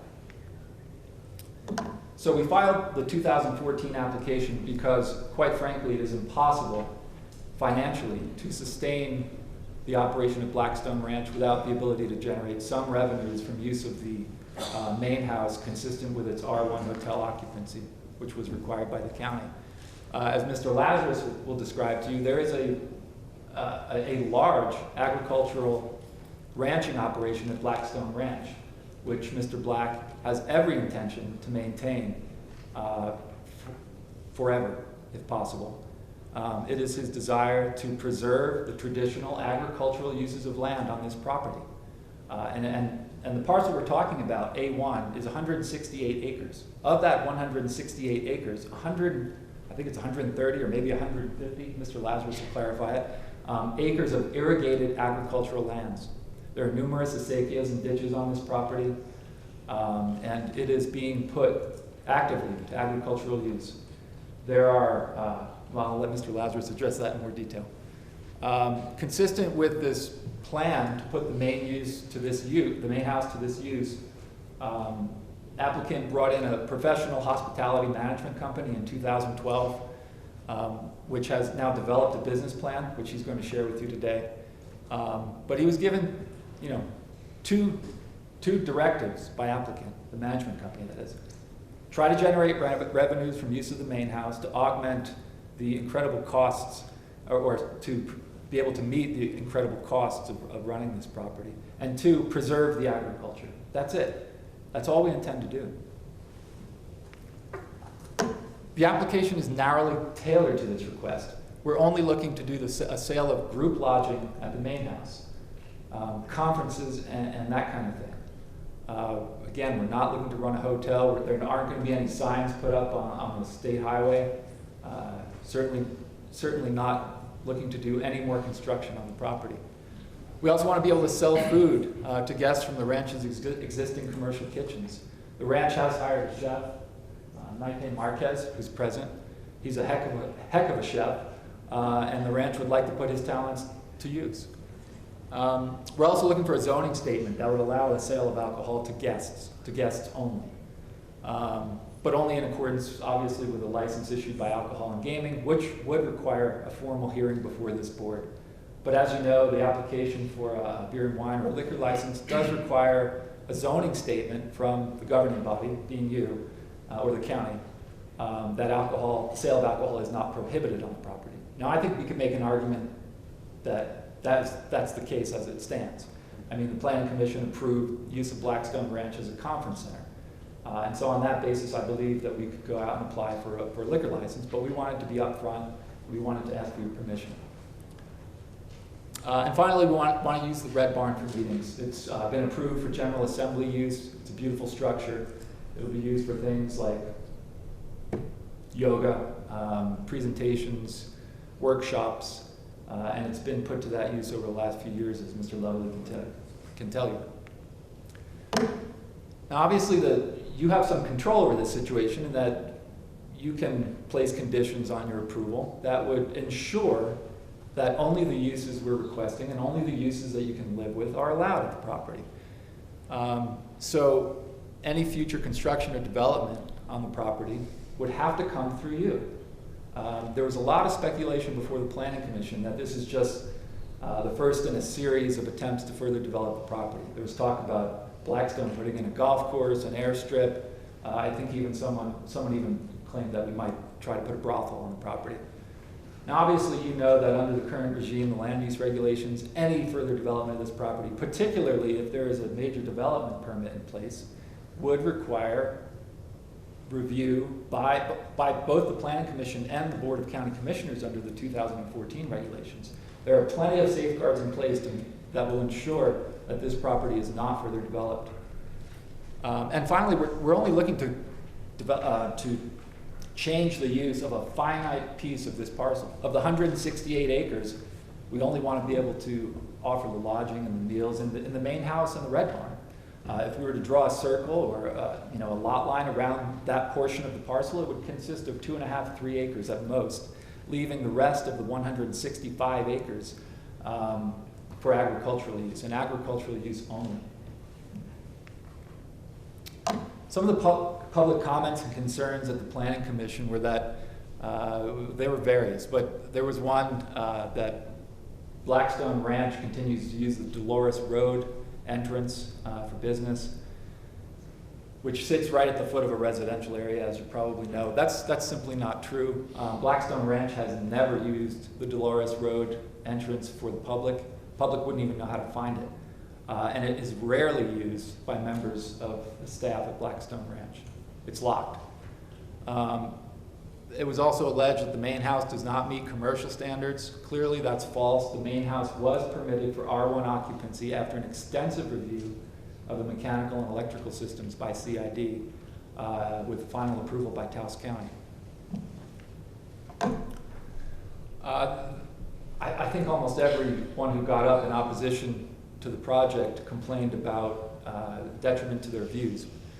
The development detracts from our views. Now, I don't want to minimize that concern. Clearly, Taos County is a place that has beautiful views from almost everywhere in the county. That's not debatable. But the construction's already occurred, and the buildings sit at a much lower elevation than the surrounding neighborhoods. So there is no impact on the view sheds to the mountains, and more importantly, there's no further construction being proposed. What's there is there, and what's done is done. Blackstone Ranch's proposal is not likely to be profitable. There was a lot of concern that this isn't going to succeed. It's going to be another failed business in Taos County. But that's not the goal, necessarily, in this particular project. Blackstone Ranch merely needs to raise some revenues to be able to continue what it's doing. And if it makes a profit, great. Everybody benefits, from the employees to the citizens who benefit from the taxes that are imposed on the operation, and to tourists who are going to come to Taos to enjoy it. There was a lot of concern about the fact, or the allegation, that Blackstone Ranch built an illegal hotel. Clearly that's not true. The building was properly permitted from the beginning, and it was only brought up to R1 hotel standards at the county's insistence. People talked about mission creep, the fact that Blackstone Ranch could potentially continue to develop the property in the future. And that goes back to what I said earlier, which is that Blackstone Ranch can't continue to develop the property if the county doesn't allow it. And so the county should grant this application and look at any future development of the property very, very closely. Should carefully scrutinize the activities that go on at the property. Should put conditions on the development that ensure that the public will be protected and that the economic interests both of the public and the applicant are protected. There was an allegation that Blackstone Ranch is cheating on its property taxes. I believe there was a letter submitted by one Jillian Green who alleged that Blackstone Ranch, by operating under the guise of a nonprofit, has bilked taxpayers out of $50 to $80 million, which is ludicrous. The ranch pays its property taxes. On A1 and A2 alone, which is the Blackstone Ranch proper, doesn't include the Riversong parcel. Property taxes are $42,000 a year. $9,000 of that goes to El Valle. And the only reason I mention that is that clearly there's a community benefit here. Blackstone Ranch doesn't receive services from El Valle, but they're a major contributor to its ongoing operations and success. We've looked at the property tax issues. Is there a chance that property taxes could increase if the property is reassessed? Absolutely. Are we willing to take that risk? Absolutely. And it will only benefit the community. A reassessment of the main house, which is currently taxed as residential, to non-residential, would result in a projected property tax increase of $7,000. For the applicant, it's not the end of the world. There's also the possibility that the agricultural lands could be reassessed. We would have to wait and see what happens there. Clearly, it would be up to the assessor to make that call. But in any event, there is a tremendous benefit to the community, not just from the payment of property taxes, but from the payment of gross receipts taxes and lodgers taxes on an ongoing basis, which will help to support important programs in the community and help to improve roads. There was a concern that the development will cause traffic problems and other impacts on neighbors. That's always a concern. But in this case, the Planning Commission reviewed the 2008 application and approved it based on the traffic study that was submitted. We went out and conducted a new traffic study because there was a concern that the traffic on State Highway 240 has gotten much worse. In fact, our traffic counts showed that the traffic was lower in 2014 than it was in 2008, and that just might have been the days we were out there. But there's no significant increase in traffic. And assuming that Blackstone Ranch is fully occupied 100% all the time, the traffic that will be generated by the project doesn't even rise to the level requiring review by DOT, so it's not an issue. In conclusion, the board should grant the application because Blackstone Ranch is not proposing any new development or construction on the property. The amended uses are on the same scale as that already approved by Taos County. The applicant should be permitted to put the main house to economically beneficial use consistent with its R1 designation. The proposed activities on the ranch will help to ensure ongoing continuation of the agricultural portion of the operation of Blackstone Ranch. Of course, the ranch or the proposed activities will increase the tax base, create jobs, and provide a much needed injection of economic development in Taos County, which is losing jobs by the scores. Applicant has demonstrated compliance with all applicable standards set forth in the land use regulations, including the compatibility standard. Certainly there's going to be no additional visual impacts. Blackstone's not going to install any additional lighting. Night skies isn't an issue. As you know, Taos County is all residential agricultural, except in those circumstances where Taos County chooses to issue a business permit. And this permit that we're asking for to run a small hospitality operation is fully consistent with the growth pattern and the values of this community, which exists or wouldn't exist without hospitality and tourism. So we would ask at the end of the day that you grant this application. And with that, unless you have any questions for me, I'll pass the baton to Jay Lazarus. Adam, thank you very much. One question that was passed. Will you please explain how the use and visual capability standards have been met? If you can just add on to more information to that. Yeah, I think that's in reference to the development compatibility standards set forth in the 2005 land use regulations, which require, with regard to use, that the development be compatible with and sensitive to the existing traditional and historic uses in the environment of the site and the neighborhood, and or shall be consistent with the values, vision, and current growth pattern of the community. I mean, this goes to the point I just made, which is that almost all of Taos County is rural or agricultural. There's some places where, in Rancho State Taos or on State Highway 150, there's some pockets of commercial activity, but Taos County doesn't have zoning. And so this commission is faced on all of these applications with a decision whether business should be allowed in a largely residential and agricultural community. In this case, it should be allowed because what we're proposing to do is we'll preserve 150 acres of farmland in the heart of Taos. The project is not far from the commercial corridor on the highway coming into town. And the use that we're proposing, quite honestly, the neighbors won't even know what's happening. We're talking about small, private groups of people coming in, occasionally to spend their money in Taos County. And so this is, there's a place in Albuquerque that has kind of served as a model for this kind of thing. And you may be familiar with it, but Los Poblanos, which is a farm hotel in the middle of a high-end residential area on Rio Grande Street in Albuquerque. What we're proposing is something very similar. It will have little to no impact on the surrounding community. It will help to preserve the agricultural and quite frankly, the beauty of the land. It's a beautiful place, and we intend to keep it so. So visually, the property is compatible with the area. I mean, sure, there's a 25,000 square foot building on the property, but like I said before, it sits below the other properties that surround it. And quite frankly, it's all there already. It's already been built, and we would ask that the county, for the good of the community, allow some economic activity there. Mr. Baker, when you apply for the liquor license, how you people plan on handling it? Having a bar, or how you plan on working that? Commissioner Durant, Richard Lovely will probably address that in more detail, but the goal is to be able to have the permission to sell to guests. It's not going to be an open bar where someone from wherever can come by on the way home from work and have a few beers. It's only going to be sale of alcohol to guests. And when you stated small groups, how many people? Well, the main house is 23 bedrooms, so assuming full occupancy, which would be rare, it would be 46 people if 2 to a room. Commissioner Malone. Thank you, Chairman.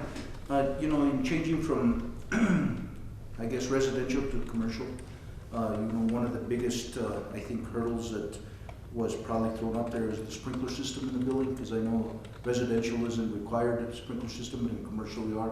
That sprinkler system is operational? Yes. This didn't really become an issue until after the Planning Commission hearing, when one of the commissioners asked a question about it. And we would be willing to stipulate to a condition that the existing sprinkler and fire alarm system be inspected and approved by Taos Fire Department, which has jurisdiction over the property. I've already been in touch with the fire department, but it was just a matter of scheduling. We couldn't get it done before we came to see you today. The NFPA 13R sprinkler system is all that is required for R1 structures less than 4 stories high. And then in one of the other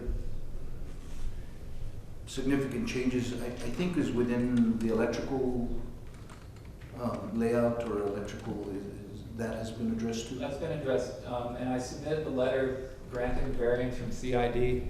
I talked about it a little bit in my slides, but essentially they found that the existing systems were adequate to protect life safety at the facility, and they wouldn't have approved it for R1 occupancy if that weren't so. Those are two of my major concerns. I have another question, Mr. Baker. On the fire protection, you have a tank out there, or you have a hydrant? Or? There's a pond, and there's a dry hydrant at the pond. I can't tell you how much water it holds, and there are also tanks. What's that? About 4,000 gallons. Mr. Mapes, I should say, from Valverde Energy, is a mechanical and plumbing contractor on the site.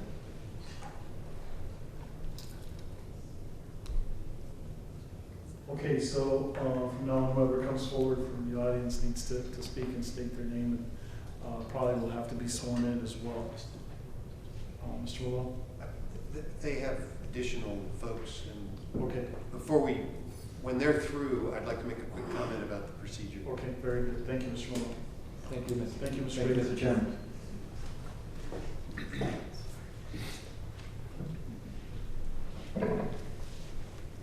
Do you swear and affirm under oath and penalty of law for perjury that the testimony you're about to give is true and factual? Yes, ma'am. Please state your name for the record. My name is Jay Lazarus, Gloria GL Science, and I'm here to talk about the sustainability and water characteristics of Blackstone Ranch. I've been working on water resource, water rights, environmental projects in Taos County and the town of Taos for over 30 years. Okay. So what does sustainable mean to people? Sustainable agriculture in Taos really means, do we have sufficient water? Do we have healthy soils? Do we have proactive farm and nutrient management? And do we have income from farms, crops, or other sources? Sustainable has to cash flow. We can't just assume that there are going to be folks like Mr. Black who could continue to keep putting money into an operation until he says no more. He's got to be able to generate some revenue from the operation. I work right now probably on more than 30,000 acres of farmland in about 5 different states. much larger scale than Blackstone Ranch, but all of them have to provide an income to the folks that are farming it. Okay. For our water supply for groundwater, we have 2 commercial wells permitted for 3 acre-feet each. 1 well is for the guest house, 1 well is for the main house. We have water conserving fixtures in both the main house and the guest house. We have rainwater catchment. We are required by the state engineer office to provide, both wells are metered, and we're required by the office of the state engineer to provide meter readings to them twice a year, which we do. We also have 2 livestock wells in the pastures, and we also have surface water rights for the pastures. We calculated a water budget for the Blackstone Ranch main house, assuming 100% occupancy, 365 days a year, which might be nice from an economic standpoint, but it's never going to happen. So based on our calculations, at 100% occupancy, the 3 acre-foot allowance or permit from the state engineer is sufficient for all of the water needs for the main house. And this has been submitted to the county quite a while ago. For surface water supply, we have 150 acres of irrigated lands on 4 ditches. We have 71.8 acres on the Alamitos, 16.8 acres on the Otra Banda, 59, almost 60 acres on the McCarthy ditch, and 3.5 acres on the Acequia Madre del Rio Grande. Unfortunately, the prior lessee let the ditches fall into disrepair. Our current managers repaired the ditches and our relationships with the other parciantes on the ditches. All of our ditch dues are paid and our ditches are maintained. As you can see here, the yellow outline is Blackstone Ranch and the Riversong Ranch. The white oval, if you may, shape is the area that is the subject of this application to be zoned for commercial. So you can see a very small portion of the entire ranch is within that special use area. The remainder will be continued ranching and farming. Okay. So for farm management, Mr. Black has worked with Holistic Management, Inc. to develop farming and ranching plans to maintain and sustain the agricultural lands on the ranch. Unfortunately, the prior lessee did not follow the Holistic Management, Inc. recommendations, and we had to fallow several pastures to restore soil and pasture health. I sit on the state NRCS technical committee, where one of our main objectives is to maintain soil health. I'm currently involved in a project with NRCS and New Mexico State University to use manure from dairy farms to build soils in eastern New Mexico to cut down erosion and to maintain soil health. We use herbicide-free weed control, and we have in the past leased fields to neighboring parciantes for grazing, and we've shared the hay yield with them. Our current management, and Chris is here, has been trained in sustainable farm management by Holistic Management, Inc. We use HMI to assess pasture health and give management recommendations. If you look carefully here, on the left, upper left, we have a 2014 close-up of the soils and pasture grasses at the Riversong Ranch. If you look below it, on the lower left, we've got a 2012 close-up. You can see that the plant density and the color even of the grasses is significant. The plant density is greater, and the soils and the actual pasture grasses are significantly healthier than they were in 2012 under the previous lessee's management. On the upper right-hand corner, we've also got 2014 monitoring. Looking at the structure in the upper center of the photographs, you can see in the lower right-hand corner how the pastures looked after the lessee had not followed the HMI recommendations. In the upper right-hand corner, after following the recommendations for holistic management and sustainable ranching and farming, you can see how much healthier the pastures look. So there's significant recovery from 2012 to 2014. In the Planning Commission meeting, there were some questions about why some of the pastures were being fallowed and asked why they weren't sustainable. Well, they were being fallowed so they could continue to be sustainable because the previous lessee hadn't managed them in the way that the Holistic Management Inc. had recommended to them, and they had to be fallowed so they could come back to health. So, in summary, in terms of water and sustainability, we're managing our ditches and fields in a sustainable manner. We're parciante, in good standing, on 4 ditches. We share water according to our customary sharing agreements. And last year during the drought, we provided low-cost hay to members of the community that didn't have pasture for their horses and didn't have water to irrigate their fields and maintain a good crop for either grazing or harvesting. We follow a sustainable ranching farming model that will be used as an educational model as part of the educational endeavors of the Blackstone Ranch Institute. And I think we have to look very seriously that growing small bale hay and farmers market crops don't provide sufficient income to sustain the ranch. If we get 1 cutting a year, maybe that's 1 ton per acre, and we get some market crops from the greenhouse. On other properties that we work on where they have much more intensive irrigation, we'll get 8 tons of hay per acre. So 1 ton a year per acre for small bale hay doesn't provide sustainable income to be able to sustain the property. The hospitality will generate revenue to maintain the ranch and its rural character. And I'll turn it over to Mr. Lavallee to talk about the tourism and economic portions of it, unless there's any questions.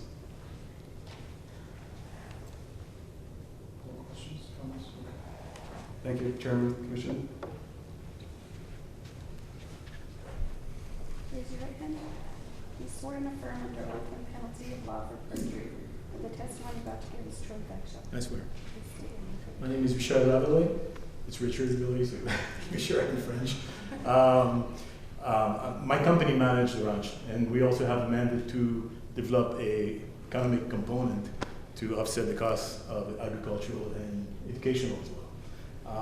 I'd like to speak a little bit about the Taos tourism landscape and try to make a case. Just push on this, I'm sorry. Yeah. Right. I'm sorry. There we go. Our company has significant experience in developing resorts, hotel, turning around underperforming assets, and any healthy destination needs a diversity of hotel types.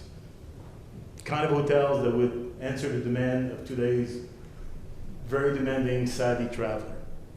They also need leadership, common goal. I, for example, every Wednesday morning every first Wednesday of the month, I drive down to Santa Fe to have a hospitality context. I'd like to say, and I think it's on the low end, about 50% of the room inventories are actively on the market for sale.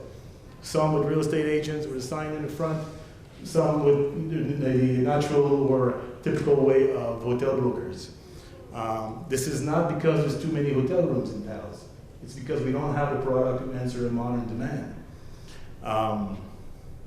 Therefore, the existing demand is low, and it's low end. And the existing inventory is also low end, unfortunately, and greatly outdated. What is the positioning of the Blackstone Ranch? Well, you heard Mr. Baker before. It's a niche product. Our clientele, our targeted clientele is international. Did I do something here? What? Sorry. I'm not here for my high tech. All right.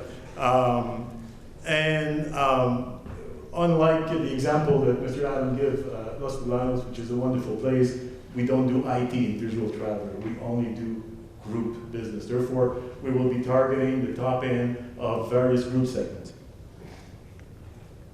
The Blackstone experience. Well, I need to say a couple of things before we get into the experience.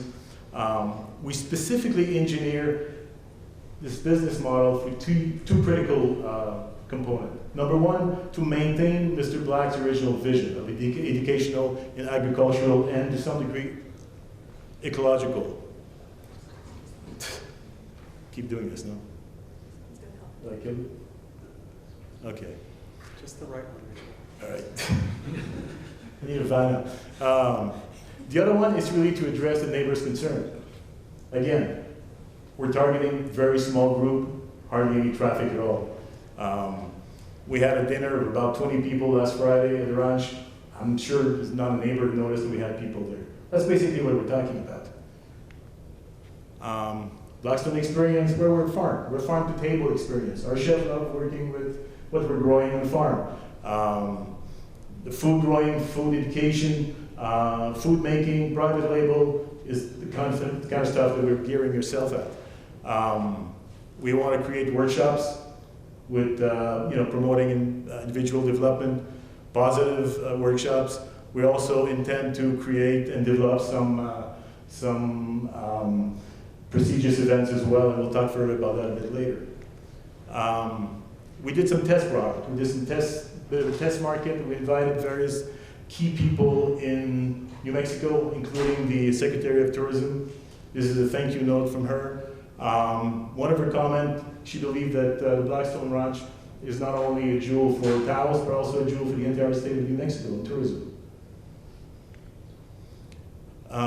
Again, I'll go fast for the sake of speed here, looking at the clock, but like Mr. Adams said, and Mr. Lazarus, we intend, and we're always going to stay agricultural for the most part. Holistic management is still on board. We have ongoing grazing plan. As we speak, there's neighbors in our field baling and cutting hay today.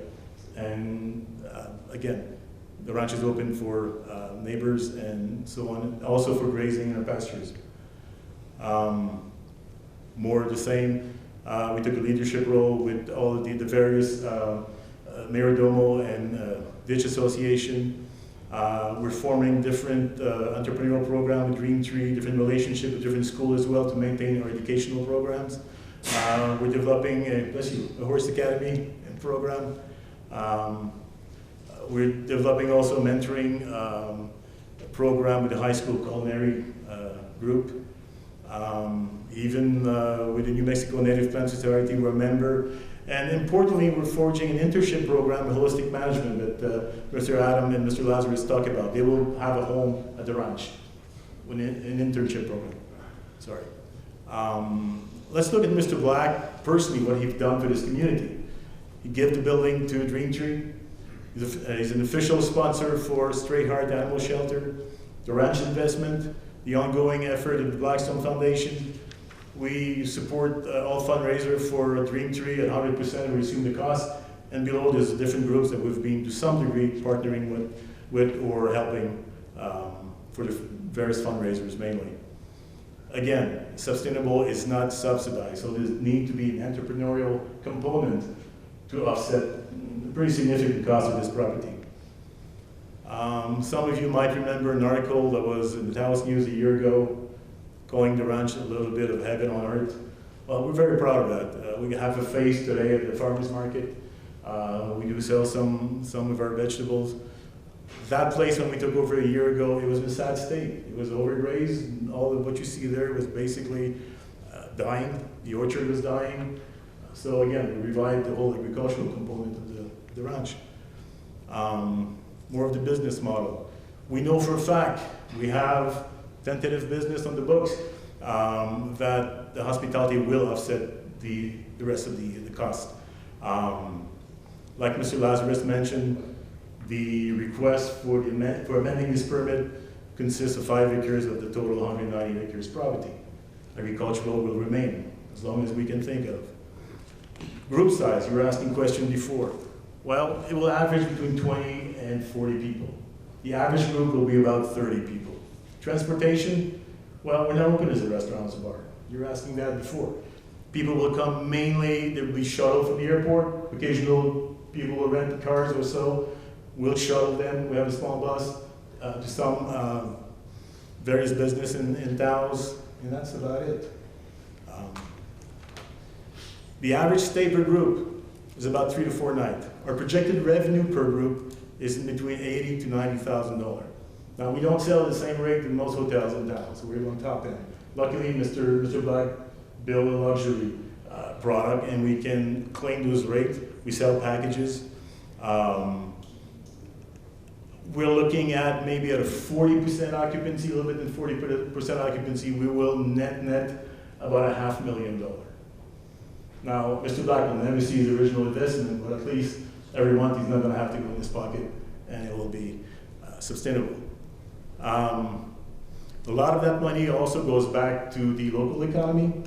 Last year alone, in promoting the ranch, we spent about $210,000 to local vendors. Our targeted market segment for interested people, our company has a lot of experience with these groups, European incentive groups, US incentive groups, team building, sports team in high altitude that the town has been trying to develop as well, film relating business, small prestigious association, nonprofit organization, and low season.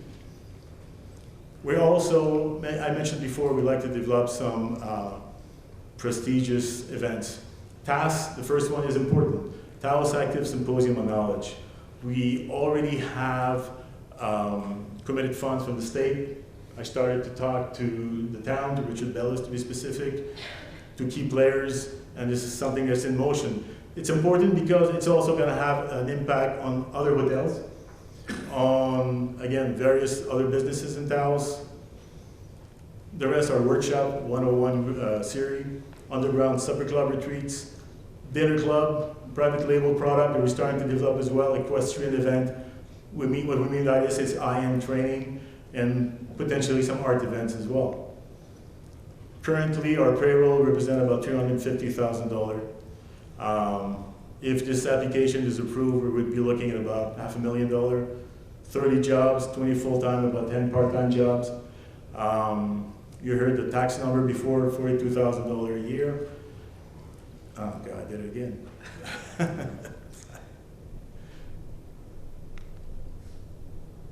All right. The last number, $800K, is basically what the ranch costs to maintain on a yearly basis. So again, we'll try to make a case for some revenue coming to offset that. Somebody's going to pay for that. Our guests typically have a greater disposable income. These are the various, we feel that the various business component that will be spending some of their disposable income. In summary and closing, again, it's a small little entity. The footprint is big, but the building is small. It's only 23 rooms.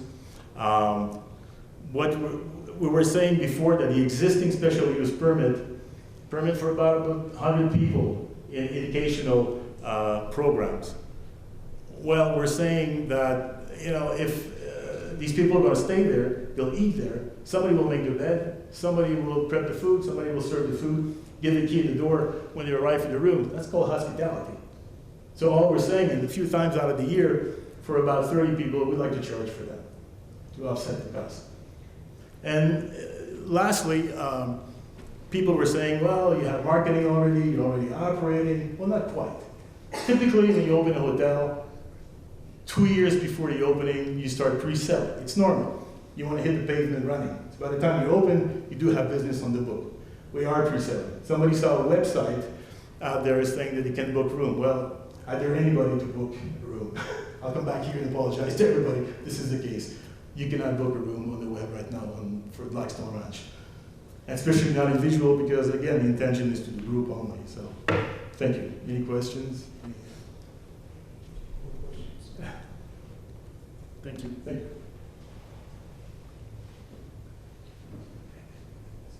Okay, anyone else? Mr. Malone? Mr. Chairman, I just wanted to point out, since obviously this is the first time that the commission has held a hearing under the new procedures, under the new land use regulations. Mr. Vigil pointed out the procedures that he, I think, opened the page for you. There's a provision in there for appellees to present. That anticipates some situations in which there will be both an appellant and an appellee. There is no appellee in this case. So you would skip directly to the members of the public section after the appellant's presentation is finished. Okay. So at this time, I would like to open it up to the remainder of the public who wishes to speak for or against. And I would ask ask that when you come forward, you state your name for the record. You'll be sworn in by our county clerk, Ms. Ana Martinez. So, Mr. Fambro, up forward. Thank you. Raise your right hand. Do you swear and affirm under oath and penalty of law for perjury that the testimony you're about to give is true and factual? I do. Would you please state your name for the record? Jim Fambro. Wearing the hat of Fire Chief. Welcome. Thank you for having me here, Mr. Commissioner, fellow commissioners, Mr. Chairman, Mr. Malone, Mr. Archuleta. Just to clarify, Mayor Rishinner's question about the sprinkler system, the difference between 13R and 13, the 13R, which they have, it protects lives. A regular 13 classification sprinkler system protects property as well. So you would have a sprinkler head in an attic and a storeroom and stuff. The 13R is only in where life safety is in question. So that's the difference in the two types of sprinkler systems. Thank you very much. Okay, anyone else? Go ahead and come forward now.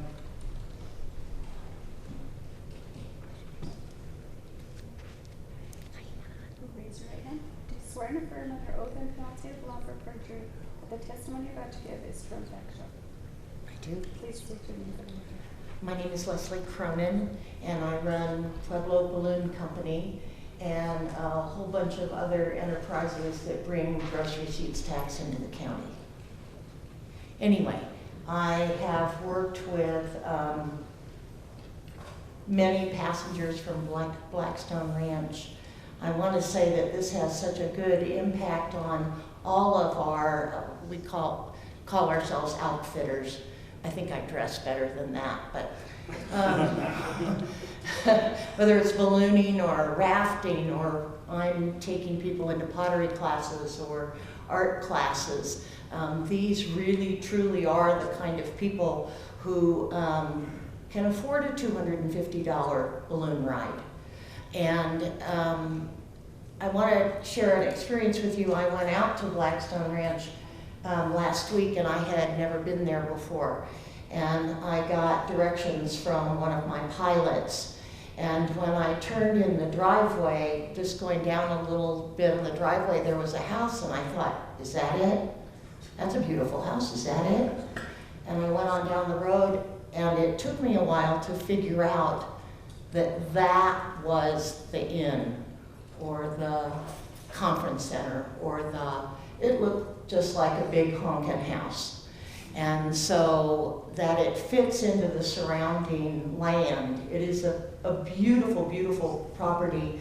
And the other experience I want to share is I had dinner there, and I really hate tomatoes, like a lot. And they had 3 different kinds of tomatoes, which I absolutely loved. And when I discovered that they were grown on the property, and they were absolutely something that I never would have tasted, except that I didn't want to look like I wouldn't eat their tomatoes. I now have this great new experience. I saw Benji's kids there. We call them the Taos High School Culinary Arts Program, but those of us who have been around for a while call them Benji's kids. And Benji's kids are getting a great educational opportunity out there. And so I can't, the last thing I wanted to share was that I've been in the ballooning and hospitality business for a number of years. I actually have won the Chamber of Commerce Hospitality Person of the Year a couple of times. One of the things that I absolutely know is that when people come here for a conference and discover what a beautiful place we have, they come back. They bring their families. They bring their friends. They tell their friends, and they stay in a different property. So it isn't just a matter of bringing these folks into Blackstone Ranch. If we do our jobs as hospitality people in Taos, then these folks are going to come back over and over again. Thank you. Thank you very much. Go ahead. Come forward, Mr. Cooper. You remember me? Oh, yeah. been a few years. Do you swear and affirm under oath and penalty of law for perjury that the testimony you're about to give is true and factual? I do. Please state your name for the record. Ron Cooper. Excuse my voice. I don't know what's happening lately. I'd like to read briefly a statement that I emailed to everybody. Can you hear me? Okay. All right. I am an artist and a businessman. I lived in True Trust for a year in 1969. I invested in Taos on Bird Street in 1971. I moved here permanently in 1982. I've been here for 32 years continually as an artist and a businessman. Some friends talked me into meeting George Sod, and George had the trading post, the Rancho's Trading Post, for sale. And these friends said it'd be a brilliant thing for me to buy it and use it as a studio. Well, for 18 years, it was a great studio. So I'm writing in support of Blackstone Ranch's request to expand the use of the ranch, to offer lodging and dining on the property to help offset the very considerable costs of operating the ranch. The property is taxed as residential and has an existing permit that allows the ranch to host gatherings and presentations on a no-charge, invitation-only basis. The Taos Planning Committee has already required the buildings to meet code for a hotel property. I'm disturbed by rumors of dismissed and disgruntled previous employees seeking vengeance. Contrary to the many rumors that are being circulated, there are no plans for a golf course or other commercial venues that would change the land use or require additional development of the property. The costs of maintaining this property are quite high, and the revenue to be gained by the expanded use is a small fraction of these costs, but nonetheless would help. In actuality, there's no profit in these for-profit activities. Those of us who live in and love Taos County will profit from the maintenance, preservation, and protection of the special open space that surrounds the ranch. We're losing too many historic acres and open space to thoughtless development. Let's not penalize the present management who are trying to do it right. I hope you look favorably on the Blackstone Ranch proposal appeal. Thank you, Commissioners. Thank you very much. Madam Clerk, do you need a copy of that letter, or just reading it into the record is fine? Yeah, that's fine. Okay. You want this? It's your choice. Sure. I don't need it now. Okay, go ahead and come forward. Ms. Butler. Do you swear and affirm under oath and penalty of law for perjury that the testimony you're about to give is true and factual? Yes. Would you please state your name? Janet Webb. Hi. I don't do this very often. Dan knows that. But so I wrote down my thoughts too.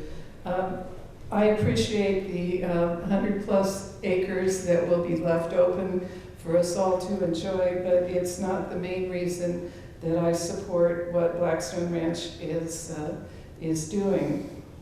What I appreciate about Blackstone Ranch Institute's mission is, and the Institute was formed by Mr. Black to further his vision to address the planetary challenges, to influence and support pioneers of environmental change, and to accelerate the adoption of best environmental practices. So the Institute was formed in 2006 when the ranch started being constructed. And since then, they have hosted over 50 gatherings of leaders, international leaders, except those gatherings haven't been in Taos because the ranch hasn't been able to facilitate them yet.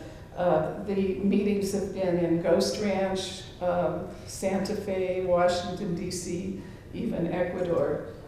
But I think that it's a beautiful future for Taos to be able to have those environmental leaders come to our community and meet in that beautiful facility and enjoy, excuse me, the beauty of the area.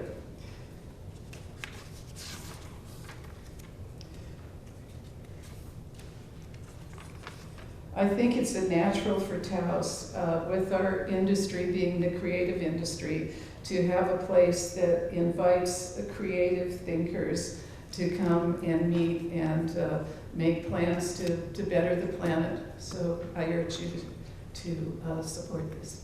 Thank you very much. Okay, come forward. Raise your right hand. Do you swear and affirm under oath and penalty of law for perjury that the testimony you're about to give is true and factual? Yeah, I do. Would you please state your name for the record? My name is Tom Urban. I live at number 9 Cerro Ventoso. This is directly above the very south end of the Blueberry Hill Mesa, looking down on the Blackstone Ranch. What I'm hearing is there's going to be no impact around the surrounding neighborhood, and I beg to differ, because I've been up there since 1986. I don't know when it was a year or two ago, they had Rocky Mountain Youth Corps up there. They had a fundraiser. And you could definitely hear the people. And the one thing that will change forever, gentlemen, is the noise. A commercial venue in a residential area, anyone that's been up in these mountains, when you're sitting on top of a mountain, you know when there's a domestic cow down below you. It amplifies tremendously in that neighborhood. There will be an impact. This is up to you to restrain this, to control this, because this is an issue. And I'm not going to take a lot of time up here. I don't have anything against anybody trying to make a living. But when it impacts the entire neighborhood, and it will, you've got to be aware of this. The other thing, their latest traffic study, I will guarantee you they didn't do it from November through March when Ski Valley's open. When everybody from south of Taos comes up to ski that mountain, you know where they go. They turn off the Rancher's Light, they come down 240 and up Blueberry Hill. Morning and evening. That is an impact. So I implore you guys, you need to control this. This is your opportunity. Thank you very much.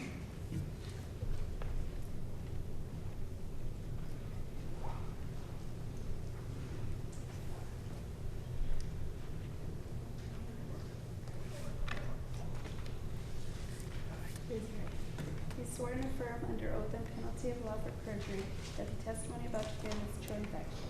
I do. Please state your name. My name is Steve Kennan.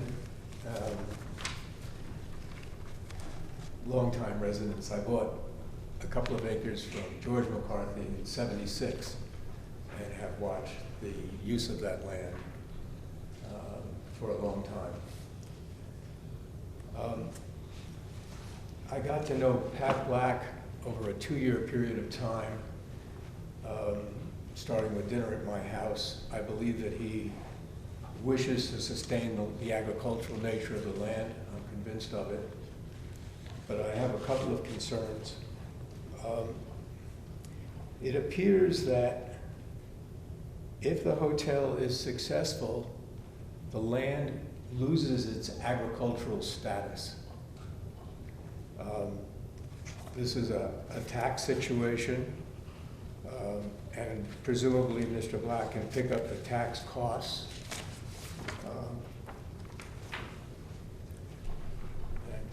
This is the documentation for that. So there was a comedian, Mortsal, who used to say the future lies ahead. And so I am looking ahead. On the one hand, I want this to be successful, On the other hand, I'm afraid. The phrase mission creep was mentioned. I see it as unintentional consequences.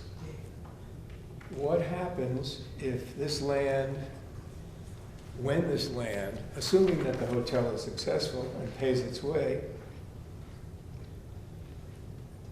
what happens to the land when it loses its agricultural designation?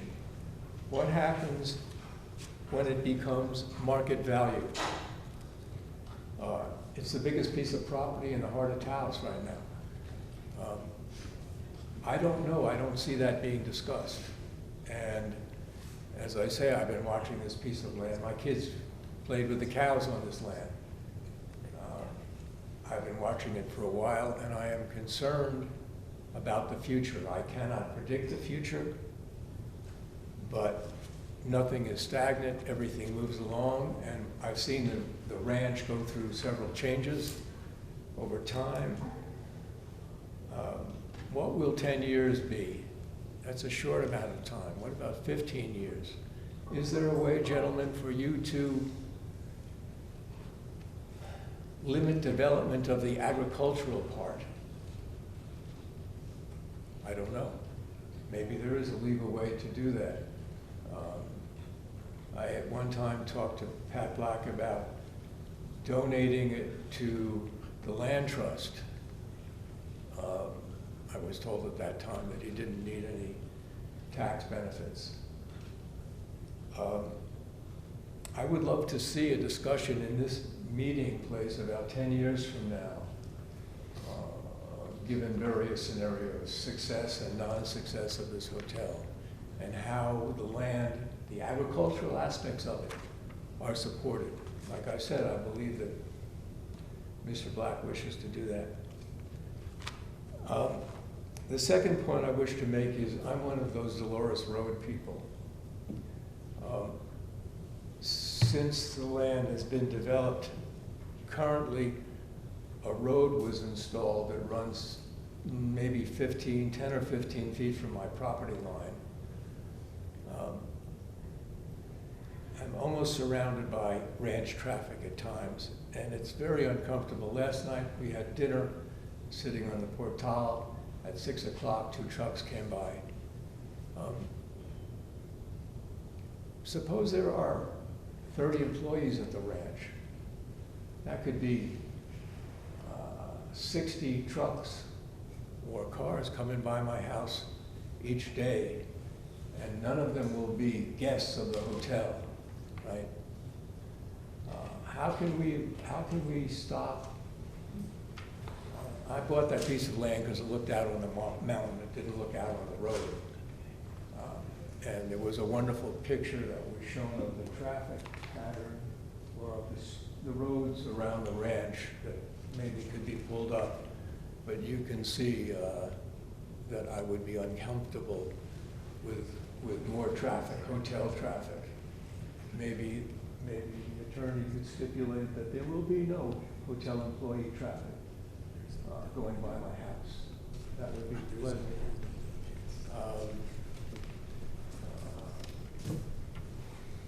I don't really have more to say other than the future lies ahead, and I guess I'll get to see what happens. Thank you, gentlemen. Thank you, Mr. Chairman. Mr. Chairman?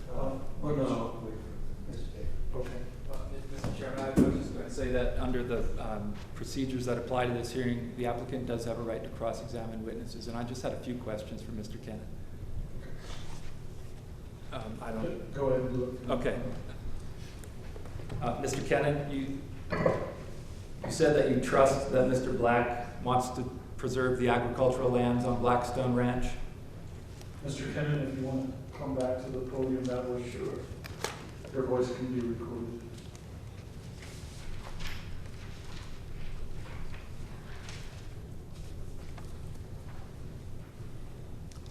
I'll just repeat the question. You stated that you believe that Mr. Black sincerely wants to preserve the agricultural lands? I do. And after the Planning Commission hearing, you sent him an email in which you said that you know he means well? I think my wife sent that. Well, can show you an email dated June 14, 2014 from Steve Kennan to Pat Black, in which you stated Yes. you personally know that he means well. Yes, I do. Now, the people by your house yesterday, just to be clear, your house is located near the agricultural... Why don't you pull up a picture? Can we do that?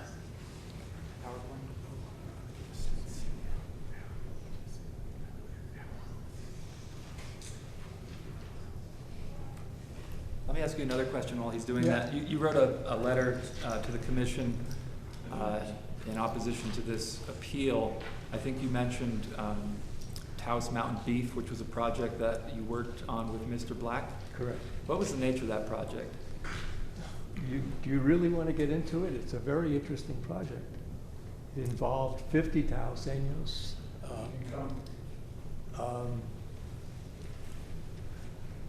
When Pat and Susan had dinner at my house in 2003, just after they bought the land, I gave them a copy of a document that had been produced by friends of the McCarthy Ranch. They wanted to buy the ranch and use it as a community asset. Pat called me up 4 days later and said, I believe all of this, Steve, what should we do? And we talked about it for several months, and what we decided to do was to see if it was feasible to grow local beef, slaughter it, produce an abattoir locally, and market it. And when I say local, I mean northern New Mexico, southern Colorado. We determined that approximately 7,000 head would be required to run the abattoir effectively. Our state representatives each came up with a commitment for $750,000 to build the abattoir. That's when there was oil depletion money available. At the last minute, the whole thing was canceled at the end of 2 years by Mr. Black, a representative of Mr. Black saying, we don't want to do this anymore, basically. And Mr. Kennan, that wasn't these representatives, correct? No. Not current management? Not current management, no. To what extent were you involved in that operation? Did you profit from it? I did. I was paid to to pull the people together in the town, mostly ranchers and some politicians. And of course, you'd like to continue in that role? Not at all. I'm not interested in that. Basically, I retired. So you have no interest in earning money through that outfit? It's not an outfit. This was the ranchers of Taos County getting together and deciding that they wanted to produce local beef and sell it nationally. Yes. Do you think that kind of an organization could still be successful on Blackstone Ranch, given that No, it wasn't on the Blackstone Ranch. It was not on the Blackstone. Oh, it wasn't on the Blackstone Ranch? No, definitely not. We're talking about thousands of head. We're talking about taking the beef that's basically organic locally and processing it locally and marketing it locally. I see. Okay, I understand now. So when you said that the discussions were based on one of the ideas that came from Friends of McCarthy Ranch, Right. and it was a 2-year feasibility project known as Taos Mountain Beef, that actually wasn't going to occur on the ranch property? Absolutely not. Okay. Now, we have the photo. Can you Okay. show us? Sure. Do we have a pointer? The yellow lines are the roads to the ranch. Actually, there's one more road that, that's what I think. I don't know if it doesn't seem to be working on the screen. Up closer, maybe? Yeah, I can set magic screens, but Okay, there goes. Does not work. It magically does not work. What was that? It does, you're hitting the wall. It works on the wall, but it doesn't work on the screen actually eats the light. Yep. Okay, down in the bottom corner, there are 2 houses. You can see red roofs. The one on the left is mine. So that's traffic pattern from the ranch. There's also traffic pattern on Dolores Road, which is the white road in front of those red roofed houses. Mr. Black owns the property to the left of the picture, to the west of my house. And there is also a road that goes that joins from Dolores down to the Yellow Road. So I can actually have traffic on 3 sides of my house, and I've had it. You're not contending that guests of the ranch have been using that entrance? No, but you're talking about 30 cars, 30 people. How many cars a day is that going to be running by my house? Well, the main entrance on State Highway 240 will continue to be used by employees. It's not being used right now. In part it is. In part it is. At dinner time last night it wasn't. Mr. Cannon, let me ask a question. Yes. Mr. Cannon, the employees that you saw last night, what were they doing? Cutting hay? Mr. Cannon, so we only want one of you to speak at one time. Sure, So sorry. that way the microphone can pick it up. And we don't want any interference from the public at this point. Well, if you want to speak something, you can say it afterwards. I apologize, Mr. Chairman. Mr. Cannon, your house is located near the pasture lands of the ranch. Is that correct? Is that a fair characterization? Yes, it looks out on the pasture. And the employees that you saw last night, they were engaged in what, cutting hay, ranch activities? I don't know. Well, they weren't hospitality employees, were they? I said I don't know. Regardless of the hospitality operation, if there are ranching activities continuing on Blackstone Ranch, you would expect there to be some employees in that vicinity near your house? No, I would expect it not to be used. You would expect that they not farm the lands near your house? There are 2 other accesses. That road existed by virtue of the fact that the sewer line was installed, the county sewer line, the town sewer line was installed, and then somebody decided to put a road on top of it. Mr. Black actually, the previous owners, the McCarthys, gave the rights to the city to put in the sewer line. And so all of a sudden there was rights to put in a road and join Dolores Road. There had never been any traffic there before. Okay, but if there's no hospitality traffic, whether employees or guests using that entrance, you wouldn't be concerned about the fact that the entrance is there? I could see you bring a load of cattle out if that was the way to go. I would think that was a good idea. But I've been in a situation where a dozen cars went by, for example. I actually took photos of them. When? Been a couple of years now. It hasn't happened since? It happened yesterday. 2 trucks went by at my dinner time. I don't have any more questions. Thank you, Mr. Kennedy. Thank you. Okay. Mr. Chairman? Commissioner? Yeah, I share Mr. Kenyon's first concern about what happens in the future to the agricultural land. One of the real arguments in favor of this proposal is that it'll generate sufficient income to help maintain the land in the ways that has been envisioned. And in your brief, Mr. Baker, you suggested a stipulated condition that would ensure the continuation of agricultural and educational activities on Blackstone Ranch for so long as the ranch is being used for the purposes. It seems to me that's a wonderful suggestion. If we grant this permit, I hope that is actually part of the grant. And it would result, the way you've written it up, it would result in, for so long as this is being used to host these gatherings, then the land would have to be maintained agriculturally. I wonder if you have any criteria in mind that could be used to measure that so that it remains at the kind of high aspirational levels that we've heard. Well, a couple of things, Commissioner Blankenhorn. For one, as I mentioned in my initial presentation, Blackstone can't build anything on those agricultural lands without a minimum of a building permit, but more likely without a special use or major development permit, or an amendment to the current major development permit. So there are those safeguards already in place.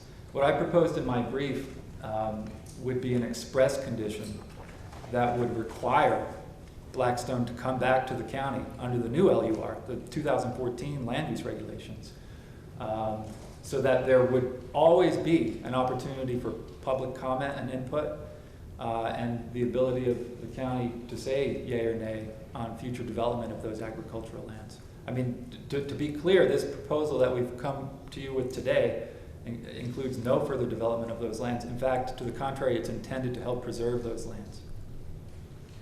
Yeah, and so the result would be, for example, if your client intended to subdivide it and build houses on it, then good luck. Could not, yeah, well, there is that.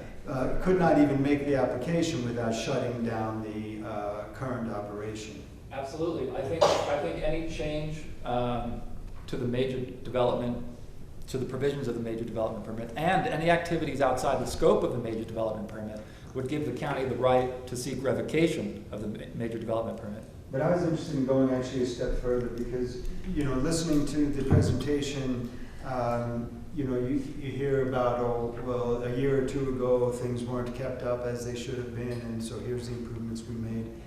What kind of criteria can we add to the permit that will help Taos County enforce the best uses of the property so that, you know, sections don't, I mean, barring drought and whatnot, sections don't remain fallow and you don't use the holistic approaches and the kinds of benefits that you're really selling here. You know, I'd like to see some way that we could actually enforce that going forward.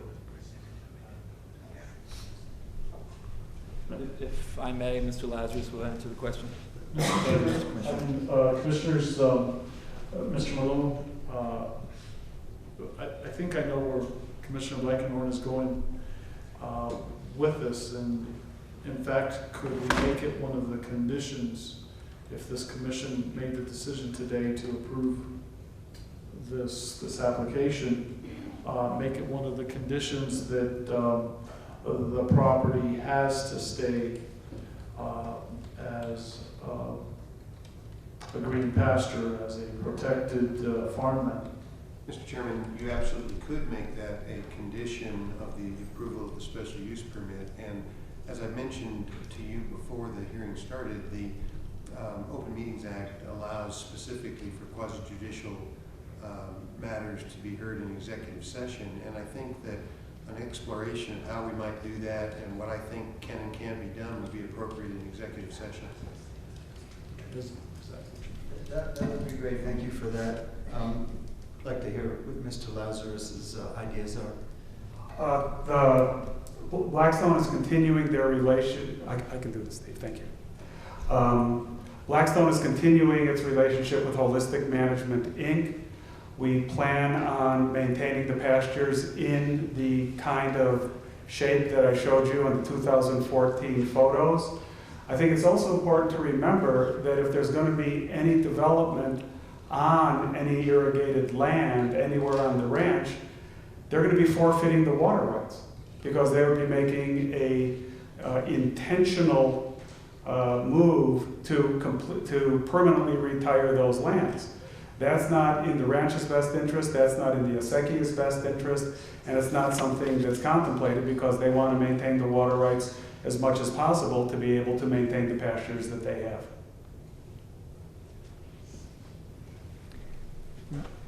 May I finish my comment?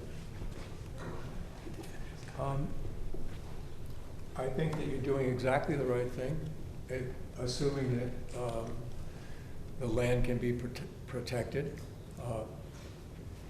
My understanding is that currently it cannot be protected if it's considered at market value, assuming that takes place because the hotel is successful. When the land is dealt with as market value, a whole other standards take place. Also, I would like to see stipulated that hotel traffic will not use that road. There are two other roads that the hotel can use, and If it isn't stipulated, then it will be used. Thank you.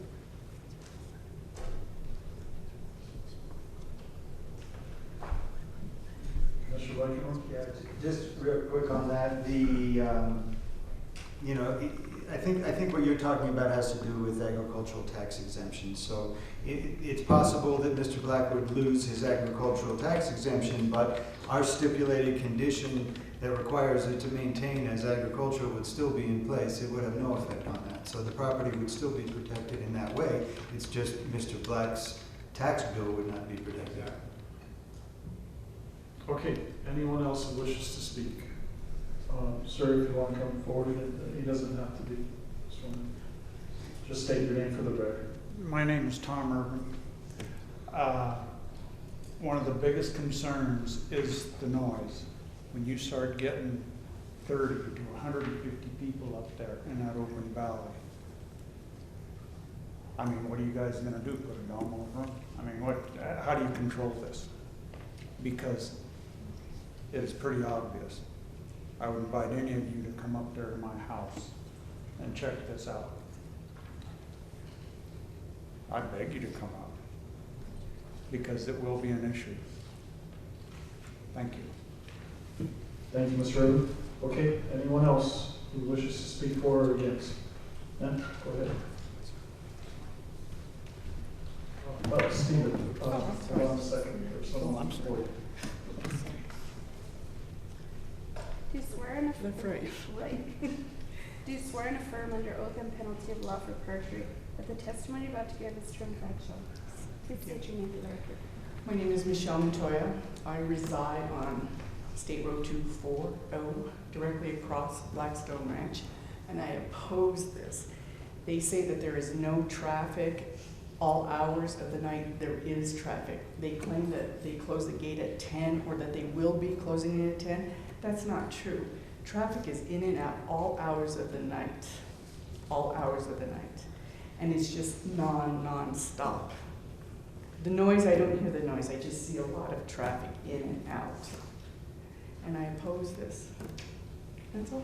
Mr. Baker, in looking at the map of the ranch, the outline of the ranch, the yellow or the orange border is property or the property boundaries. Yes. How many entrances are there?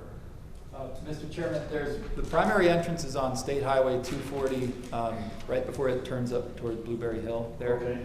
And you can see it in the leftmost portion of the yellow outline. And that parcel at the front of the property is the Riversong parcel.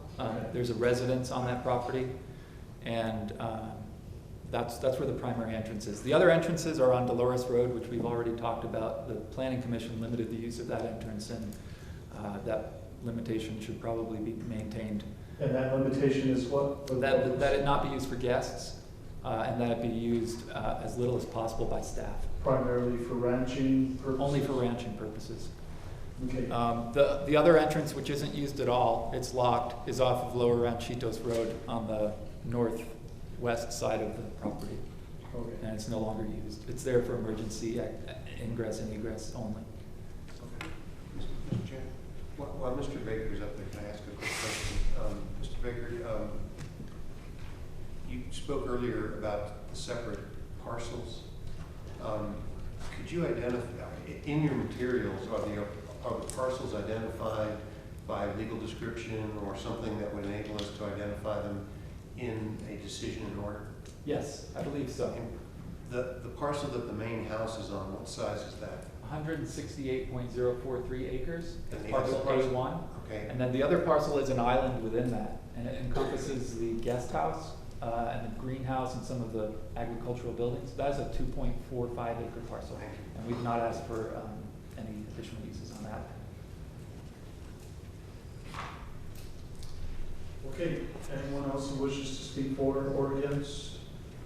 Come forward.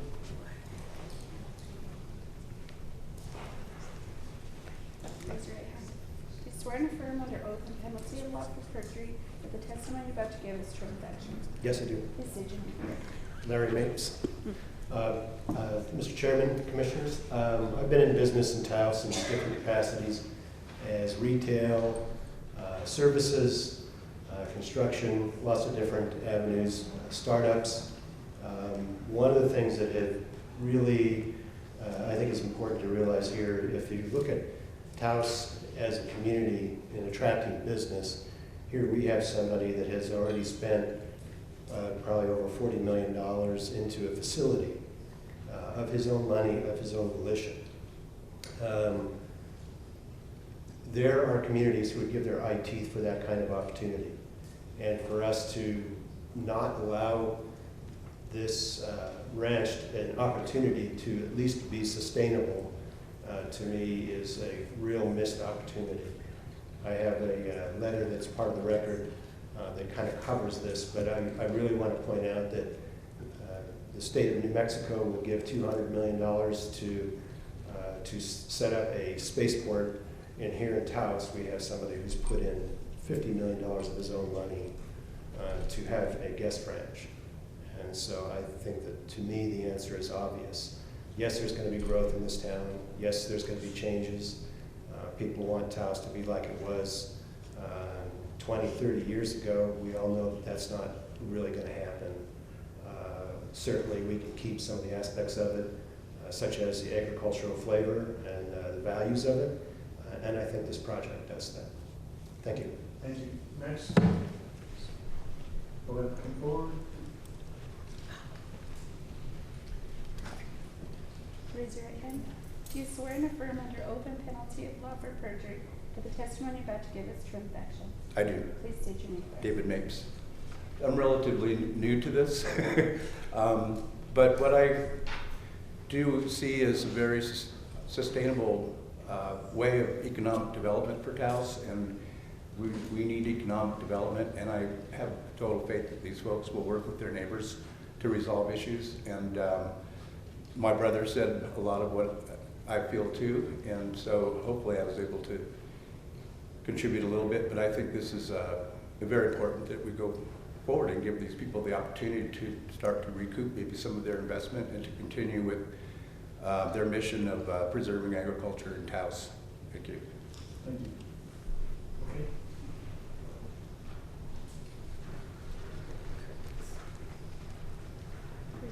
Do you swear and affirm under oath and penalty of law for perjury that the testimony you're about to give is true and factual? I do. Please state your name for the record. My name is Catherine Hummel. I'm the Executive Director at the Dream Tree Project. Chair Romero, members of the Commission, I'll keep my comments brief from a prepared statement. It's been quite the afternoon. And this is on behalf of our founder and the president of our board, Kim Schreiber. As founder and president of the board of directors for the Dream Tree Project, I would like to voice my support of the Blackstone Ranch's business plan, sustainable economic development proposals, atomic management, and the owners, Pat and Susan Black. The Dream Tree Project, Transitional Living Program and Youth Shelter, has had a long relationship with the Blacks in Blackstone Ranch, beginning with their financial support of our growing program and their purchase of a building for our shelter 7 years ago. They've been continuous supporters.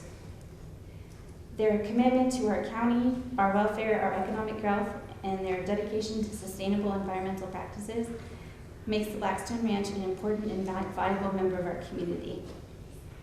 The Dream Tree Project, our board of directors, staff, and youth urge you to support the economic development of the Blackstone Ranch. Thank you. Thank you very much. Anyone else?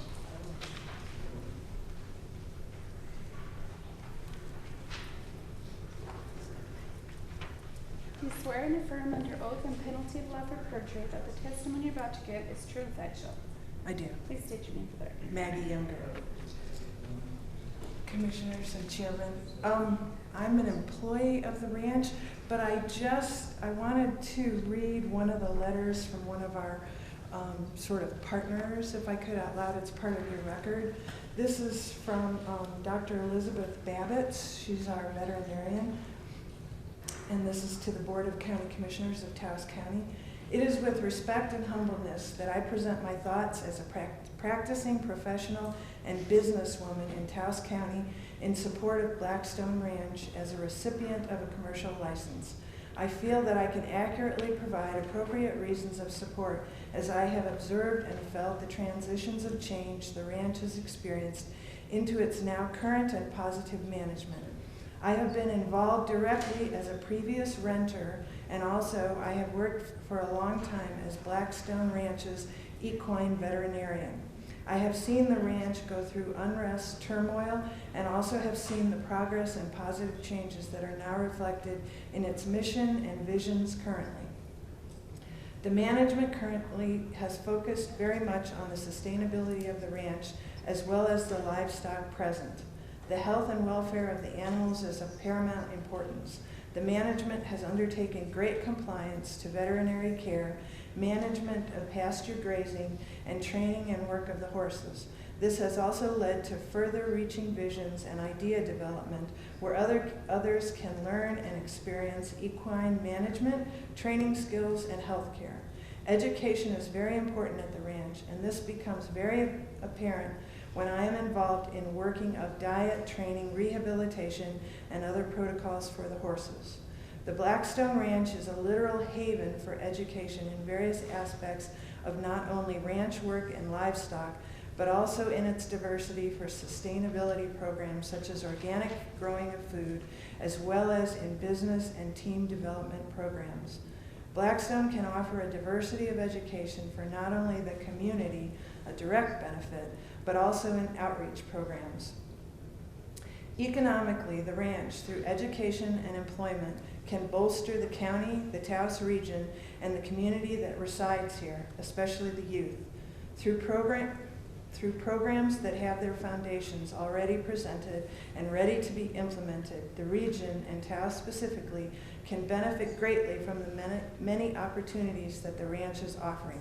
Why not keep business and financial support in the community of Taos? Blackstone Ranch, given its vision for sustainability in ranching, farming, business, and working of horses, can provide that.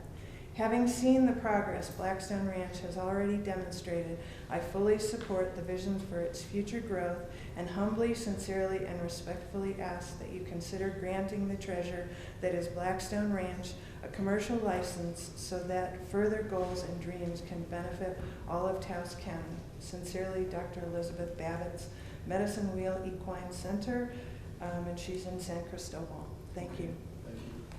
Thank you. Okay. Anyone else for or against?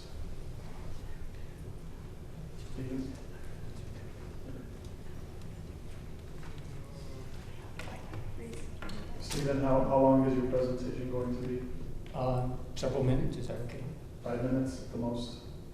Well, I'll go as far as I can in 5 minutes. Stevens Hall. Raise your right hand. Do you swear and affirm under oath and penalty of law for perjury that the testimony you're about to give is true and factual? I do.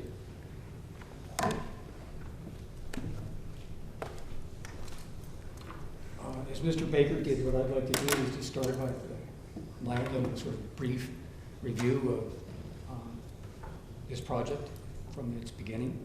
I say this proposal represents the continuing commodification and gentrification of an entire landscape. It has nothing, this proposal has nothing to do with the preservation of traditional agriculture as practiced in northern New Mexico and is a shameful attempt to co-opt the heritage of traditional agriculture. It should not be approved. The Major Development Proposal 0308 says, we respectfully submit this application to host not-for-profit learning and teaching events. That was the beginning. That same proposal says, one, the property currently has both residential and agricultural uses, and I'm quoting, Blackstone Ranch proposes to overlay an additional teaching and learning component to these existing uses. Again, this is 2008. The combined value of private property involved is greater than $2 million. It's now $5 million, $5,130,318. I say it's a substantial increase. Try to address some of the financial and sustainable questions. So there's some money there. I don't know who's making it or how they value it, but there's money there. This man is not, a beggar. The Black Sustainability, again I'm quoting from that 08, the Black Sustainability Institute, a not-for-profit organization founded by Samuel P. Black III, primarily will oversee the invitation and hosting of such events at the ranch The events will not be open to the public except by invitation. The proposed special uses will increase awareness of the importance of the preservation of our local agricultural heritage. That's HUI. The Black Sustainability Institute, a not-for-profit organization founded and operated by Blackstone Ranch owner Samuel P. Black III, would oversee the invitation and hosting of other not-for-profit groups at events on the property. Events will not be open to the public except through invitation. This is listing the present use and character. And the ranch will not charge fees to guests for its use. No fees at the beginning.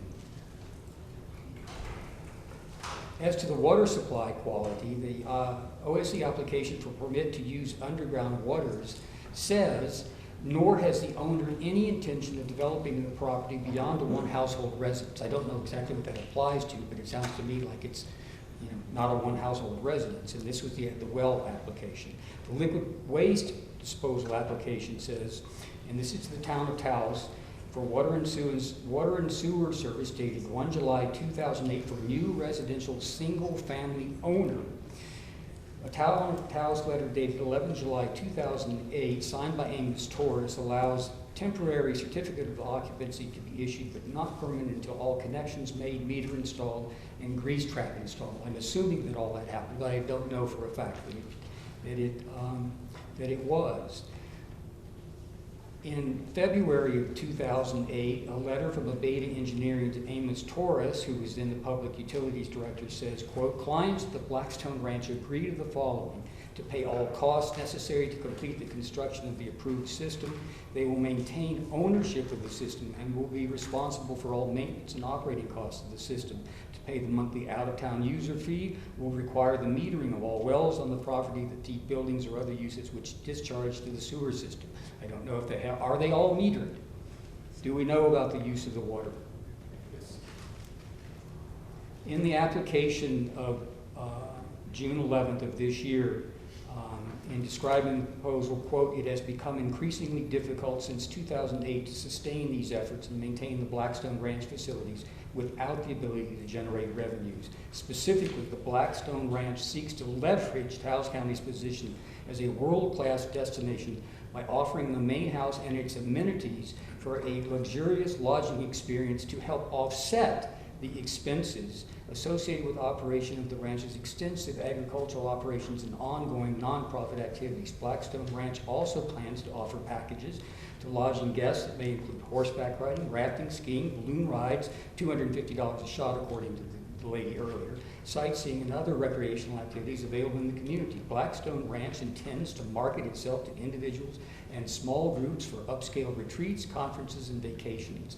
Lodging in the main house, which consists of 23 luxurious guest suites and common areas, and the offering of associated amenities, alcohol service as well. Applicant seeks to market the ranch to individuals and small groups for upscale retreats, conferences, and unique vacation experiences rather than offer lodging to the general public. A professional management company contracted by applicant will be responsible for the day-to-day operations. This is not traditional agriculture. Thank you, Steve. Okay, anyone else for or against?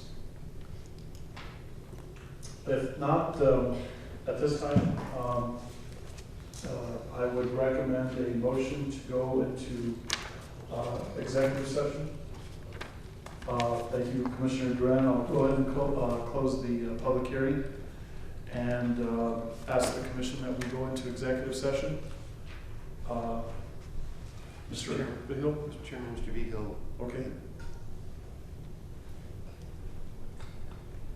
Thank you, Mr. Chairman, Commissioners. If I may, as per the rules of the procedure there, before you close the public hearing, okay. I, as the planning staff, acting planning director, would like to give not necessarily my final recommendation, but I would like to give you a staff report if I may. Very good. Okay. And Chairman, before he does his staff report, You want to do the break before? Please. Okay, very good. Motion to go. To take a break. Second. Madam Clerk? Commissioner Blankenhorn. Yes. Commissioner Durant. Yes. Commissioner Brody. Yes. Yes. Okay, Madam Clerk? Commissioner Blankenhorn. Yes. Commissioner Durant. Yes. Commissioner Brody. Yes. Chairman Romero. Yes. Okay, Mr. Vigil. Thank you, Mr. Chair, Commissioners. Before I give you my presentation, if I may, I would actually like to ask a couple of questions of Mr. Baker, please. Okay. Mr. Baker, during your public testimony this afternoon and during the testimony of, I believe, Mr. Gabaldon, both publicly testified that the lodging at the main house is not to be considered a hotel, but will be geared or structured more to small private groups of people. Could you confirm that, please? Mr. Vigil, if Richard can address that question, I think he's more appropriate to answer it, if it's okay with Mr. Chairman, Commissioners. Yes, and what I said before was that we don't do, we call it a business IT, visual traveler. Basically, nobody can book, go to booking.com or any of these electronic wholesalers and book a room, specifically groups only, in small groups. I mean, the place is not big, you cannot take a big group, period. So again, averaging about 30 attendees per event. Is there a maximum amount of attendees? Well, there was the possibility of having the kind of group that would sell locally and brings more people just for the meeting component and not for the sleeping component. It doesn't work very well for us, simply because A, we have parking issues, we have a problem when people start walking late at night, we don't have the lighting for that. So yeah, it's really strictly a small group, a couple of breakout rooms with 10 people per breakout. I can't stress that's enough. It's just, I always say this place leads to confusion because of the ranch agricultural aspect. It's a large footprint, but the hospitality component is extremely small. It's hardly bigger than a B&B. Mr. Hill, do you have some more questions? I do, Mr. Chair. Thank you. Mr. Chairman, Commissioners, and Mr. Baker, in the major development permit application submitted back in 2008, in particular, the major development permit application that indicates, please describe your proposal. There's a paragraph in here that was submitted by the agent at the time that indicates invited guests are selected from a variety of nonprofit organizations whose focus is on sustainability and ecology. Number of guests would range in number from 5 to 30. I believe the presentation this afternoon indicated from anywhere from 20 to 40. People staying on the ranch for 3 to 7 days, 2 to 4 times per month. Permitted hours of operation would be 365 days a year, 24 hours a day, but actually use would be intermittent and limited to schedule provided. Mr. Chairman, Mr. Baker, and Mr. Chairman, Commissioners, can you please state for the record what your anticipated amounts of guests at the ranch would be per month?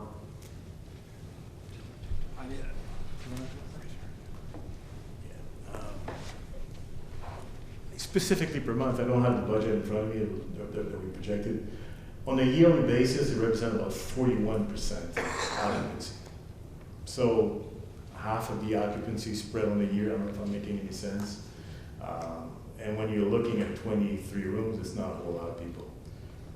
The reason was that we wanted a business model that would allow also for the nonprofit and the educational activities and leave some rooms in the yearly agenda.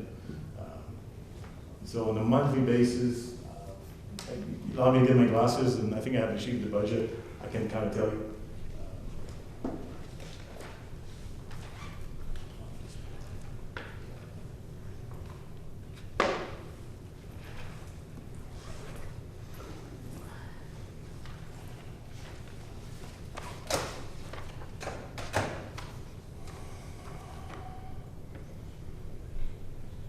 So basically, so I have it in percentage of occupancy. Again, factor in 23 rooms.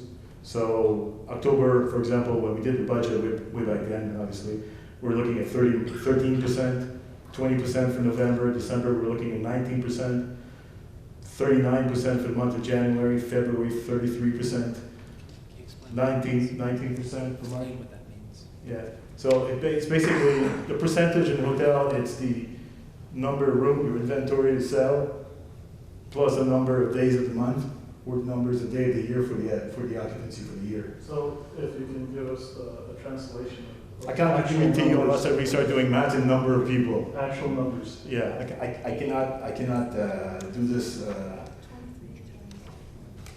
by 23 rooms. 23 times. 23 rooms by let's say a month of 30 days, Times 3 days. and do 20% of that.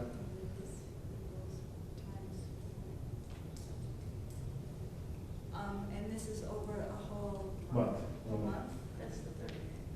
So like 138 people for a whole month? Yeah, that's about right.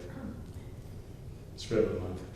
Spread out a month. Yeah. When we're going into executive session, when we come back, can you give us some corrected? Yes, I can do that. So quickly do some math and I'll do that, yes. All right. Mr. Chairman, I have a quick question. Commissioner Blankenhorn. Thank you. Much has been made of the private booking and the fact that you can't just go online and book individual rooms. Is that way of doing business, way of booking going to be a condition to the permit? It could very well be a condition. The way we do booking is either with meeting planners, group specialists, operators, directly to the corporations. So we don't do electronic wholesaler. We don't absolutely. In fact, it's interestingly enough, when we work on a budget, our seasonality is different than the rest of Taos. We don't have a resort seasonality. High season for us is September, October, May. Typical meeting months, right? I just wanted to know if you felt confident enough about that business plan to make it part of the... Absolutely, 200%, yes. Yeah. Okay. Mr. Miguel. Thank you, Mr. Chairman. Commissioners, Mr. Baker, one final question.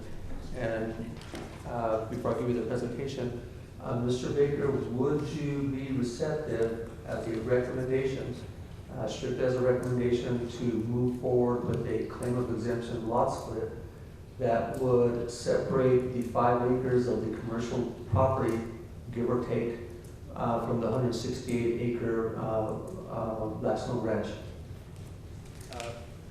Yes, thank you, Edward. Mr. Chairman, Commissioners, Blackstone Ranch would be amenable to a lot split. The last one was done on the property in 2004, and so we're entitled to do another 1 in 5 lot split on the parcel. I think it would be beneficial from a couple perspectives. One would be that it would prevent us from doing that again for another 5 years to create a separate parcel that could be further developed for other purposes, possibly. And also it would clearly define, and this was what I was alluding to before without actually proposing it, but it would clearly define where the commercial activities on Blackstone Ranch can take place. That doesn't mean that people staying there wouldn't be able to tour the farm or engage in other activities on the agricultural portion. But strictly speaking, so let me give you an example. We talk about balloon flights. We don't want to be limited to the balloon launching and landing within a 5-acre parcel, but we're willing to entertain a lot split if it's the Commission's wish to require it as a condition of 5 acres or less that would surround the main house and the red barn. Of course, we would request that we be able to hire the surveyor and determine the appropriate boundary, but a lot split of 5 acres or less would certainly accomplish the goal while helping to protect the agricultural lands, and it's acceptable to us. Mr. Malone? Mr. Chairman, if I could just ask Mr. Baker another question. In case this concept becomes part of the decision, what structures are currently on, I understand the main house and the red barn, are there any other structures that you would be including in the 5 acres? I don't believe so. If you look under tab 5 of our application, the 2014 application, you'll see that there is the main house, the red barn, and then a couple of agricultural buildings. So you've got a horse barn the hay and storage barns, which are identified with the letter K, and the donkey barn, which is letter H. I wouldn't see any need to include those structures within that. Mr. Baker, my tab 5 is the application to the state engineer. I believe it's tab 4. Oh, Tab 4. I Sorry. must have switched mine. So obviously, we would want to encompass the main house, the red barn, all of the parking areas, including the ADA parking. But other than that, I don't know that there are any structures or improvements that would have to be included within that parcel. Do you know if the depiction with the, is there any, there's a dotted line that you have?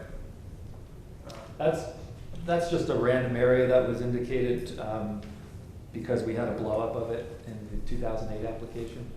Okay. But Thank you. okay.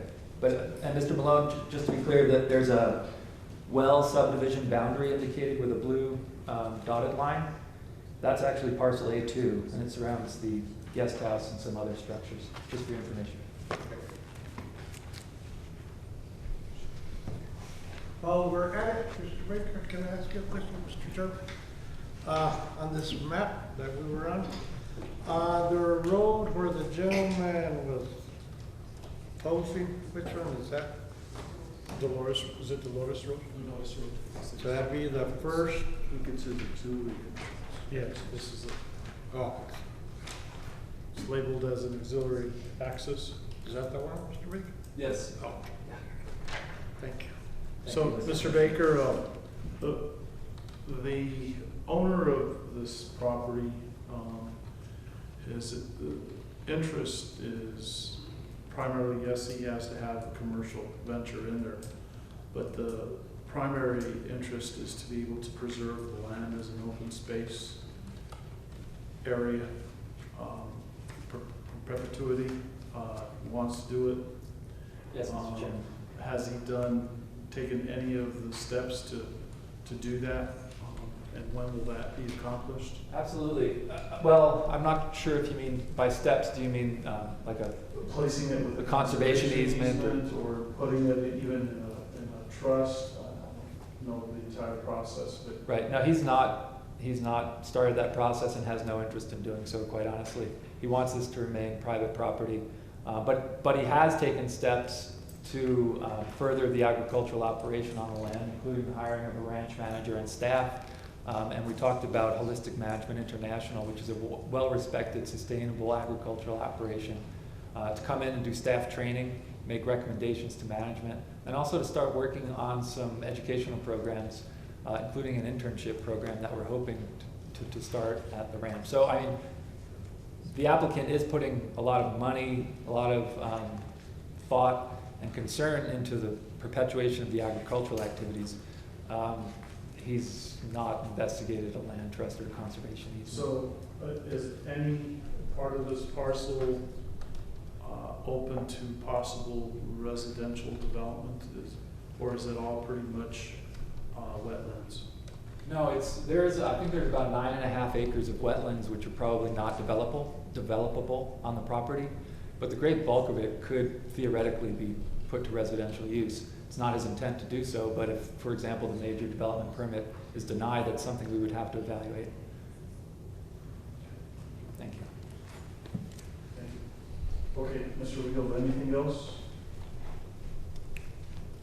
Thank you, Mr. Chairman, Commissioners. Just a comment. We indicated or suggested, posed a question to Mr. Baker about his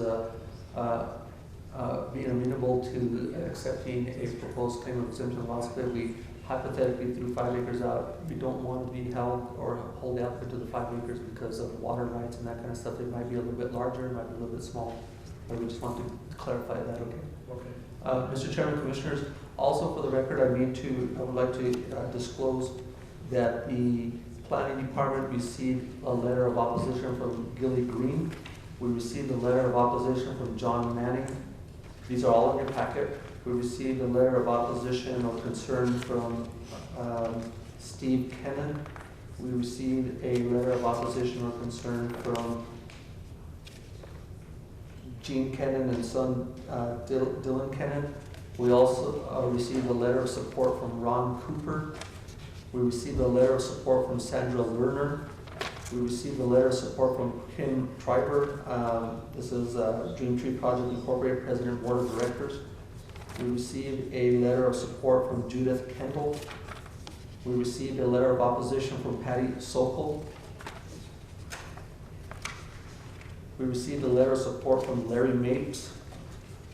And we also received a letter of opposition from Peter and Amanda Laura. And lastly, we received a letter today from Bessie Babbitts in a letter of support of Blackstone Ranch. Mr. Chairman, Commissioners, at this point, I would like to refer you to the portfolio handout that is staff's packet.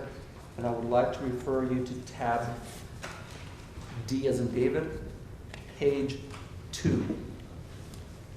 The Taos County Planning Commission heard major development permit 001-2014 on June 11, 2014.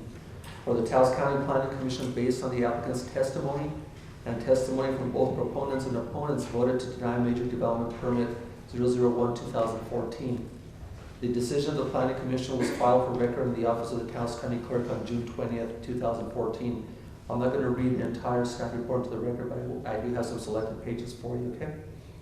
The Taos County Legal Department and the Planning Department has determined the procedural aspects of the appeal will be governed by sections 10.1.2 and 10.2.1 of Ordinance 2014-1, the Taos County Land Use Regulations, and the substantive issues concerning the application to amend Blackstone's Major Development Permit 2008 will be governed by Section 6, Conditions for Major Development Use of Ordinance 2005-10, the previous land use regulations. In an application for appeal received by Taos County on July 11, 2014, the appellants appealed the decision of the Planning Commission, which was filed for record in the office of the County Clerk on June 20th to deny the development for Major Development Permit 001. The next paragraph is redundant, so we're not going to read that paragraph. It is the acting planning director's determination that the appellant has complied with the filing of the appeal within 30 calendar days of the filing of the written decision of the Planning Commission, 21 days to be exact, including payment of the appeal fee in the amount of $200. It is also the acting planning director's determination that the appellant, no later than 15 working days, which was July 25th of 2014, for a total of 17 working days, prior to the appeal of hearing, gave notice of the hearing to all parties that were of record at the hearing before the Planning Commission, consistent with the requirements of Article 7. In addition, the appellant caused notice of the time and place of the public hearing to be published 15 days prior to the date of the public hearing, which was on July 24th, 2014, 18 working days in a newspaper published and having general circulation in Taos County, the Taos News. The Board of County Commissioners shall affirm, reverse, or affirm with conditions the decision of the Planning Commission, and the decision must be supported by findings of fact. The appellant has created all copies of the record that may be presented at the Board of County Commissioners, to the Board of County Commissioners. Because there is a de novo standard of review, relevant new evidence shall be allowed and was allowed. In addition, the parties in the Planning Department may present relevant parts of the record to the Board of County Commissioners, and such evidence shall be considered de novo. Relevant evidence submitted by the public may also be considered. The public hearing today is held within 45 calendar days, 39 actual, within receipt of an appeal or a decision of the Planning Commission. The Board of County Commissioners must file its decision with the County Clerk within 30 calendar days of the conclusion of the hearing. Appeals of decisions of the Board of County Commissioners, a party, as defined herein, that entered a statement of appearance at the public hearing may appeal. Appeals of decisions of the Board of County Commissioners shall be filed in the District Court pursuant to New Mexico State statutes annotated in 1978.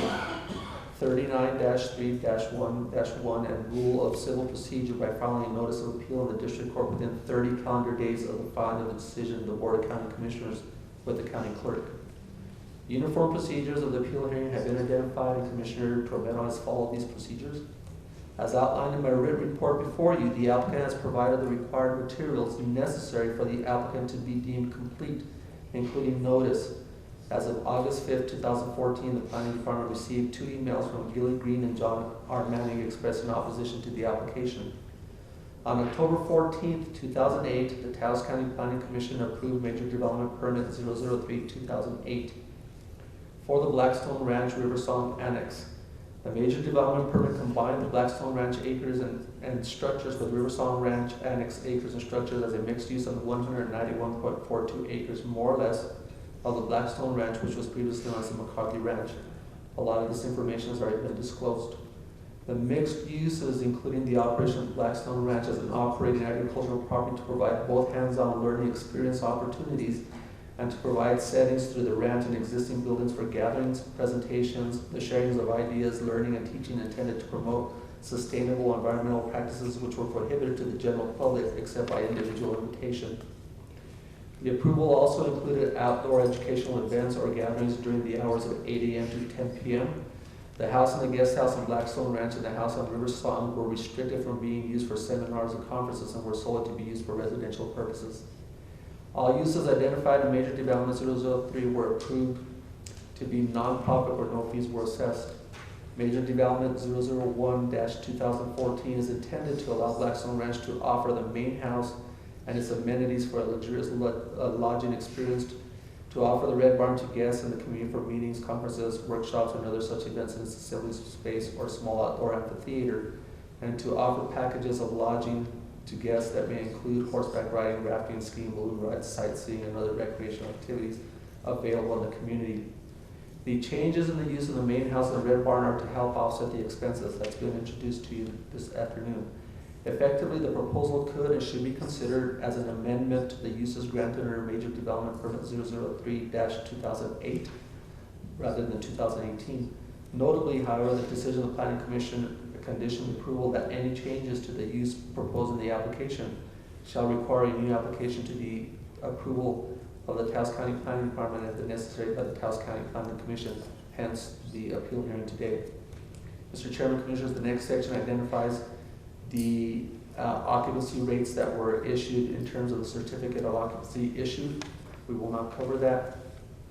The next thing that I would like to introduce to you by reference is that the findings of fact to consider when assessing Major Development Permit 001-2014, planning staff has identified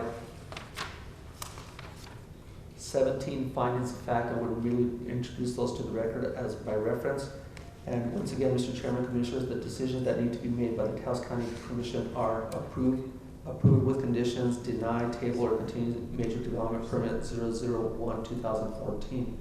Mr. Chairman, Commissioners, I respectfully request to reserve my final recommendation to you until we recess from the executive session. Very good. Thank you, Mr. Miguel. Mr. Malone, if you can explain to us the need for possible executive session. At that point, I will hear a motion after. The state statute 1015-1H3 allows for the body to go into executive session to deliberate in the case of administrative adjudicated hearings, which is what this is, a quasi-judicial hearing.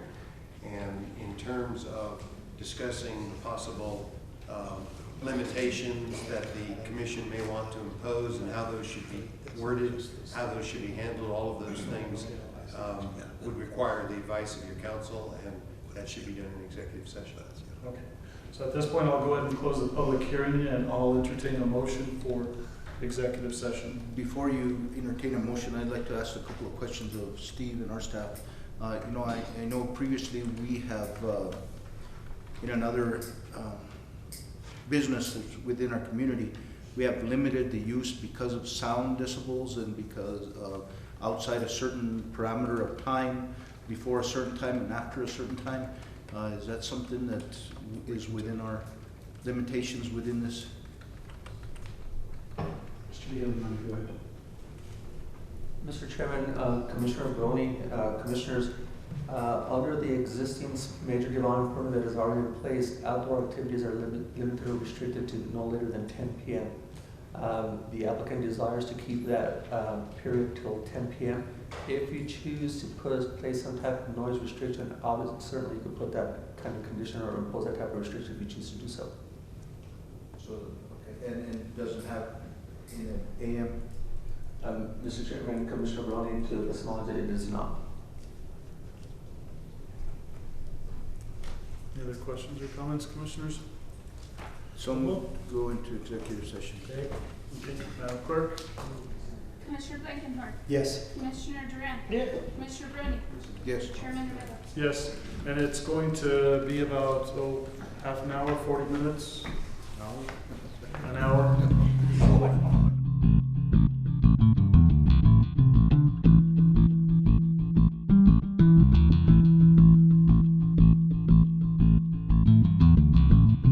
Ready? So we'll come back into regular session, Mr. Chairman. I'll go ahead and second. Madam Clerk? Commissioner Blankenhorn. Yes. Commissioner Durant. Yes. Commissioner Bruni.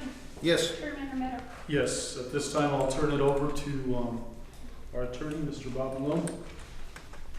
Mr. Chairman, I would like to report that the commission met in executive session pursuant to statute 1015-1H3, an exception to the Open Meetings Act that allows for executive session in connection with administrative adjudicative hearings. The only matter that was discussed was this Blackstone matter. No decisions were made, although I understand that there may be decisions made in open session. So move to accept the attorney's report. I'll go ahead and second. Madam Clerk? Commissioner Blankenhorn. Yes. Commissioner Durant. Yes. Commissioner Bruni. Yes. Chairman Romero. Yes. Okay, at this time I'll go ahead and entertain the motion. Commissioners? Mr. Chair. Chairman, do we not have to get a report from Mr. Malone because of the executive session and then accept his report and then go on to make a... Oh, that was, I'm sorry. But Mr. Vigil, I think, has some recommendations. Okay, very good. Thank you, Mr. Chairman, Commissioners. Once again, I have previously indicated to you that I want to reserve my recommendation until later in the public hearing or later along in the proceedings. At this time, I'd like to go ahead and provide you with my recommendation. Mr. Chairman, Commissioners, it is staff's determination that the development is compatible and sensitive to the existing historic uses in the environment of the site and the neighborhood, and is consistent with the values, the vision, and current growth pattern of the community, referencing back to the previous major development permit that was approved in 2008. In addition, Mr. Chairman, under visual impact, it is staff's determination that the development is compatible with and sensitive to the architectural design, scale, bulk, and building height identity, historical character, disposition, orientation to the existing properties in the neighborhood. Mr. Chairman, Commissioners, the original building permit was issued in 2004 for the construction of the main house, and in a letter dated October 22nd, 2008, the Taos County Building Inspector advised that all the required inspections for CO 196-4 has been completed, and the red barn is the remaining original structure from the McCarthy Ranch era. The point that planning staff is attempting to make is that the main house has been in place at this location for nearly 6 years, and the red barn has been in place at this location for more than 6 years. The proposals containing major development permit 001-2014 do not include any new construction, but rather the utilization of the existing main house, which is an existing 2-story adobe and timber residence, and the red barn, which is an existing 1-story post and beam barn structure. The main house and the red barn are located near the north central area of the property away from Dolores Road and the residence on Dolores Road. Further, no new additional parking areas are being proposed. The existing parking areas, which total to be 75 spaces, are adequate to accommodate parking requirements for the use of the main house as a hotel, as referenced during the presentation. 1 space per room plus 1 space for each 2 employees, and appropriate space for each accessory use. If major development permit 001-2001 proposed the construction of the main house, planning staff would recommend denial to the proposed major development permit application due to the scale, bulk, and building height of the main house. However, under permits, major development permit 001-2014, no new construction is being proposed. Once again, for clarification, had this permit requested the construction of this 20,000 plus square foot building, we would have recommended denial on this application.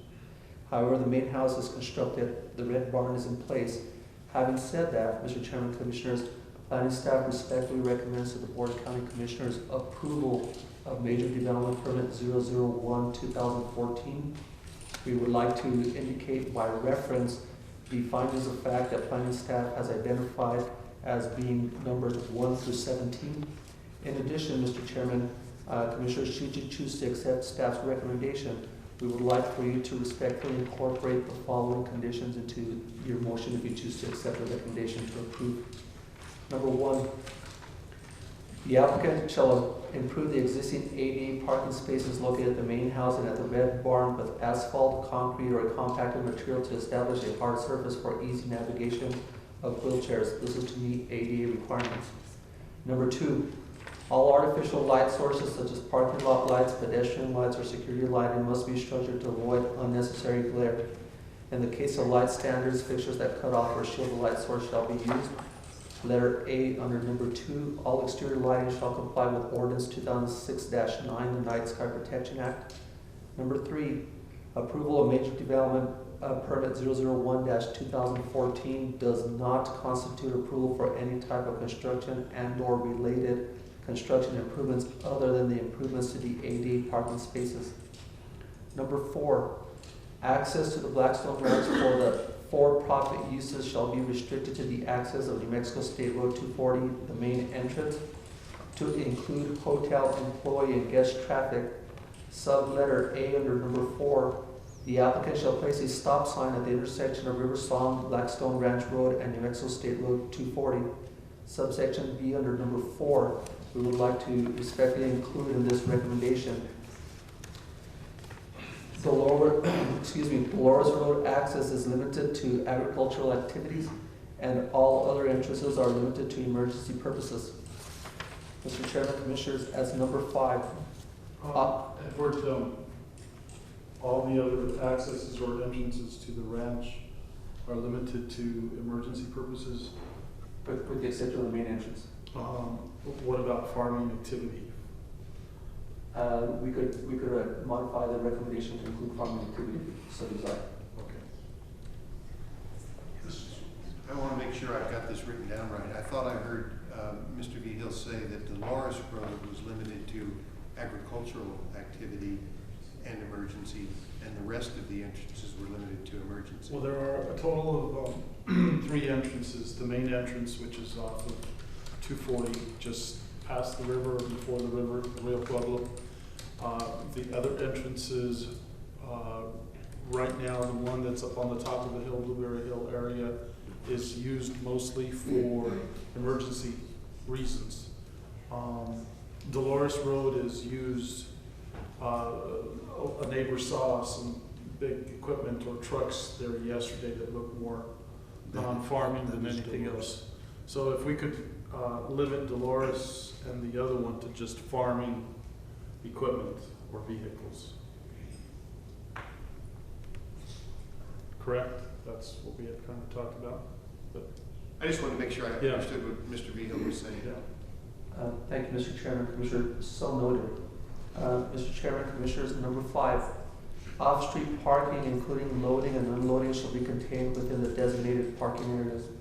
Number 6, the disposal of solid waste on the site other than the trash receptacles is prohibited. Letter A under number 6, solid waste generated during events shall be disposed of at a county-approved transfer station or approved landfill. Sub-letter B under number 6. Again, solid waste, what about liquid waste? Mr. Chairman, Commissioners, under liquid waste, the applicant will be required to connect to the Town of Taos sewer line and to do modifications to the lift station, I believe, and that is part of the application that has been submitted. Okay. If you choose to make that as part of the recommendations, we certainly could accept that as well. Mr. Chairman, Mr. Miguel, and how about the waste off the kitchen?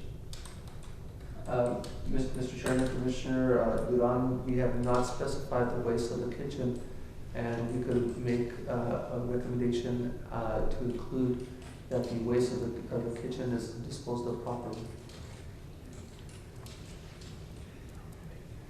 So if I may, Mr. Chairman, Commissioners, under letter B, subsection B of 6, solid waste disposal units shall not be visible from the adjacent streets and shall be screened. And then, Mr. Chairman, Commissioners, under letter C, as per Commissioner Duran, I believe the material from the kitchen, which would be, I guess, your grease and any other type of material, waste product shall be disposed of properly.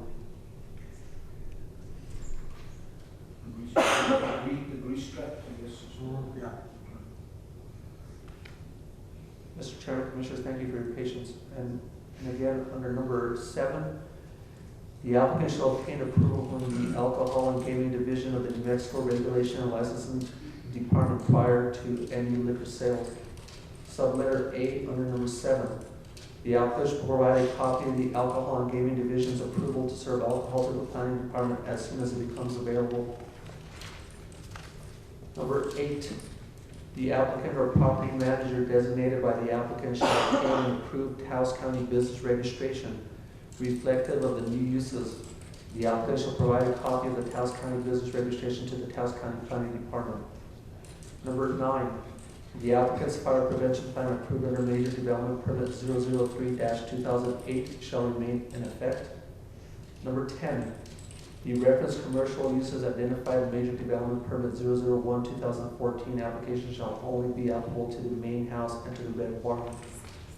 Number 12, the applicant prior to opening the hotel for business shall contact the New Mexico Department of Transportation for a determination as to whether or not the existing access onto New Mexico State Road 240 is adequate or requires modification. Subletter A under number 12. Applicant shall provide the Planning Department with a response from the New Mexico Department of Transportation, and the applicant shall comply with the conditions of approval from the New Mexico Department of Transportation, if any. The applicant secured a traffic study. It is staff's understanding that the traffic study was never forwarded to the Department of Transportation, so we would like the Department of Transportation to weigh in on that traffic study and the proposed change of use. Number 13, the applicant shall contact the State of New Mexico Fire Marshal's Office for a determination as to whether NFPA 13R compliant sprinkler system is adequate for commercial purposes, such as the hotel that's been referenced in the presentation today. Mr. Chairman, Commissioners, that concludes staff's presentation and the recommendations. I stand for any questions if you have any questions. And Edward, Chairman, that language on 12.8, with that recommendation, in the event the New Mexico DOT proposes that a turnout lane or any other addition would be then adhered to by the applicant. Mr. Chairman, Commissioners, Commissioner Baroni, that is correct. We have it in the second part of letter A, we've indicated, and the applicant shall comply with the conditions of approval from the New Mexico Department of Transportation. So the Department of Transportation deems it appropriate either to put a deceleration lane or a left turn lane, or to even widen the existing access, the applicant needs to comply with those requirements. Mr. Chairman, Commissioners. Commissioners, on the item 11, the outdoor events at the main house and Red Barn shall be restricted to no later than 10 p.m. We had talked about the 10 to 10 period, from 10 in the evening to 10 in the morning. Is that something that you will? Yes. Okay. That's why you skipped that one. Okay. Skip that. Thank you, Mr. Chairman, Commissioners. Mr. Chairman, I'd like to make a motion. Okay, go ahead, Commissioner. Move to adopt the recommendations of the Planning Department and grant the permit subject to the conditions enumerated by Mr. Miguel and the following additional conditions. All food and drink will be served only to guests. No outdoor activities except agricultural beyond the hours of 10 a.m. in the morning to 10 p.m. in the evening. Bookings will be limited to private groups as opposed to individuals. And all open space on the property will continue to be used, actively used to promote and engage in sustainable agricultural practices for agricultural production and education. Also, that we find that the application has met all of the applicable performance standards, including the compatibility standards included in the 2005 LUR. And finally, to direct staff to draft a formal list of conditions and findings that will be brought up for approval at the next meeting on September 2nd at 1:30 p.m., which amounts to a continuation of this hearing today for the final determination. I'll second it. May I ask for a point of clarification, Mr. Chairman? Go ahead. Commissioner Blankenhorn, are you saying that there will be additional conditions recommended by planning staff at that time? Or? No, just to give staff the opportunity to draft them in an acceptable manner and consideration at the next meeting. Thank you, Mr. Commissioner. Thank you, Chair. And the way there's a motion and a second, right? Further discussion, it was inclusive of the staff recommendations plus the recommendations that you brought, correct? Or we brought? Correct. Correct. Okay, any other questions or comments? Okay, Mr. Malone, are we allowed conversation from someone outside of the commission at this point? No? No. Okay. You can have discussion in the context of the motion at this point. Okay. And Mr. Malone, does everything meet the legal aspect of date, time, specific, and? Yes, it does. You've continued this public hearing to, as I understand it, 1:30 on September the 2nd of 2014. Okay. With that, Madam Clerk? Commissioner Blankenhorn. Yes. Commissioner Duran. Yes. Commissioner Brand. Yes. Chairman Romero. Yes. Okay. Thank you. Thank you, Commissioners.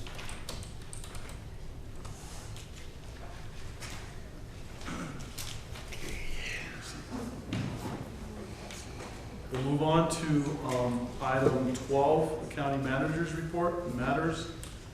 We have two items in this. We have discussion, consideration, decisions regarding a request for approval by the state travel on actual reimbursement for our county manager, Mr. Stephen Archuleta, to attend and present at the 2014 National Conference on Correctional Health Care in Las Vegas, Nevada. This is from October 19th through the 22nd. Mr. Chairman, Commissioners, stand before you this afternoon, or evening, shall I say. Sorry, it's going to be 6. We have been invited, or I have been invited, to attend the National Conference for Healthcare Providers to do a presentation on the Narcan kit. It was something that was presented to the Commission last time. It's something nationwide that is actually progressive, and Taos County, being a rural community within New Mexico, was chosen to do the presentation. The conference registration and everything is going to be paid by healthcare partners. In order to do that, I will be doing a co-presentation with them. We're only asking for travel to and from the conference for the commission. And I'll second, and just, Mr. Archuleta, you know, I really gained some respect for the county managers and the county, and the town manager and the county manager's position, sitting as the mayor. I spent a lot of time in the office, and I really respect the positions that you guys take and the number of hours and the number of people that you visit with each day. And just within this, I would just say that you might want to take your golf clubs with you and take a little time and enjoy yourself, because once you get back in that office, there is no time for that. So I just make that recommendation. That'll be duly noted. Thank you, Commissioner. I think the mayor wants to tag along with it. And whatever happens in Vegas stays in Vegas. Yes, Commissioner. Thank you. Okay, Madam Clerk. Yes. Commissioner Duran. Yes. Commissioner Brand. Yes. Chairman Romero. Yes. Okay, we'll move on to item 12B. This is discussion, consideration, decisions regarding the old Taos County Courthouse. Mr. Archuleta. Mr. Chairman, Commissioners, there's been a lot of discussion, a lot of meetings, a lot of activity within Taos County staff reference the old county courthouse. And I stand before the Commission this afternoon or this evening to talk about 3 possibilities that the Commission may consider. I do ask the Commission to limit some of the conversation that we're going to have to the executive session, only because it does involve leases, it does involve businesses within the Old County Courthouse. I stand before you here today to talk about the three items. The first one is that we leave the Taos County Courthouse as is. We leave it with the current occupants in there. We look at the possibility of leasing to those occupants at $16 a square foot within the courthouse, and that we get DFA approval for that. The upstairs would continue as a meeting room or meeting offices in the future, and we would also want to make sure that we follow procurement, follow anti-donation, and aren't violating that. And we can have some more discussion about that as we stated earlier in executive. The second one that we're considering putting in front of the commission is an RFP for an anchor or commercial tenant at the Old County Courthouse. This would be tenants that would occupy the bottom space of the old courthouse. We would put that out for RFP. The commission would have the right to limit that to whatever level the commission chooses a policy decision on that would be. The upstairs, again, we're recommending would be left as meeting rooms and office spaces for county. We would also have to make sure that we comply with ADA on any one of these three requirements. The third one is an RFP for a management company. That would take it somewhat out of the hands of the commission, although you could put limitations on that. This would be, again, directed for the downstairs area. The management company would actually will look at who would be housed in the downstairs area, what the actual square footage space would be, what the amount of that square footage space, and also we would ask that that management company would also do the upgrades to the Old County Courthouse in order to make sure that it's ADA compliant and that is managed. Those are options that are available to the commission. We also understand that it's a historical building. Part of the recommendation that staff is making is that no interior or exterior alterations happen to the Old County Courthouse. Again, we don't want the whole front end of it to be taken apart and maybe put some kind of fencing or an open bar in the front. That would actually have to stay as is. All the interior would have to stay, all the interior walls would have to stay as is. There could be some electrical upgrades, there could be some flooring that could go in there, but it would also have to make sure that it complies with the historical district.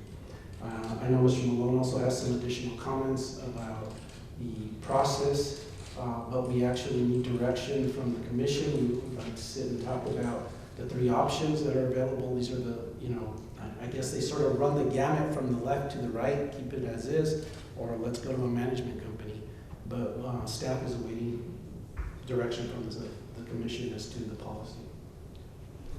Mr. Chairman, there are matters that involve specific leases and occupants, which we are allowed under the Open Meetings Act to discuss in executive session.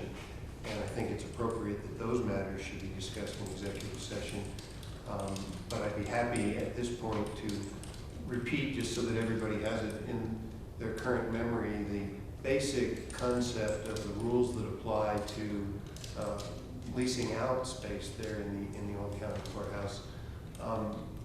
Number one, any lease that we enter into is going to have to be approved by DFA. That's required by statute. In fact, depending upon the value of the lease, it could even rise to the level of the State Finance Committee, but most of these would be DFA approval.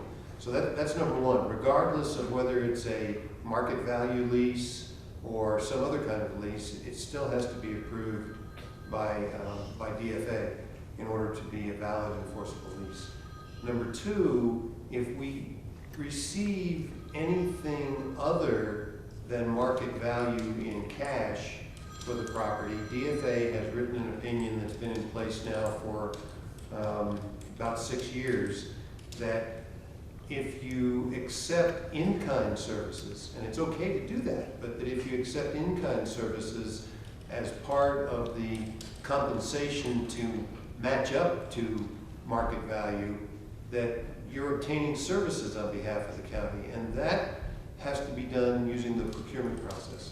We can't just pick somebody and say, you can provide any kind of services.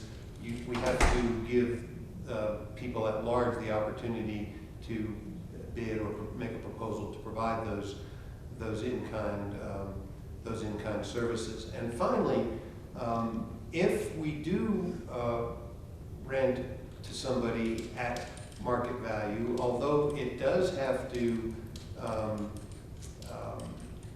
be approved by DFA, that does not involve procurement. Procurement applies to procuring goods and services. So that if we're procuring in-kind services, we've got to follow procurement. But if all we're doing is leasing property for market value, we don't have to follow procurement. We can pick somebody. We can say, I'm not saying we shouldn't do procurement. We may still decide that that's a good policy to go ahead and do that. I'm just saying that as a legal matter, if we are only leasing property to somebody for market value, we can have a direct one-on-one negotiation with somebody if we so choose. Thank you, Mr. Malone. Before we go into executive session to listen to some of that discussion or to have that discussion on the various leases in the old courthouse, I believe that there are some individuals that wish to speak. If I could, Mr. Archuleta, before you leave, I'd just like to have a couple of questions for you. You made mention that you couldn't replace anything on the front of the building. Mark make a recommendation that we needed to replace the front portal because of the because of the deterioration of it. And I just want to make sure that that's clear. Mr. Chairman, Commissioners, you can't alter. Oh yeah, you can't alter that. Yeah, but if we replace anything, it has to deal with the historical aspects of that. So if it had a 9-inch viga there in the front, we still have to put a 9-inch viga back there for the rotted wood. That's correct. Yes. Because I think his recommendation is to replace it entirely because it was rotting and needed to be replaced. Absolutely, but we just couldn't bring in glass front doors and windows and those kind of things that weren't there previously. Okay, and then you also made mention that inside the building about moving of walls. Well, some of those walls were put in there pre or after a certain period of time. So, and I know we did remove some walls when we moved. We'd have to look at the historical designation and what the significance of the walls inside of the historical designation is, and then make sure that we comply with that. Right, that's part of the process. What I was just want to make sure that but we can't go in and clear the whole bottom floor for Walgreens to move in. Is the point that I was trying to make. And arts, culture, that's collaborative. Those are all things that we want to make sure are. That's a policy decision by the commission. Yes, sir. So, Mr. Chairman, go ahead. Yeah. On the third choice, an RFP for a management company. What happened to the idea of partnering with the town on the Main Street program and using the executive director of the Main Street program as not only the management, but grants writing, management and grants writing, I guess, to try and get the funds, there are a couple of $100,000 necessary to really bring the building up to the standards that we want it to be. Mr. Chairman, Commissioner Blankenhorn, we have asked the town to see if they wanted to bring that proposal in front of the commission, and at this time, we were notified that they did not want to bring that proposal forward. So I don't know if the mayor wants to elaborate on that a little bit more or not, but at this time, that's not in front of us. And I will elaborate in our last meeting, as Mr. Archuleta was there, the TENS group, the Chamber of Commerce, about 5 or 6 different groups from the downtown area came to the town, and we basically told them it wasn't our building, that they needed to come to the county to ask if they could be a part of that designation or part of the Main Street program. And so they were kind of waiting to see what happened in this meeting. So if you were going to put it out for RFP, or what process you were going to follow, so that they might make a presentation to the county. Again, they made it to us, but it wasn't the appropriate place. So as soon as there's either an RFP or some avenue that they can follow to make their presentation to the county. Mr. Chairman? Mr. Chairman, are you done, Commissioner Blankenhorn? I was just going to address this as Mr. Malone stated earlier, if that was the process that we were going to take, then we have to open that process up at large. Unless we're going to give it to another government entity, that would be a different process. But in order for us to get a management company, whether that would be 10, the Chamber of Commerce, a 501c3, then it's my understanding from Mr. Malone that we would actually have to put that, because that, you can't do that in in-kind services if you're procuring the in-kind services unless they're paying market value. But you can do it through the Main Street program. Mr. Chairman, I have this recommendation. I had asked Steve to look into it. I've been here 8 years, and we've had 2 people here that supposedly could and would write grants, and we haven't gotten nothing. So I proposed to Mr. Archuleta that if we do have the money, why don't we hire a grant writer? Give her a limited time. I don't know what a grant writer would take to bring in grants. What my suggestion was, we pay her, we give her 6 months, see if she can bring in $500,000 or maybe $1 million and fix it up. Because all we're doing is just spinning our wheels, no?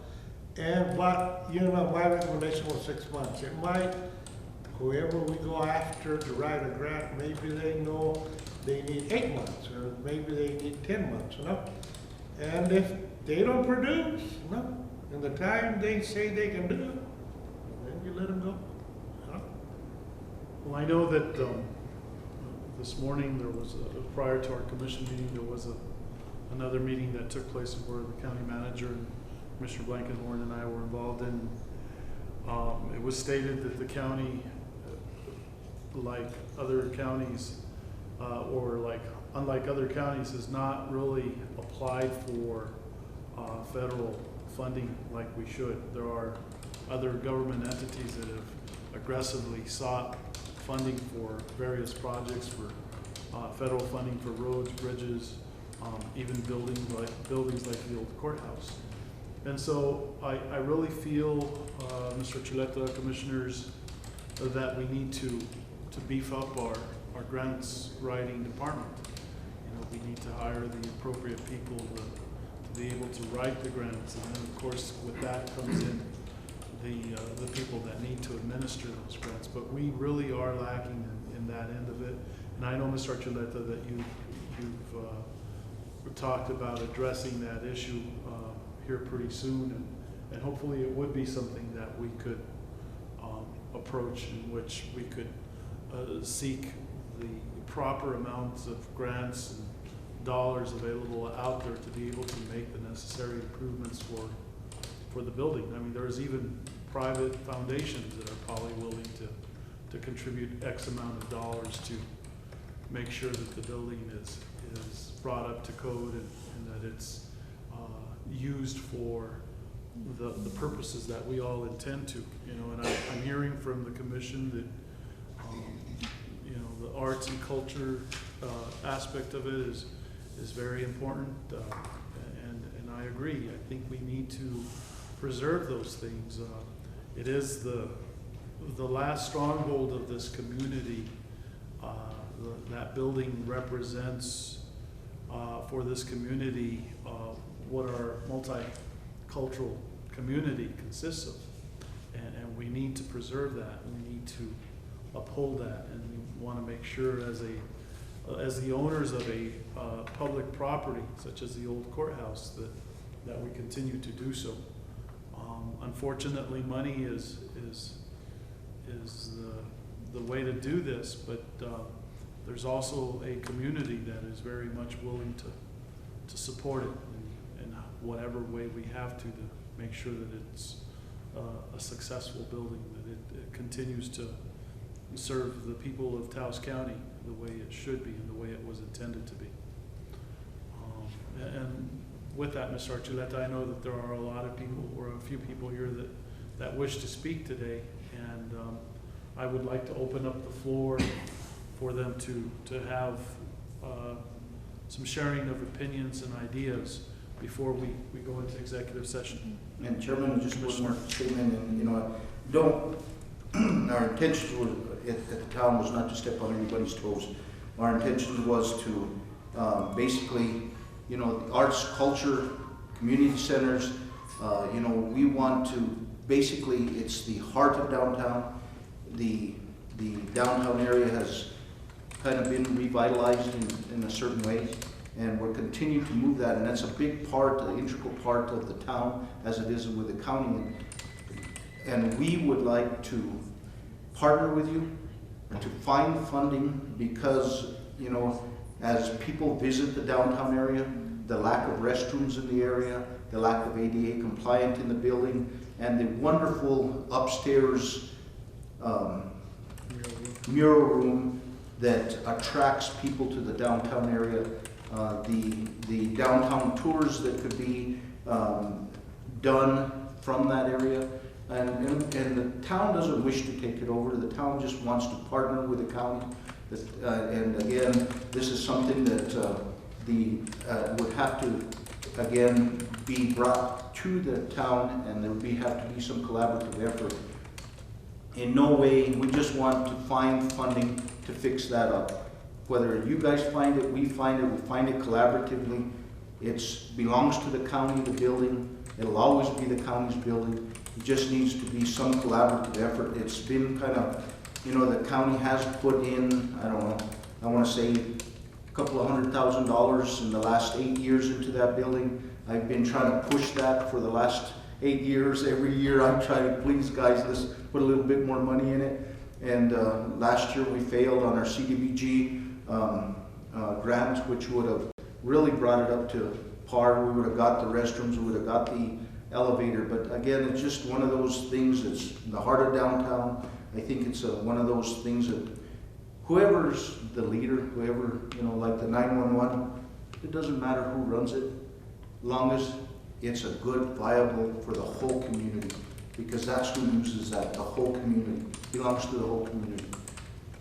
And I like the, you know, when we had the previous, when we had Ms. Spray in there involved with the programming activities, I certainly like that idea, because it opened the doors up for the public to be able to utilize and enjoy the building.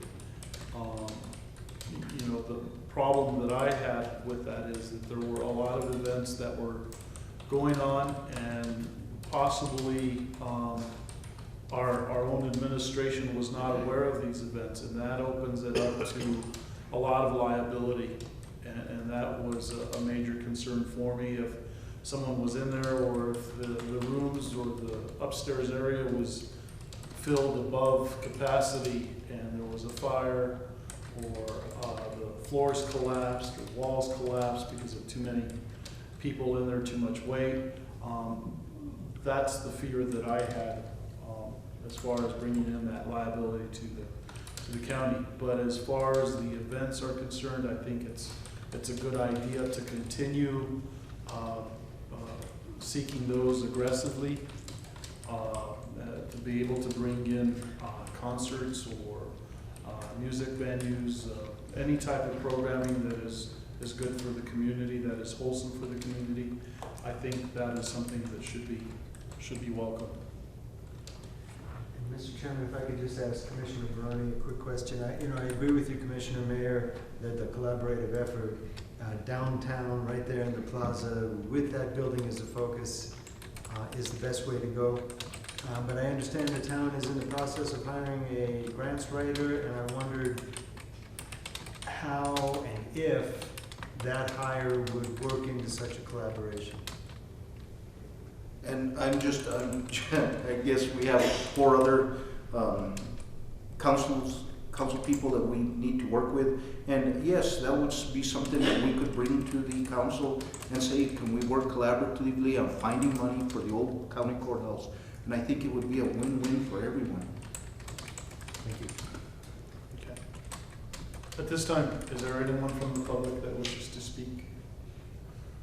I know Councilwoman Cantu's here. I don't know if she is. Welcome, Councilwoman Cantu again. My name is Effie Romero, and as you gentlemen know, in the co-op, we cannot afford to pay rent. However, if you manage the co-op, we can, Talpa can step out of the way. If you can speak clear into that. I said, if the county wanted to manage a co-op, and I think it's very important for the artists. It helps their bottom line as far as income every month. You could run a co-op there, and the funds would come to you, because the Talpa Community Center doesn't have to stay in it. You know, I mean, we're the only center that's left involved anyway, and so if you ran it under the county, that would work. Could be another option. But I do want to see the artists stay. Anybody else? Ms. Villalobos.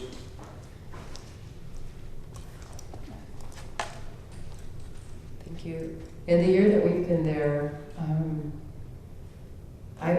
we have also talked about the county running a co-op there, because it's what has really worked there, and the people are familiar with the building and familiar with the history. What has been needed is a house manager, and we have not had a house manager. That maybe the events were programmed, we didn't even know what was going on, even when we had the keys to lock and unlock the mural room. There was no presence there. That I met people there who were always looking for the person that was supposed to meet them to do that, and they ended up coming down to see myself or Bill. So it really needs a house manager, someone that can work with someone about events, knows the schedule, is willing to go there to unlock, to be there at the event, to lock up, and to make sure the building is secure. And those are the things that we've seen over the last year, and I do think the FE is really right in that the artists need to occupy that building. A historical library with books about Taos needs to occupy that building. You know, there are a lot of really good things that we could use it to educate the public about Taos. And we get tourists from all over the world. And they love to see the old jails. We also have talked about trying to get a flat screen TV to show some of the Keep It Going, because we just got a grant to have a flat screen TV that we've got hundreds of pictures, of historical pictures, that could be set up in one of the jail areas with chairs, so that people would have images from historical Taos, you know, all going all the time. Would make the jail a lot more interesting, actually, people running out. But it really does need a house manager and somebody that's on the premises who does know what's going on and knows the people that inhabit the building. Thank you. Ms. Malone. I know you've called in plenty of times, Right. and I'm sure you have something to say. Well, as you know, I have habitated the building before, and I'm a plaza merchant. The most important thing, I think, right now is whatever the town or you decide is the security at this point of the building. Because there isn't anyone, as Deborah just explained, there isn't anyone watching. So if you're going to do anything at this point, just for the minimum of it, put in a security system with a keypad, who knows who's coming and going. My purpose is to keep track of it because I'm very emotional towards the building. And it is the keynote building to this community. So with that, whatever you decide is going to be the best thing for the community is the purpose. And it will be cultural. And the concept of possibly using the satellite museums, visitor centers, anything that's going to enhance our tourism as a destination for this community, I think is the most important. Thank you very much. Councilwoman, welcome.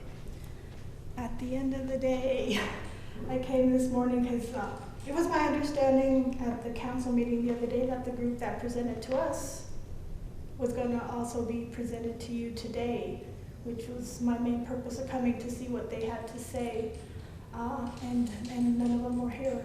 And I really think it's important to collaborate in this, and I am wanting to see the direction that we're going to go with the ACD and Main Street. It's real important to me right now, because I'm not real sure what's going on with the ACD. I'm planning on going to their meeting, I think it's tomorrow, to see if they're going to be getting a new executive director, because it was my understanding that Cindy Spray had resigned. So I'm not real sure what's going on with the ACD. I think the courthouse is something that should remain cultural. I'm in full support of that. And in any way working together, the town and the county, just to see what we can do together. And that's all I have to say today. Anyone else? Mr. Gonzalez. Buenas tardes de Dios, señores. Actually, buenas noches.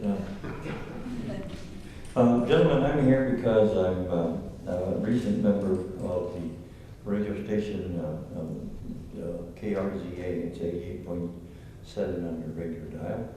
And it is a public radio station. It's a nonprofit, 401c3, and all that kind of good stuff that they have for nonprofit organizations. But the board has asked me to come before you and to discuss with you and see what kind of a proposal that we would need to come forth to you in order to see if you would allow us to set a radio broadcasting station in there. Basically, what we're talking about is just a one room where we could put our equipment, etc. And of course, with the equipment that is needed, we have probably some reservations as to what may and may not be possible in there. But what I'd like to do is, with your permission, if you think that this is something that we could make viable, that I negotiate or speak with the chairman, with the county manager and Mr. Malone, and further discuss the matter and see what your opinions might be in regards to that issue. And right now, I'm not asking for anything other than have the opportunity for your consideration of such a proposal. Okay? And I thank you for your time. Thank you. Chairman? Mr. Gonzalez, would that require any type of antenna? It's a little satellite. Oh. Yeah. Or they could do it by telephone also. So you could one or two. Satellite is beaming to Picoris, Picoris that goes to San Antonio Mountain, very much like the way Darren has his. But we can also do it by telephone, and that doesn't require any satellite. Okay. Thank you. Great. Do you have any questions other than? Mr. Archuleta, Mr. Malone, any thoughts on that? The only thought is to repeat the point that I made earlier, and that is, of course, we'd be happy to meet with Grande and talk about this, but we would have to, again, if it was not for market value, it would have to be something that we follow procurement, so that we would have to open it up and say, and it would depend on the procurement. We could say, we'd like a public radio station to be housed there, make your proposals, rather than just directly deciding on one. We would have to open it up to procurement. Thank you very much. That's buenas noches. Thanks for your time. Okay, anyone else? Go ahead and come forward. State your name for the record. Good afternoon. My name is Ellen Archuleta. It's great to see the commissioners and Mr. Malone and Mr. Archuleta, and also Mr. Mayor. What I wanted to just say about the old county courthouse is I had started an organization back in January, and then met with Mr. Archuleta and Mr. Maroney about developing a wellness-based program for our municipal employees. So as the months went on, I did try to approach Ms. Spray about booking wellness exercise classes, yoga, tai chi, and dance movements with Deb Villalobos, Richard Lear, and different yoga practitioners at Taos. And it was really difficult, impossible to get dates committed. I spent so much time trying to do this. I'm talking April, May, and June. And all of that period of 3 months, I got 3 dates.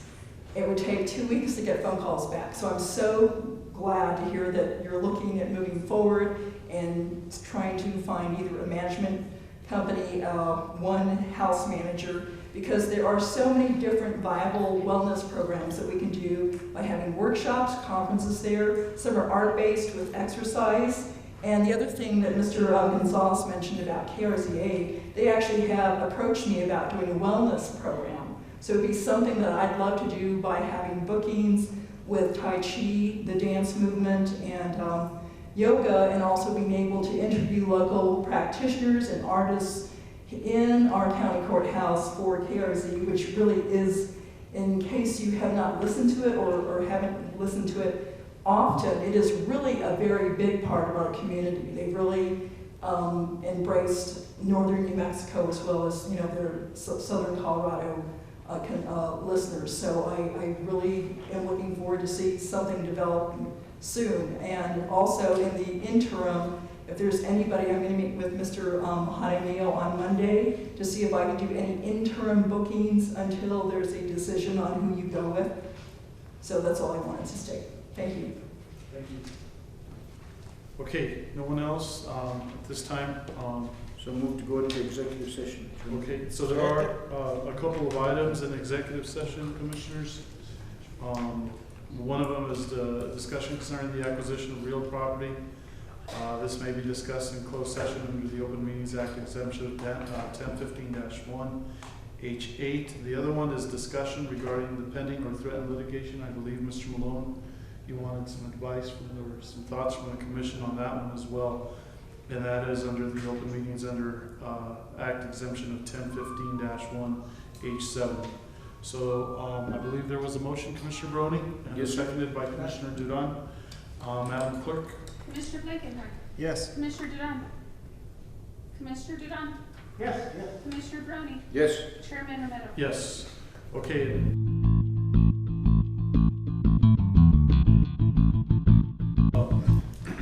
Motion to come back into session, Commissioners? So moved. We lost Commissioner Duran.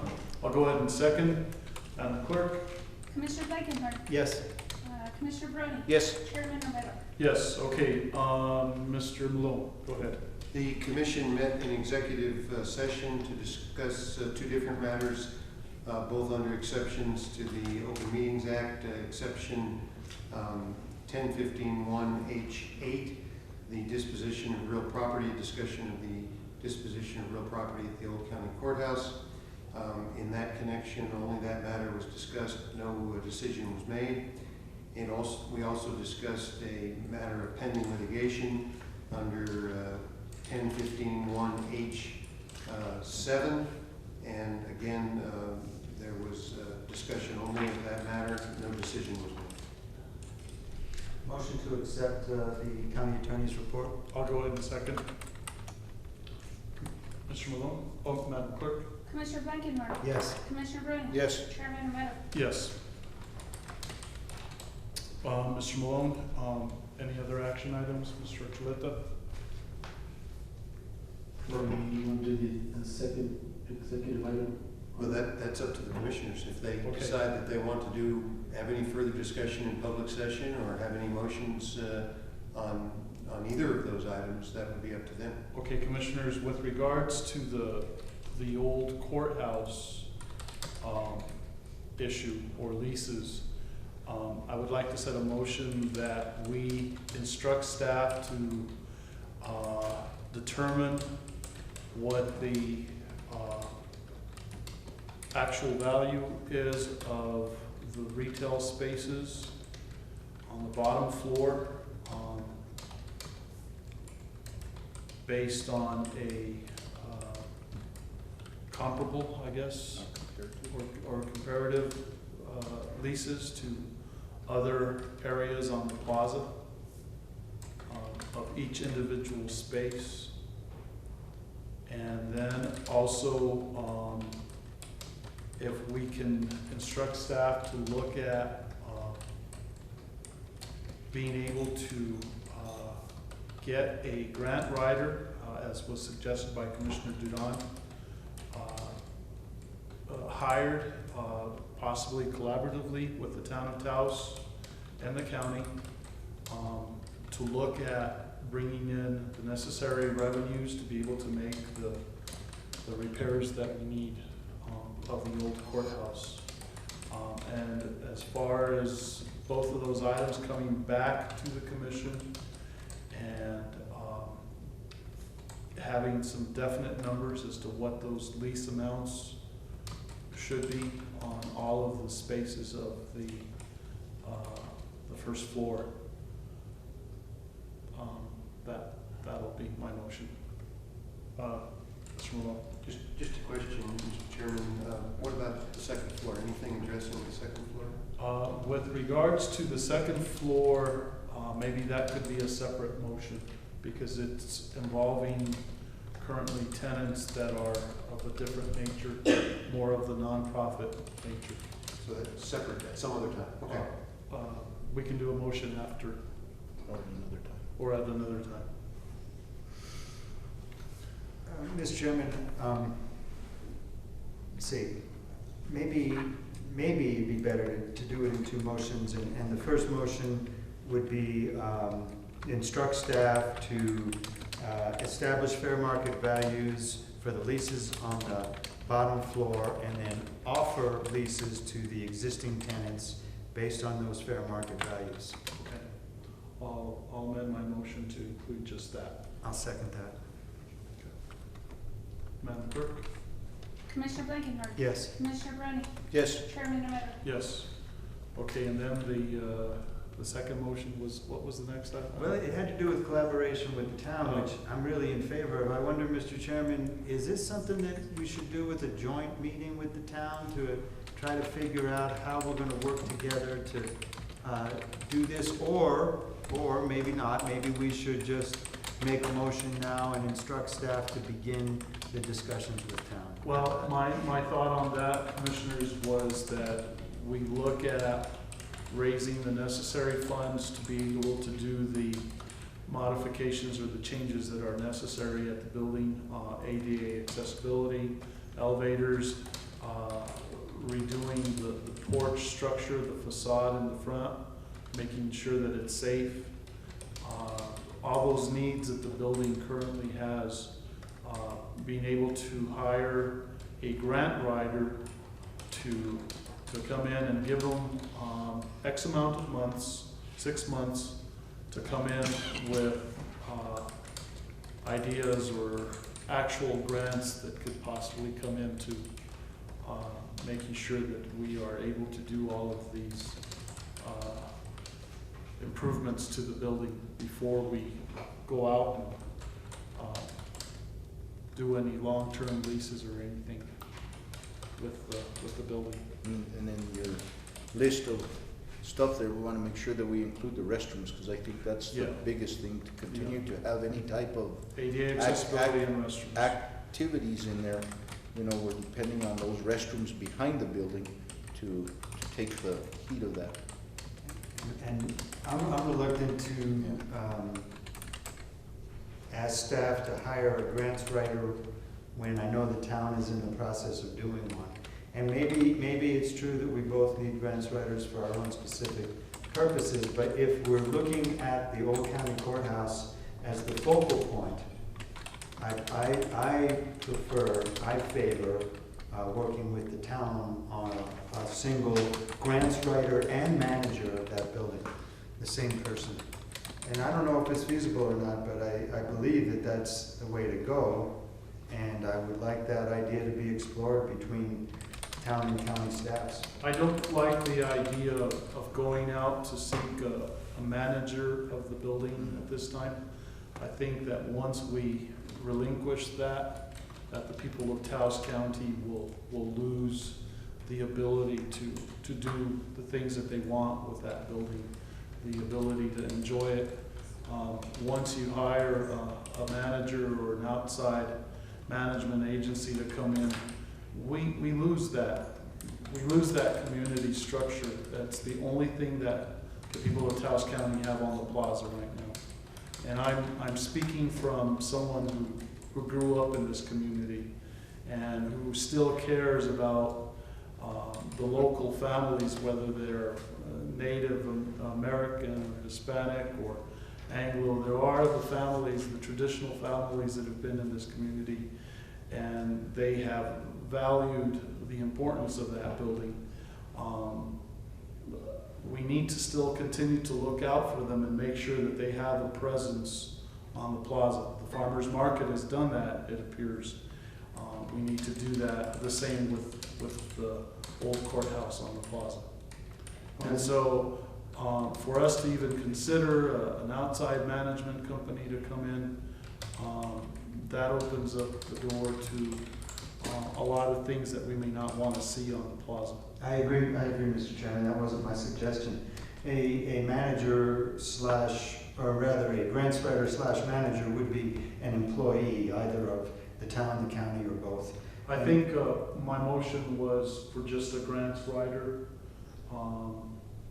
and leave it at that at this point. We can go into the management idea later on. We can debate that when we have an entire commission here. And Chairman, if I would direct staff before we vote on it and make a motion to that.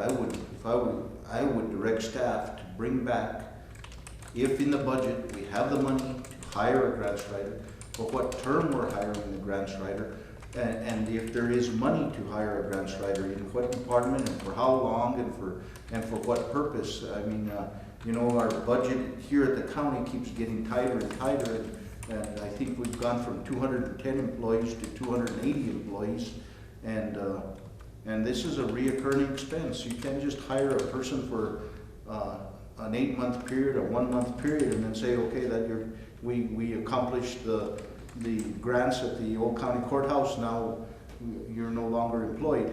So this is a long-term commitment that we're going to have an endeavor to. And you know, we haven't had a grants writer in a number of years because there hasn't been monies available. But again, I think commissioners, I think a it'd be grant good writer idea to work specifically on the old courthouse would be the ideal. If we hire a grant writer that has to be worrying about bridges and roads and other structures, you know, at some point, I really feel the county should do that. But with regards to the old courthouse, I believe that we should hire one individual that can tap into federal funding, state funding, historic preservation funding. There are those monies there, and there's also foundation monies. There's a lot of foundation monies that we could tap into. And once we have those monies coming in, give that individual a deadline. I don't think personally 6 months is enough. I think a year is more what we should be talking about. Once we have that funding in place, then move forward into you know, making sure that the building is brought up to code when it comes to the restrooms, to ADA accessibility, elevators, whatnot. Making sure the porch is safe to walk under. And then at that point, we can talk about the collaboration that we want to do with the town of Taos. I think what we need to do is concentrate on bringing in someone that is going to bring in the money to be able to bring it up to par. Mr. Mayor, Take it in baby steps.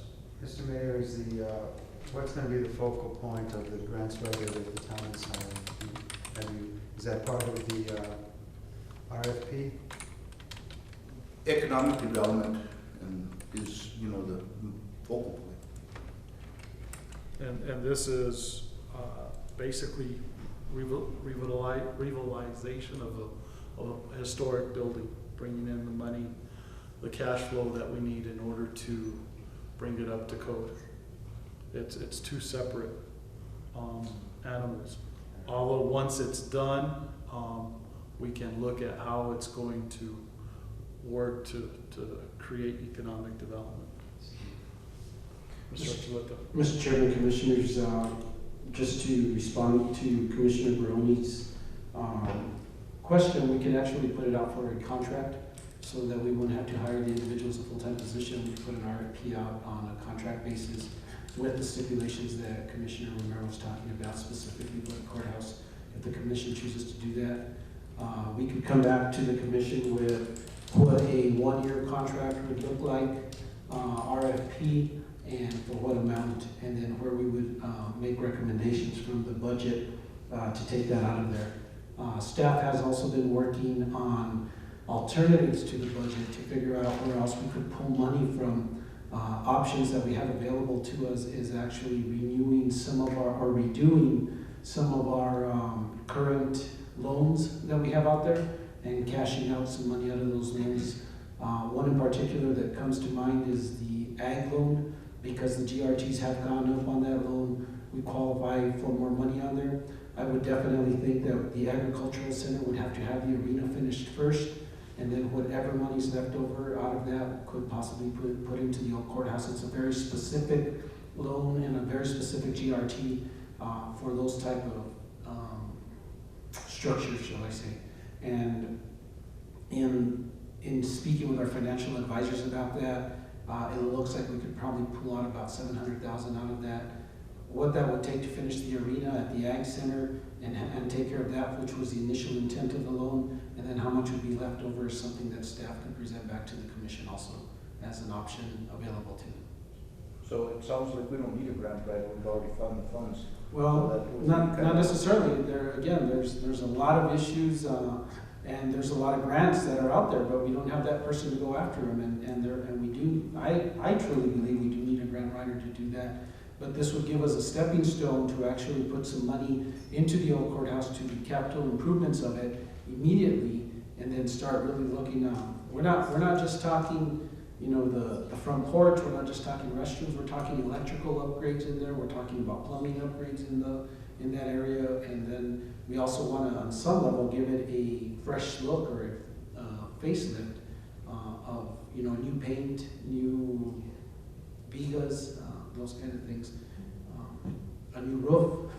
There's a lot of items that need to be done. And Mr. Chairman, you know, I think we've got estimates somewhere in the $1.5 to $2 million range, and so I don't want personally, I mean, my vote will be along the lines of collaboration with the town. I don't want to commit to using our own loans, to hiring our own grant writer specifically for the courthouse until we fully explore the collaborative possibilities with the town. Because in my mind, that's the only way we're going to get to the $2 million that we need. And I would like to do that in a joint working session with the town. Okay. So, Ms. Martinez, Madam Clerk, there was one initial motion. Did we vote on it already? I can't remember. So the initial motion was to instruct staff to go out and look at determining the lease values for each individual space. If we can at least make that motion, Commissioners, I'll go ahead and set that motion on its own. Second. And we'll take a vote on that. Commissioner Blankenhorn. Yes. Commissioner Browning. Yes. Chairman Romero. Yes. Okay. And as far as I'm concerned, I'd like to see the entire commission present before we make the next motions on how we need to proceed. I agree. Excellent. Okay. Motion to adjourn? Second. Okay. Madam Clerk? Commissioner Blankenhorn. Yes. Did we need to give, I'm sorry, before we go on that second item on the executive session, did we need to? No, we don't need Okay, it. we're done. All right, sorry. Yes. Chairman Romero. Yes.